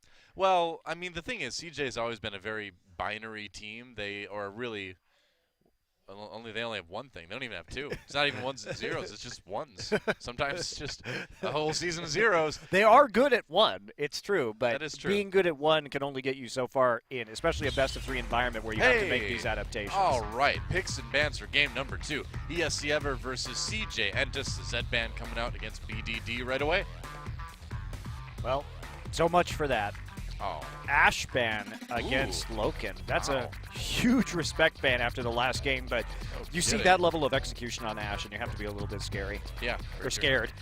Especially when you're playing you're playing Ezreal and Braum, and he's still able to do that to you. I know. You can't let that go through anymore. Well, you can't imagine that CJ's going to pick Braum this game because it doesn't matter. they might as well pick a support with a bit more utility if they're just going to fire spears and arrows into you anyway, and the shield doesn't make a bit of difference. There's a Kindred ban now. So we are seeing actual jungle bans this time, which is interesting. No jungle bans at all in our first game of the evening. Kindred and Nidalee banned out now. So what's the final ban for ESC Ever going to be? Lucian's still up, same with the Sivir. Trundle, another very strong pick on this patch. Ever thought the LeBlanc was necessary ban. Wow, Echo, okay. Huh. Just not wanting to deal with that. What are they going to first pick? Wow. They could reach up and try and take a jungler here. Some funky music in our picks and bans. Very funky indeed. So we saw a lot more priority on, for example, the Rek'Sai in the last series, and it will be Azir, so no Azir first pick. All right. Not wanting to deal with Temps Azir, but they are going to first pick the Rise. That pick crucially left open. You have to wonder how wise it was to leave the Rise. Is it wise to leave the Rise? We can only surmise. That's true. And will it be a flex pick is going to be the next question. It does rarely appear in the top side. Haru taking a look right now at that Rek'Sai. We did see the return of Rek'Sai for Africa in our last series. And this Lucian pick would be pretty par for the course for CJ to pick that up. Kramer obviously a great Lucian player, and Lucian extremely strong right now. Interesting to prioritize the Rise over that. So Rek'Sai with Titanic Hydra, the new hot topic in Korean solo queue. Hot topic. There's a story I never thought I would think about again since high school. Do those exist in America anymore? You know, funny enough, I was in LA in March and I saw one. They do still Wow, exist. They impressive. do. At least they exist in Hollywood. I feel like that was such a relic of the late 90s and early 2000s. No kidding, man. If I want a place to go buy Limp Bizkit t-shirts, I know where to go. Gragas and Caitlyn would be an interesting couple pickups. The Gragas especially. Yeah, I don't think we're going to see the Gragas. There we go. Even in the top lane, it hasn't been seeing a lot of use as of late, and we still have many top lane picks possible. Maokai falling surprisingly far down the draft. Ever may have something in store for Untara if he selects that particular champion. And Caitlyn saw its power with 2 items. Oh, okay. So Varus. Cool. Interesting. Yeah, and you'd have to kind of assume that's going to AD carry because you've got the Rise in the game. Do you think there's a chance of a top lane Rise, maybe?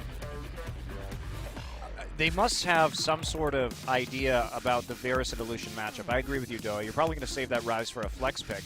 Yeah. So trying to poke out the Lucian, abuse his low range early, and have a strong mid-game power spike, but there's not a lot of synergy between Varus and Rise when it comes to hitting a mid-game power spike for a siege composition. So I'm not sure how much I like this team comp yet. Obviously, the gank synergy is there. Rune Prison straight into Cocoon is really, really threatening. I mean, and you've got the Chains of Corruption from Varus as well, so honestly, pick comp. they're definitely setting up a pick comp, yeah. That seems fairly obvious. So, Veigar? ooh, that would be interesting. Something we have not seen for a while, not since Worlds last year. Yeah. Veigar alright. Maokai. Veigar and Maokai. Huh. Very interesting. What do you think about Veigar right now? Obviously, he could do a lot of damage. You know, if you think about the Infernal Dragon buff, that adds a lot of a burst potential, I suppose. Yeah, and when we take a look at Veigar these days, he did have, of course, some minor changes in the update. Yeah. So he has a new, like a sort of updated passive right now, where he still gains the AP as he stacks it up. So Right. it's basically another stacking champion, basically. Yeah. And Stacking up that phenomenal evil. He's an interesting name for sure. Phenomenal. He's a great finisher because he deals damage based on missing health. So you're trying to actually burst somebody down. Right. So you think he'd probably be pretty useful with a poke composition. Then you poke somebody out and just explode them, basically. They will have some poke damage here, but the Veigar and the Maokai. So Ever now looking for this last pick, and they are going to pivot into a mid lane Varus with a Caitlyn and a Bard. Wow, okay. So, lots of CC. This is going to be a very execution-heavy comp from Ever, because they've got a lot of poke. They have an okay 4-1 split push with the Rise against the Maokai. But a lot of these, why I say it's going to be execution-heavy, is they don't have much of a front line. So they're going to have to chain their crowd control exceptionally well. Bard ult into Chain of Corruption, for example, or Cocoon, or Rune Prison. and open up the team fight that way. I mean, Key performed really well on that Bard last game, so you have to respect his ability to do that again. And Mad Life thinking of picking up the Thresh here. You do wonder if this is a time for Braum, actually, Could be. to block some of the incoming poke damage, but they may just want to get some picks. They don't see a lot of strong members on Ever, and if the Thresh is locked in, the idea here is that we're going to see effectively pick comp versus pick comp, a lot of strong single target CC from Maokai, Thresh, and from the Rek'Sai. Yeah. Especially when you combine that with the event Horizon, able to catch people off guard. Ever, if there's a flank from a Maokai here, it's going to be really hard for them to disengage. Well, I mean, it feels like ESC is the team that needs to get something done in the early game. Yeah, low mobility composition though from Ever. As we take a look at these champions one more time.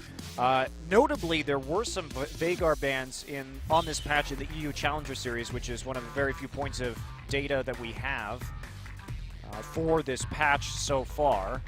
So some people, at least on the European amateur side of things, feeling that this is going to be a threatening pick, and it's going to come through right now, and especially in that mid lane with Tempt. So you have to be very careful not to get caught inside the event Horizon. Yeah, for sure. A lot riding on a BDD to perform on that Veigar. His picture, though, kind of looks like one of those middle school pictures where they're like, tilt up your chin, please. Turn your head slightly. Okay, perfect. It's exactly how you look in real life. Kramer, meanwhile, gets the badass shushing pose. It's like, shh. It's like, quiet. Let me auto-attack you. Oh, yeah. So, should be an interesting game. And, again, you know, our first series of the day, I thought it had a good chance of going to Game 3. I think this one does, too. CJ's got to perform with this pick comp. And to their credit, it is something different than we've been seeing them do. It is something new. And now the question is, can they make it work? We'll find out, guys, as we go into game number 2 between ESC Ever and CJ Antis right about now.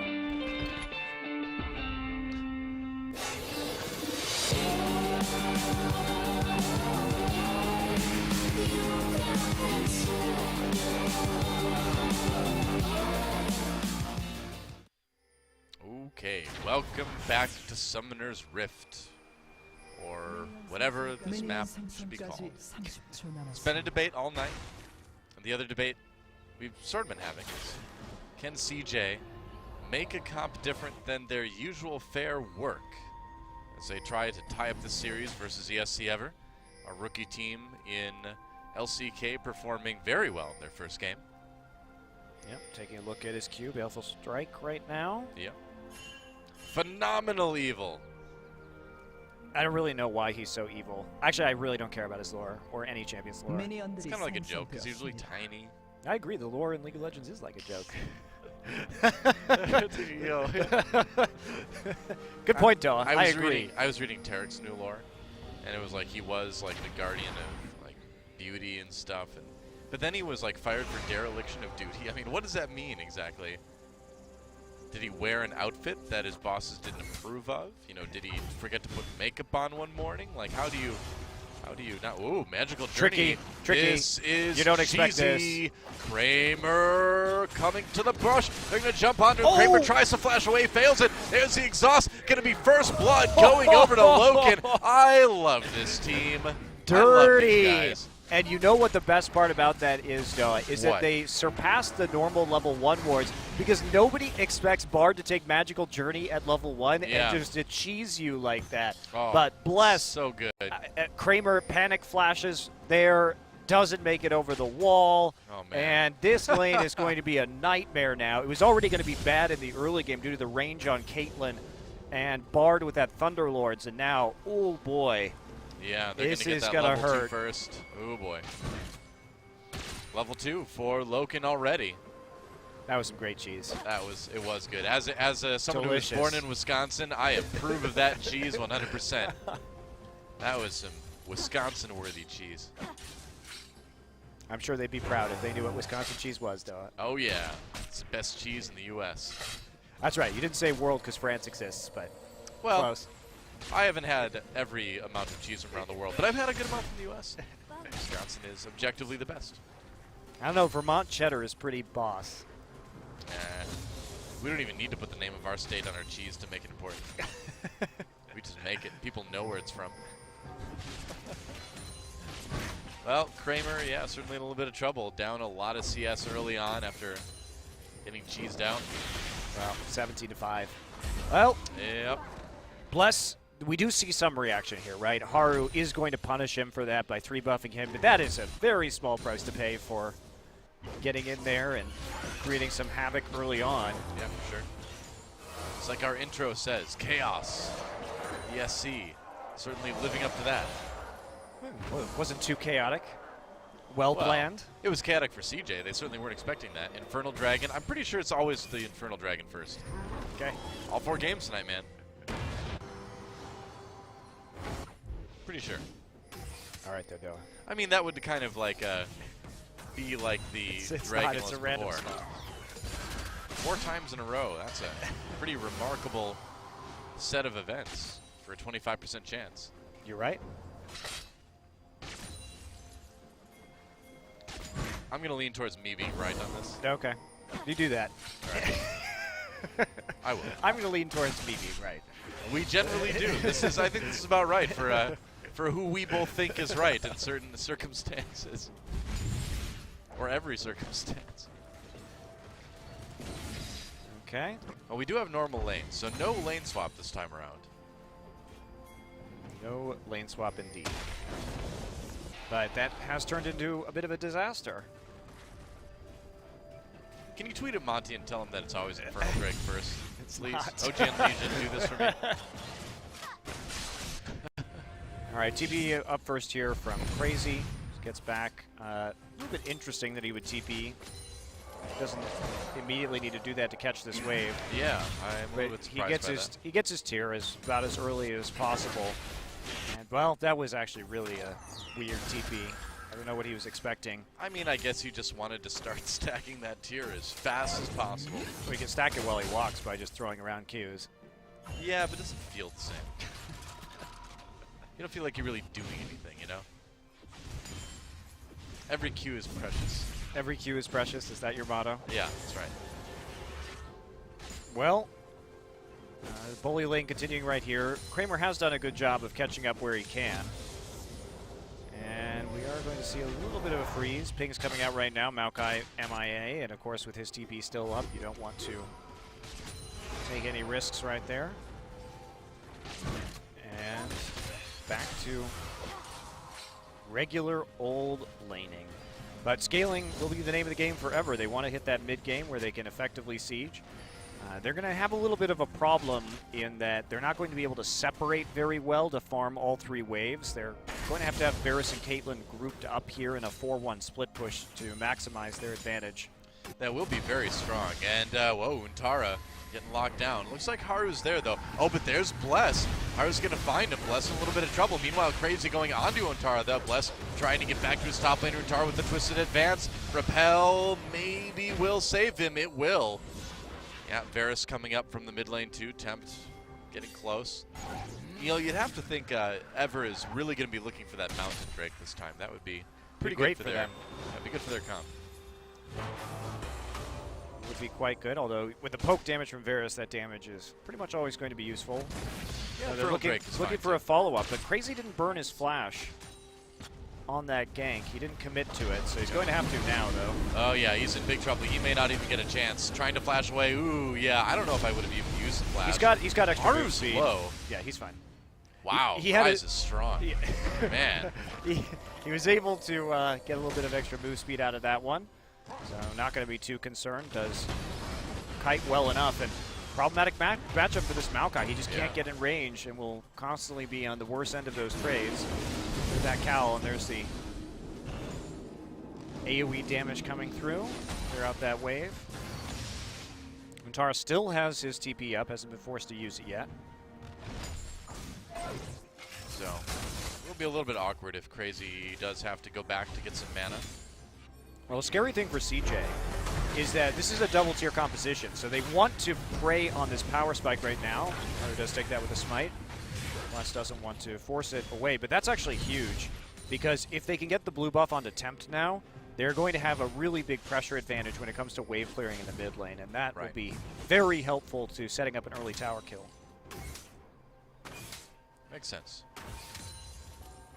Meanwhile, Tempt has been able to get a little bit of a CS lead over BDD. BDD not connecting with that Varus trap.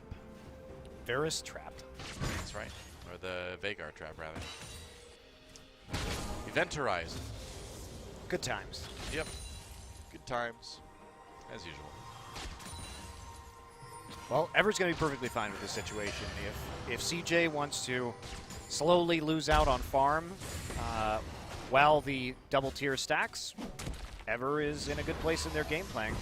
Crazy little low mana right now is going to recall actually out of that tri-brush, and Varus is going to get the blue buff, so now is the time.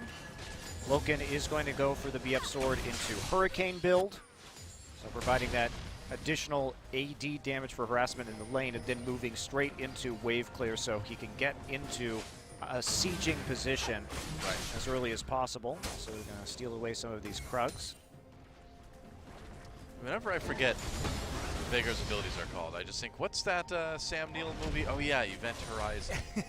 Now I remember. I love Sam Neill so much. Me too. Dr. Alan Grant. And a vampire ran. I liked him as Merlin, personally. Oh yeah, that's right. Do you remember that? Yeah. An interesting casting choice from Merlin. We see those every once in a while, though. Well, a calm before the storm. ESC Ever. Pretty close to probably where they want to be to really start putting some pressure on.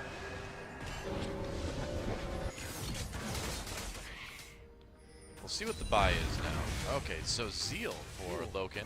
Tempt went for Merc Treads really fast. Yeah. So a little bit of extra MR against the burst power of the Veigar, and also making sure that he's not going to get trapped for too long in the Event Horizon. Probably a good idea. But getting that before even upgrading to the Manamune is a bit of a surprise. Oh, wow! They find Haru just on his own. Haru tries to get out. Bless follows him with the repel. Wow. Can't quite get there. Uh-oh, he's in the Event Horizon now. Flashes out of it. Wow, Tempt flashed for that too. That was such a huge setup. Key's going to lurk in the brush right now. It's like, nobody sees me. But nobody's around. He has to back away. Loken was kind of far. Wow, wow, wow. So that was a tricky play. You could see how accustomed Ever is to just pulling the trigger with that. Yeah. Didn't end up working out.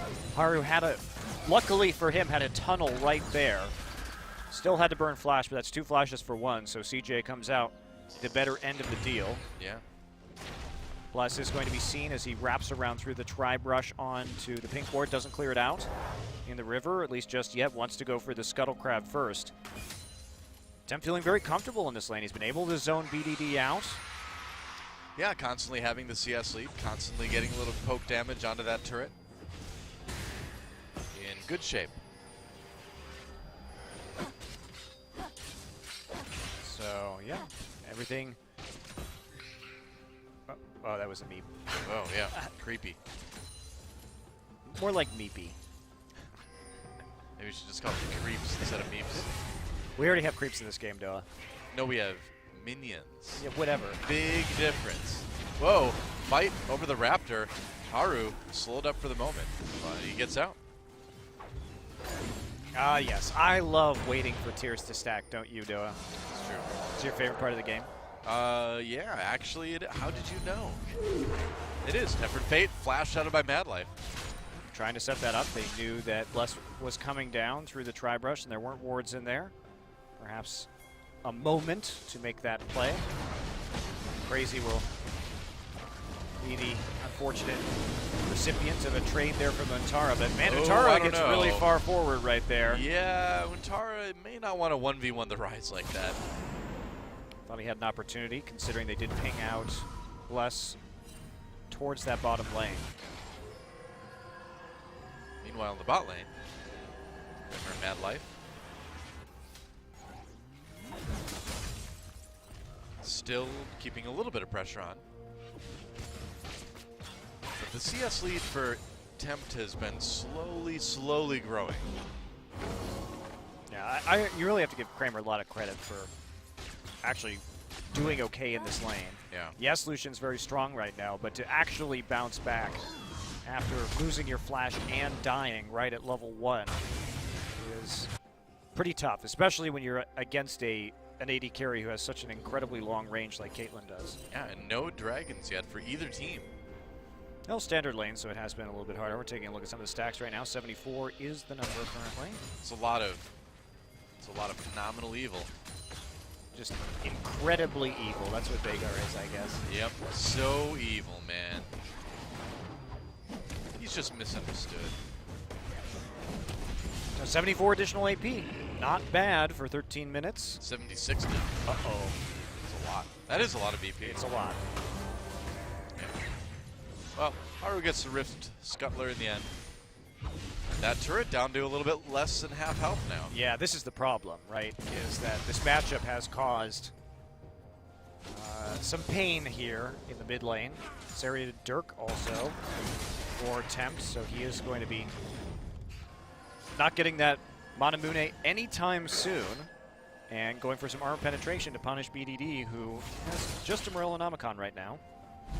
You know, throughout all this, though, CJ has kept pretty good vision around the Dragon area. So they haven't really given ESC any opportunities to grab that yet. And they really could use it. Yeah, the question now for me, Doa, is what is this Caitlyn going to do with a finished Hurricane? You're going to come into the mid lane, help Tempt push up, and really try and secure that mid lane turret, which is somewhat of a core to your strategy, but she's going right back into the lane and just pushing that way, so where is the pressure going to come down? What is the strategy going to be? Well, I suppose with standard lanes, if you left bot, it'd be really easy for Kramer to just push that lane up. You know? Yeah, of course. That's why this composition's a little awkward. All right, it's ganking time. Bless coming from behind. Utara trying to rope back down through the tri-rush. Gets caught up. Cocoon misses. And that is the end of that one. Bad show from Bless. Ooh. The Ruin Prison came in and he had a stationary target and still missed the skill shot. I mean, a little bit of a miscommunication there, I suppose, because obviously he wouldn't have thrown the cocoon ahead if he knew that Rune Prison was coming down. Could have just misclicked it, man. You never know, but it's true. Certainly should have expected the possibility of a Rune Prison right there.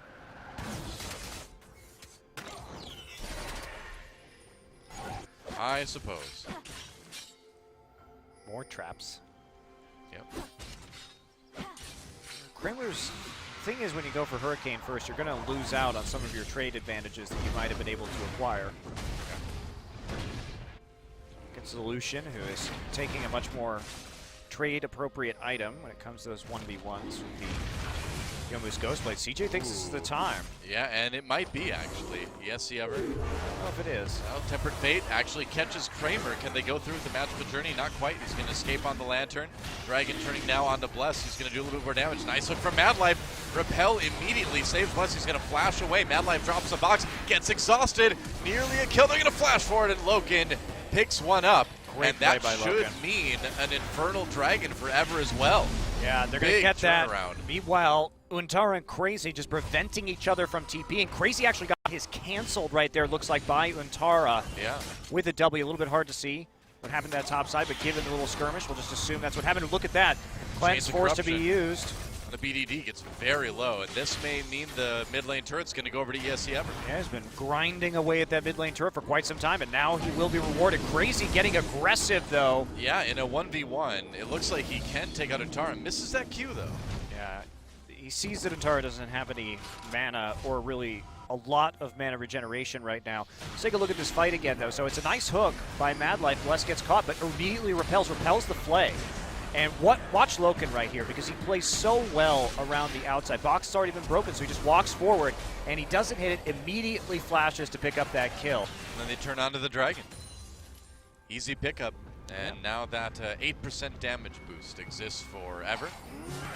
A hook onto Key, though. Uh-oh, he gets caught. He may be in big trouble here. Magical Journey, that was weird. Got popped out the side of it somehow. I think he got flayed? He got flayed. Yes? I didn't know that could pop you out of Magical Journey. I guess it can. Either way, he lives. Doesn't even have to use his flash. Interesting. So here we go, the pressure now on down the bottom side. Caitlyn is nowhere to be found. And we knew this was going to happen. Question is, do you use the Bartle? It's almost off cooldown. Maybe. No, they're going to Yeah, throw it. Well, he's not. We're going to let it go. Okay, I so mean, they got the mid lane turret. That's ultimately the more important objective, I suppose, between well, these two teams. that's true, Noah, but the problem that Ever has now is what are the ideal lanes to assign? Because you can't overextend into the mid lane with the Varus or the Caitlyn, otherwise you could get picked off by the many forms of crowd control that CJ has when they collapse on you. You can't really send, are you going to send Varus and Caitlyn together into a side lane right now? That's super awkward. So that's the problem with this composition is once you get to this phase of the game in your Ever, where do you go? How do you apply pressure? And the answer is they're going to 5-man topside apparently, which is about all you can do realistically. Yeah. I mean, if anything else, it just accelerates kind of the pace of the game. Yeah, they need to keep sieging, right? They Yeah. need to play around this advantage as much as they can, but they don't have anybody to clear this wave, so CJ's just going to respond with potentially a tier 2 tower right now. Now it's going to awkwardly wander around the map. So they're going to try and take 2 tier 2s in response. They've pinged out both tier 2 turrets right now. And they're just going to try and play a speed game here. BDD, Event Horizon on the key. That's a lot of damage. Tempered Fate misses. Yeah, it was just to get him out. They just want to keep pushing. So Tara's here, though, only the Ryzen. This is the 4-1 that we were talking about. This is basically the only option that Ever has right now. Wow, and they're actually going to be able to get those 2 tier 2s that they were looking for. At least 1 tier 2 and 1 tier 1 anyway. But still this problem. Yeah, they're all recalling, but I don't think they can save this turret. It's low. They don't have home guard yet. Wow. They don't have home guard yet either. Yeah. So they lose it.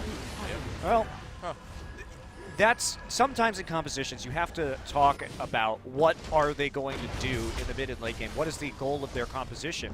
But against what CJ has, all of them are afraid to split push. So you have to group like that, and you end up trading 2 for 2 turrets, except now you have a naked inhibitor. Yeah. Fortunately for them, there isn't really a split pusher on CJ who's going to be able to take advantage of that. So now at least they have an opportunity to freeze a minion wave basically inside of their base and deny farm. It's just tough. Like I'm not a fan of Ever's comp for that reason. They don't have a way to reassign lanes that actually makes sense right now. Well, they need to kind of do what they did last game now, just get picks. I think they should have just tried for the base race. But well, we may get to see that yet this game. could have been hard without the Bard ultimate, though, to prevent BDD from wave clearing. There's a pick. Magical Journey. Mad Light flashes away, drops a box. It's not going to save him, though. Used his ult and a flash. Okay, so here's the response, but there's a Maokai on the bottom side. It means Crazy has to recall immediately. He will get there before there's any kind of damage down onto the actual inhibitor. Looks like it will be the tier 2 for Ever as well. So they get the kill, they get the turret, they keep their bot lane safe. And Mad Life should have been there. Yep. Waves were pushed up. Dangerous play. They're going to come by with a Rek'Sai right now. Gets clipped on his way through Yep. by a Cosmic Binding, but there will be no actual pressure applied to the inhibitor turret just yet. So Ever has this lead, but awkward. It's the name of the game. Ooh, they found Haru trying to take out that pink ward. It looks like Ever's going to get one instead. Bless too. Not sure about this build. Has the Swifties and is going into the Ryleys now, but they really don't have a tank. So how does Ever win this game at this point? They can do Baron really fast, but they will take a lot of damage because of their lack of a real tank here. Dragon coming up, and I believe I saw it was a mounted Drake, so that's one that ESC Ever would really love to get. That would also help them take Baron, which they pretty much have to sneak in this game so that they can actually 5-man push or 4-1 split. Yeah, and you can see Ever already moving towards that Dragon. I think they know exactly how important this one is. Yeah, Mountain Drake. Haru does take the Scuttle Crab. And It's time. Ever needs this Dragon. that's right. CJ trying to block them off, using that Event Horizon to block up the choke point for the moment. Tempt is still in the mid lane. To look for an opportunity to take this one. Yeah, traps going down. Ever thorough in their approach. They need to be. This is a very crucial dragon. It looks like they're going to be able to get it. CJ waiting for that chance to come Crazy is TP farming in. a jungle camp. Dragon low. It looks like they will get it. Can they get out now? CJ taking the magical journey. They're going to get out, or ESC Ever rather, going to get out clean. Wow, Crazy didn't even Crucial. TP for that. Crucial. Yeah, they force a TP from Antara, which is just basically a disaster right now because Crazy held firm in that top side Yeah. and elected not to TP in. Well, that is really big to be able to get that extra damage onto turrets, onto large minions. Just the Baron. Now the Baron, Baron's rather, even yeah. scarier for CJ because with 280 carries and a rise, the Baron will explode instantaneously, especially with another 10% damage added on top of that. Yeah, 10% damage. So bonus to scary. epic monsters and turrets. Really, really scary stuff. Gonna get And another CJ turret, too. has to just keep eyes on this Baron at all possible times. Yeah. Well, ESC Ever. I mean, you got to hand it to these guys. They know what it takes to win with this composition, and they're making it happen so far.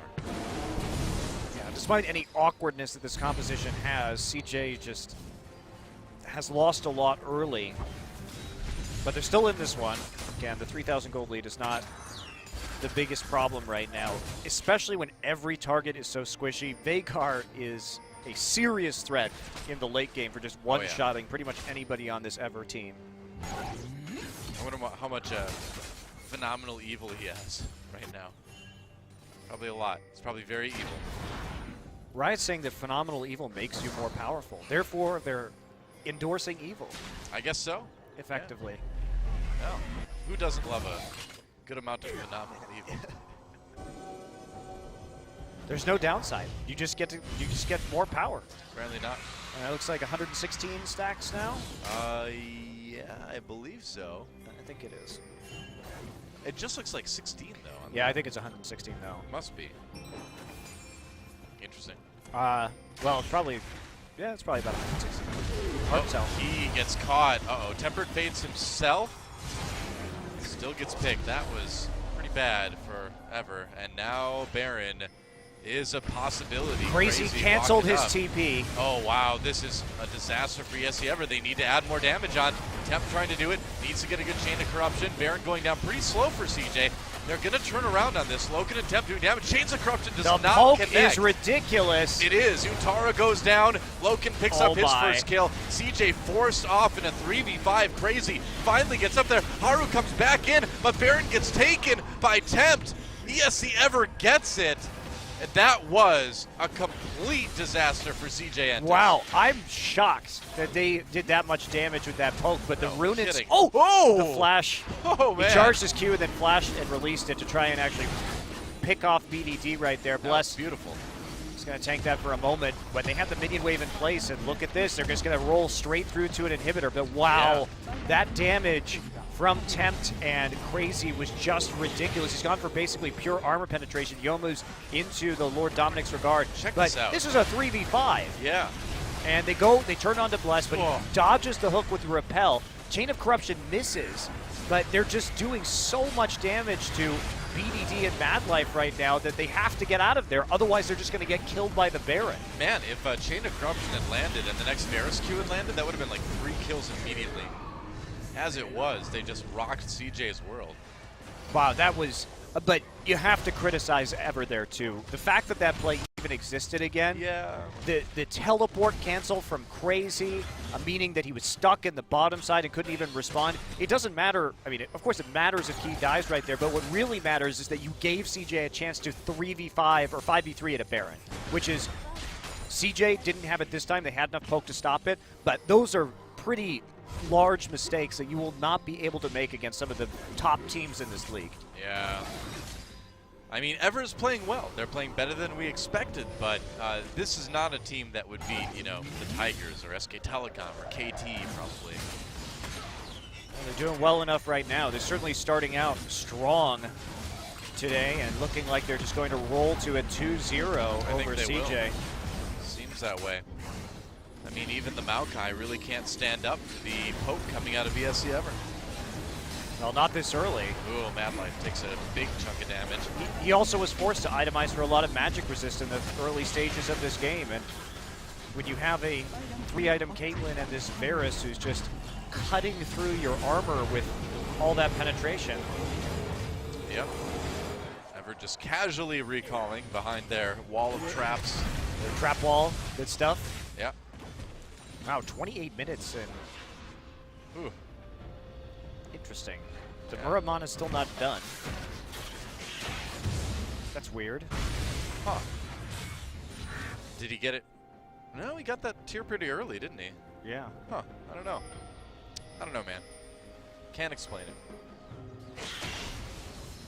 And this 3.5-minute Baron buff is just really annoying for CJ to deal with. Next Dragon coming up in 20 seconds. Not sure what element it is right now.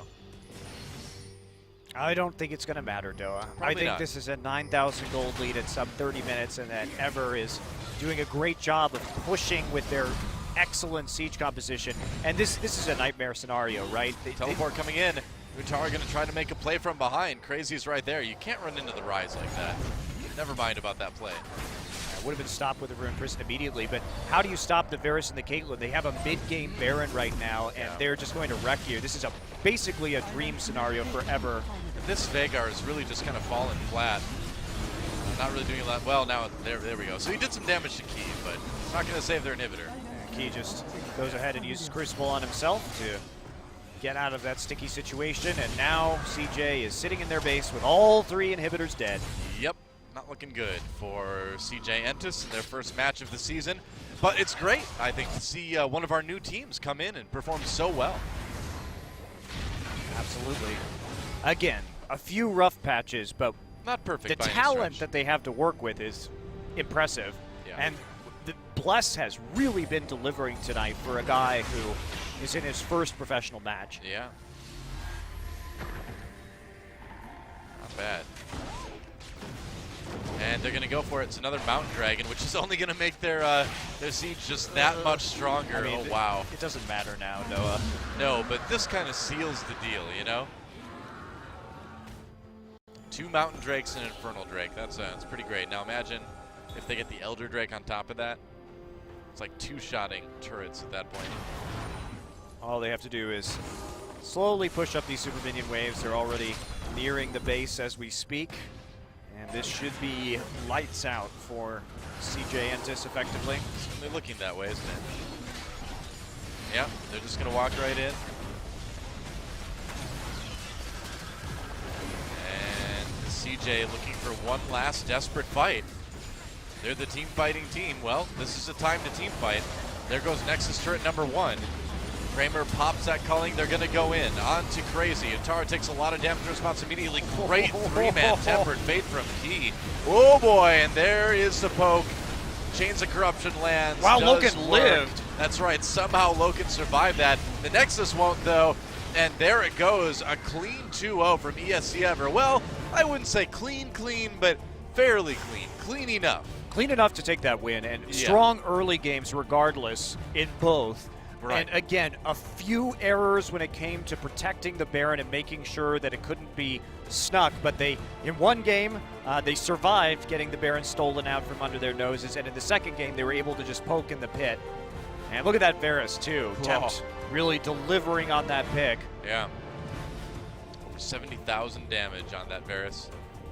That certainly worked out. Or 17. The logo messed me up. 70,000 damage to champions would be pretty epic, Doa. We've seen some pretty high Varus damage, you know? That's very true. Yeah, that's right.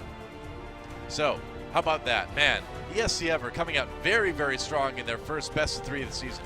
That's why I was saying I was very excited about this team. Their performance in the promotion match was excellent. Rightly and if you just look at the raw talent of this roster, if they can put the remaining pieces together, they could be a playoff caliber team in this league. Yeah, I'm excited about these guys because they honestly remind me a little bit of like a little bit less developed Tigers.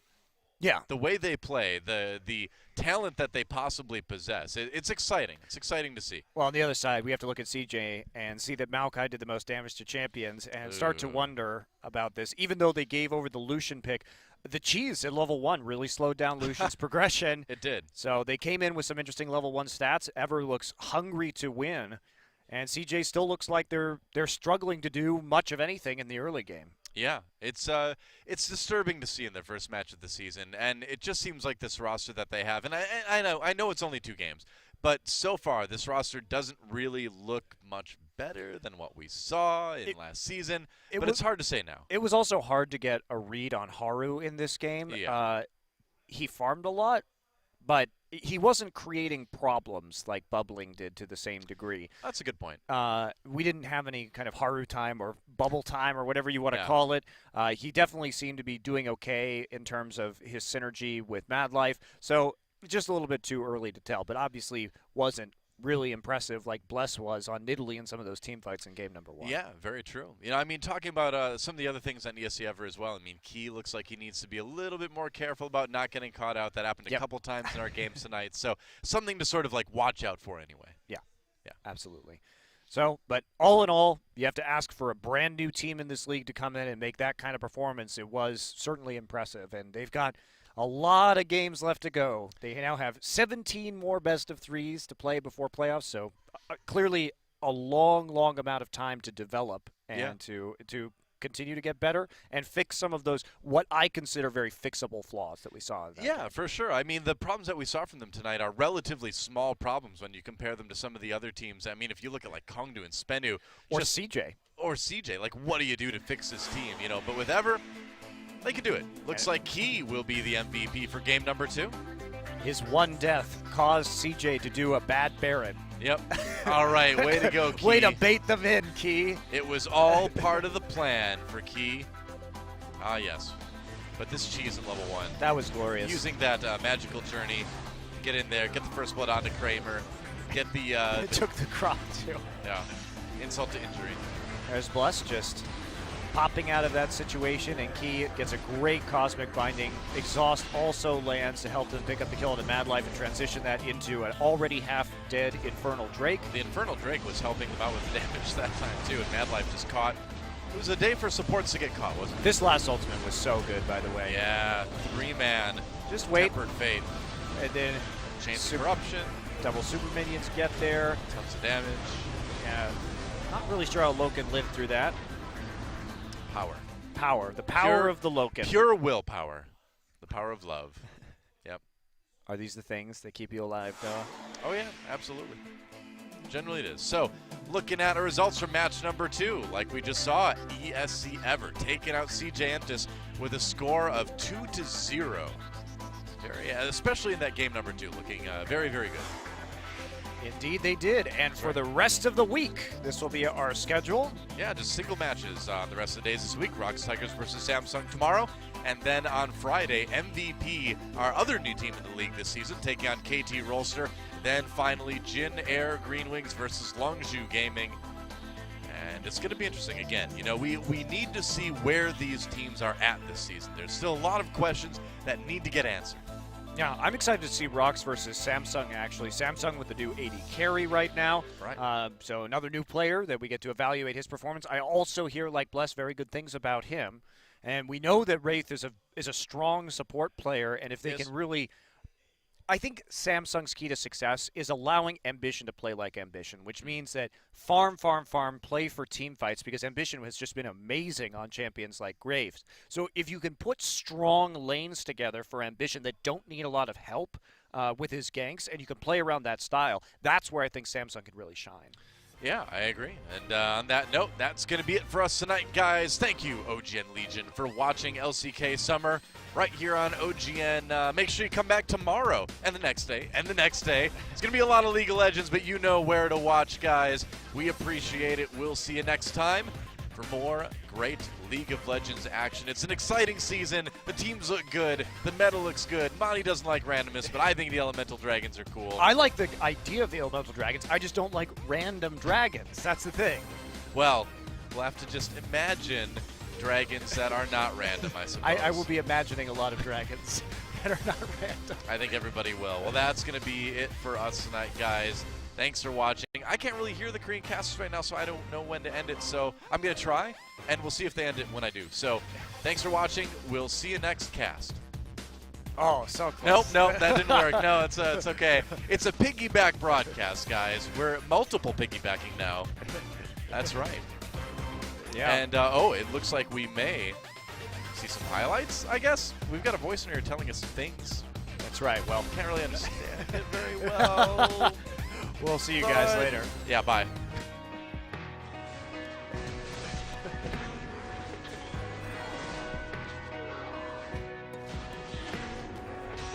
I know I should let it go, take a different road when I'm driving home, but I don't want to. Get your number from your phone instead of calling, asking if you're all alone, but I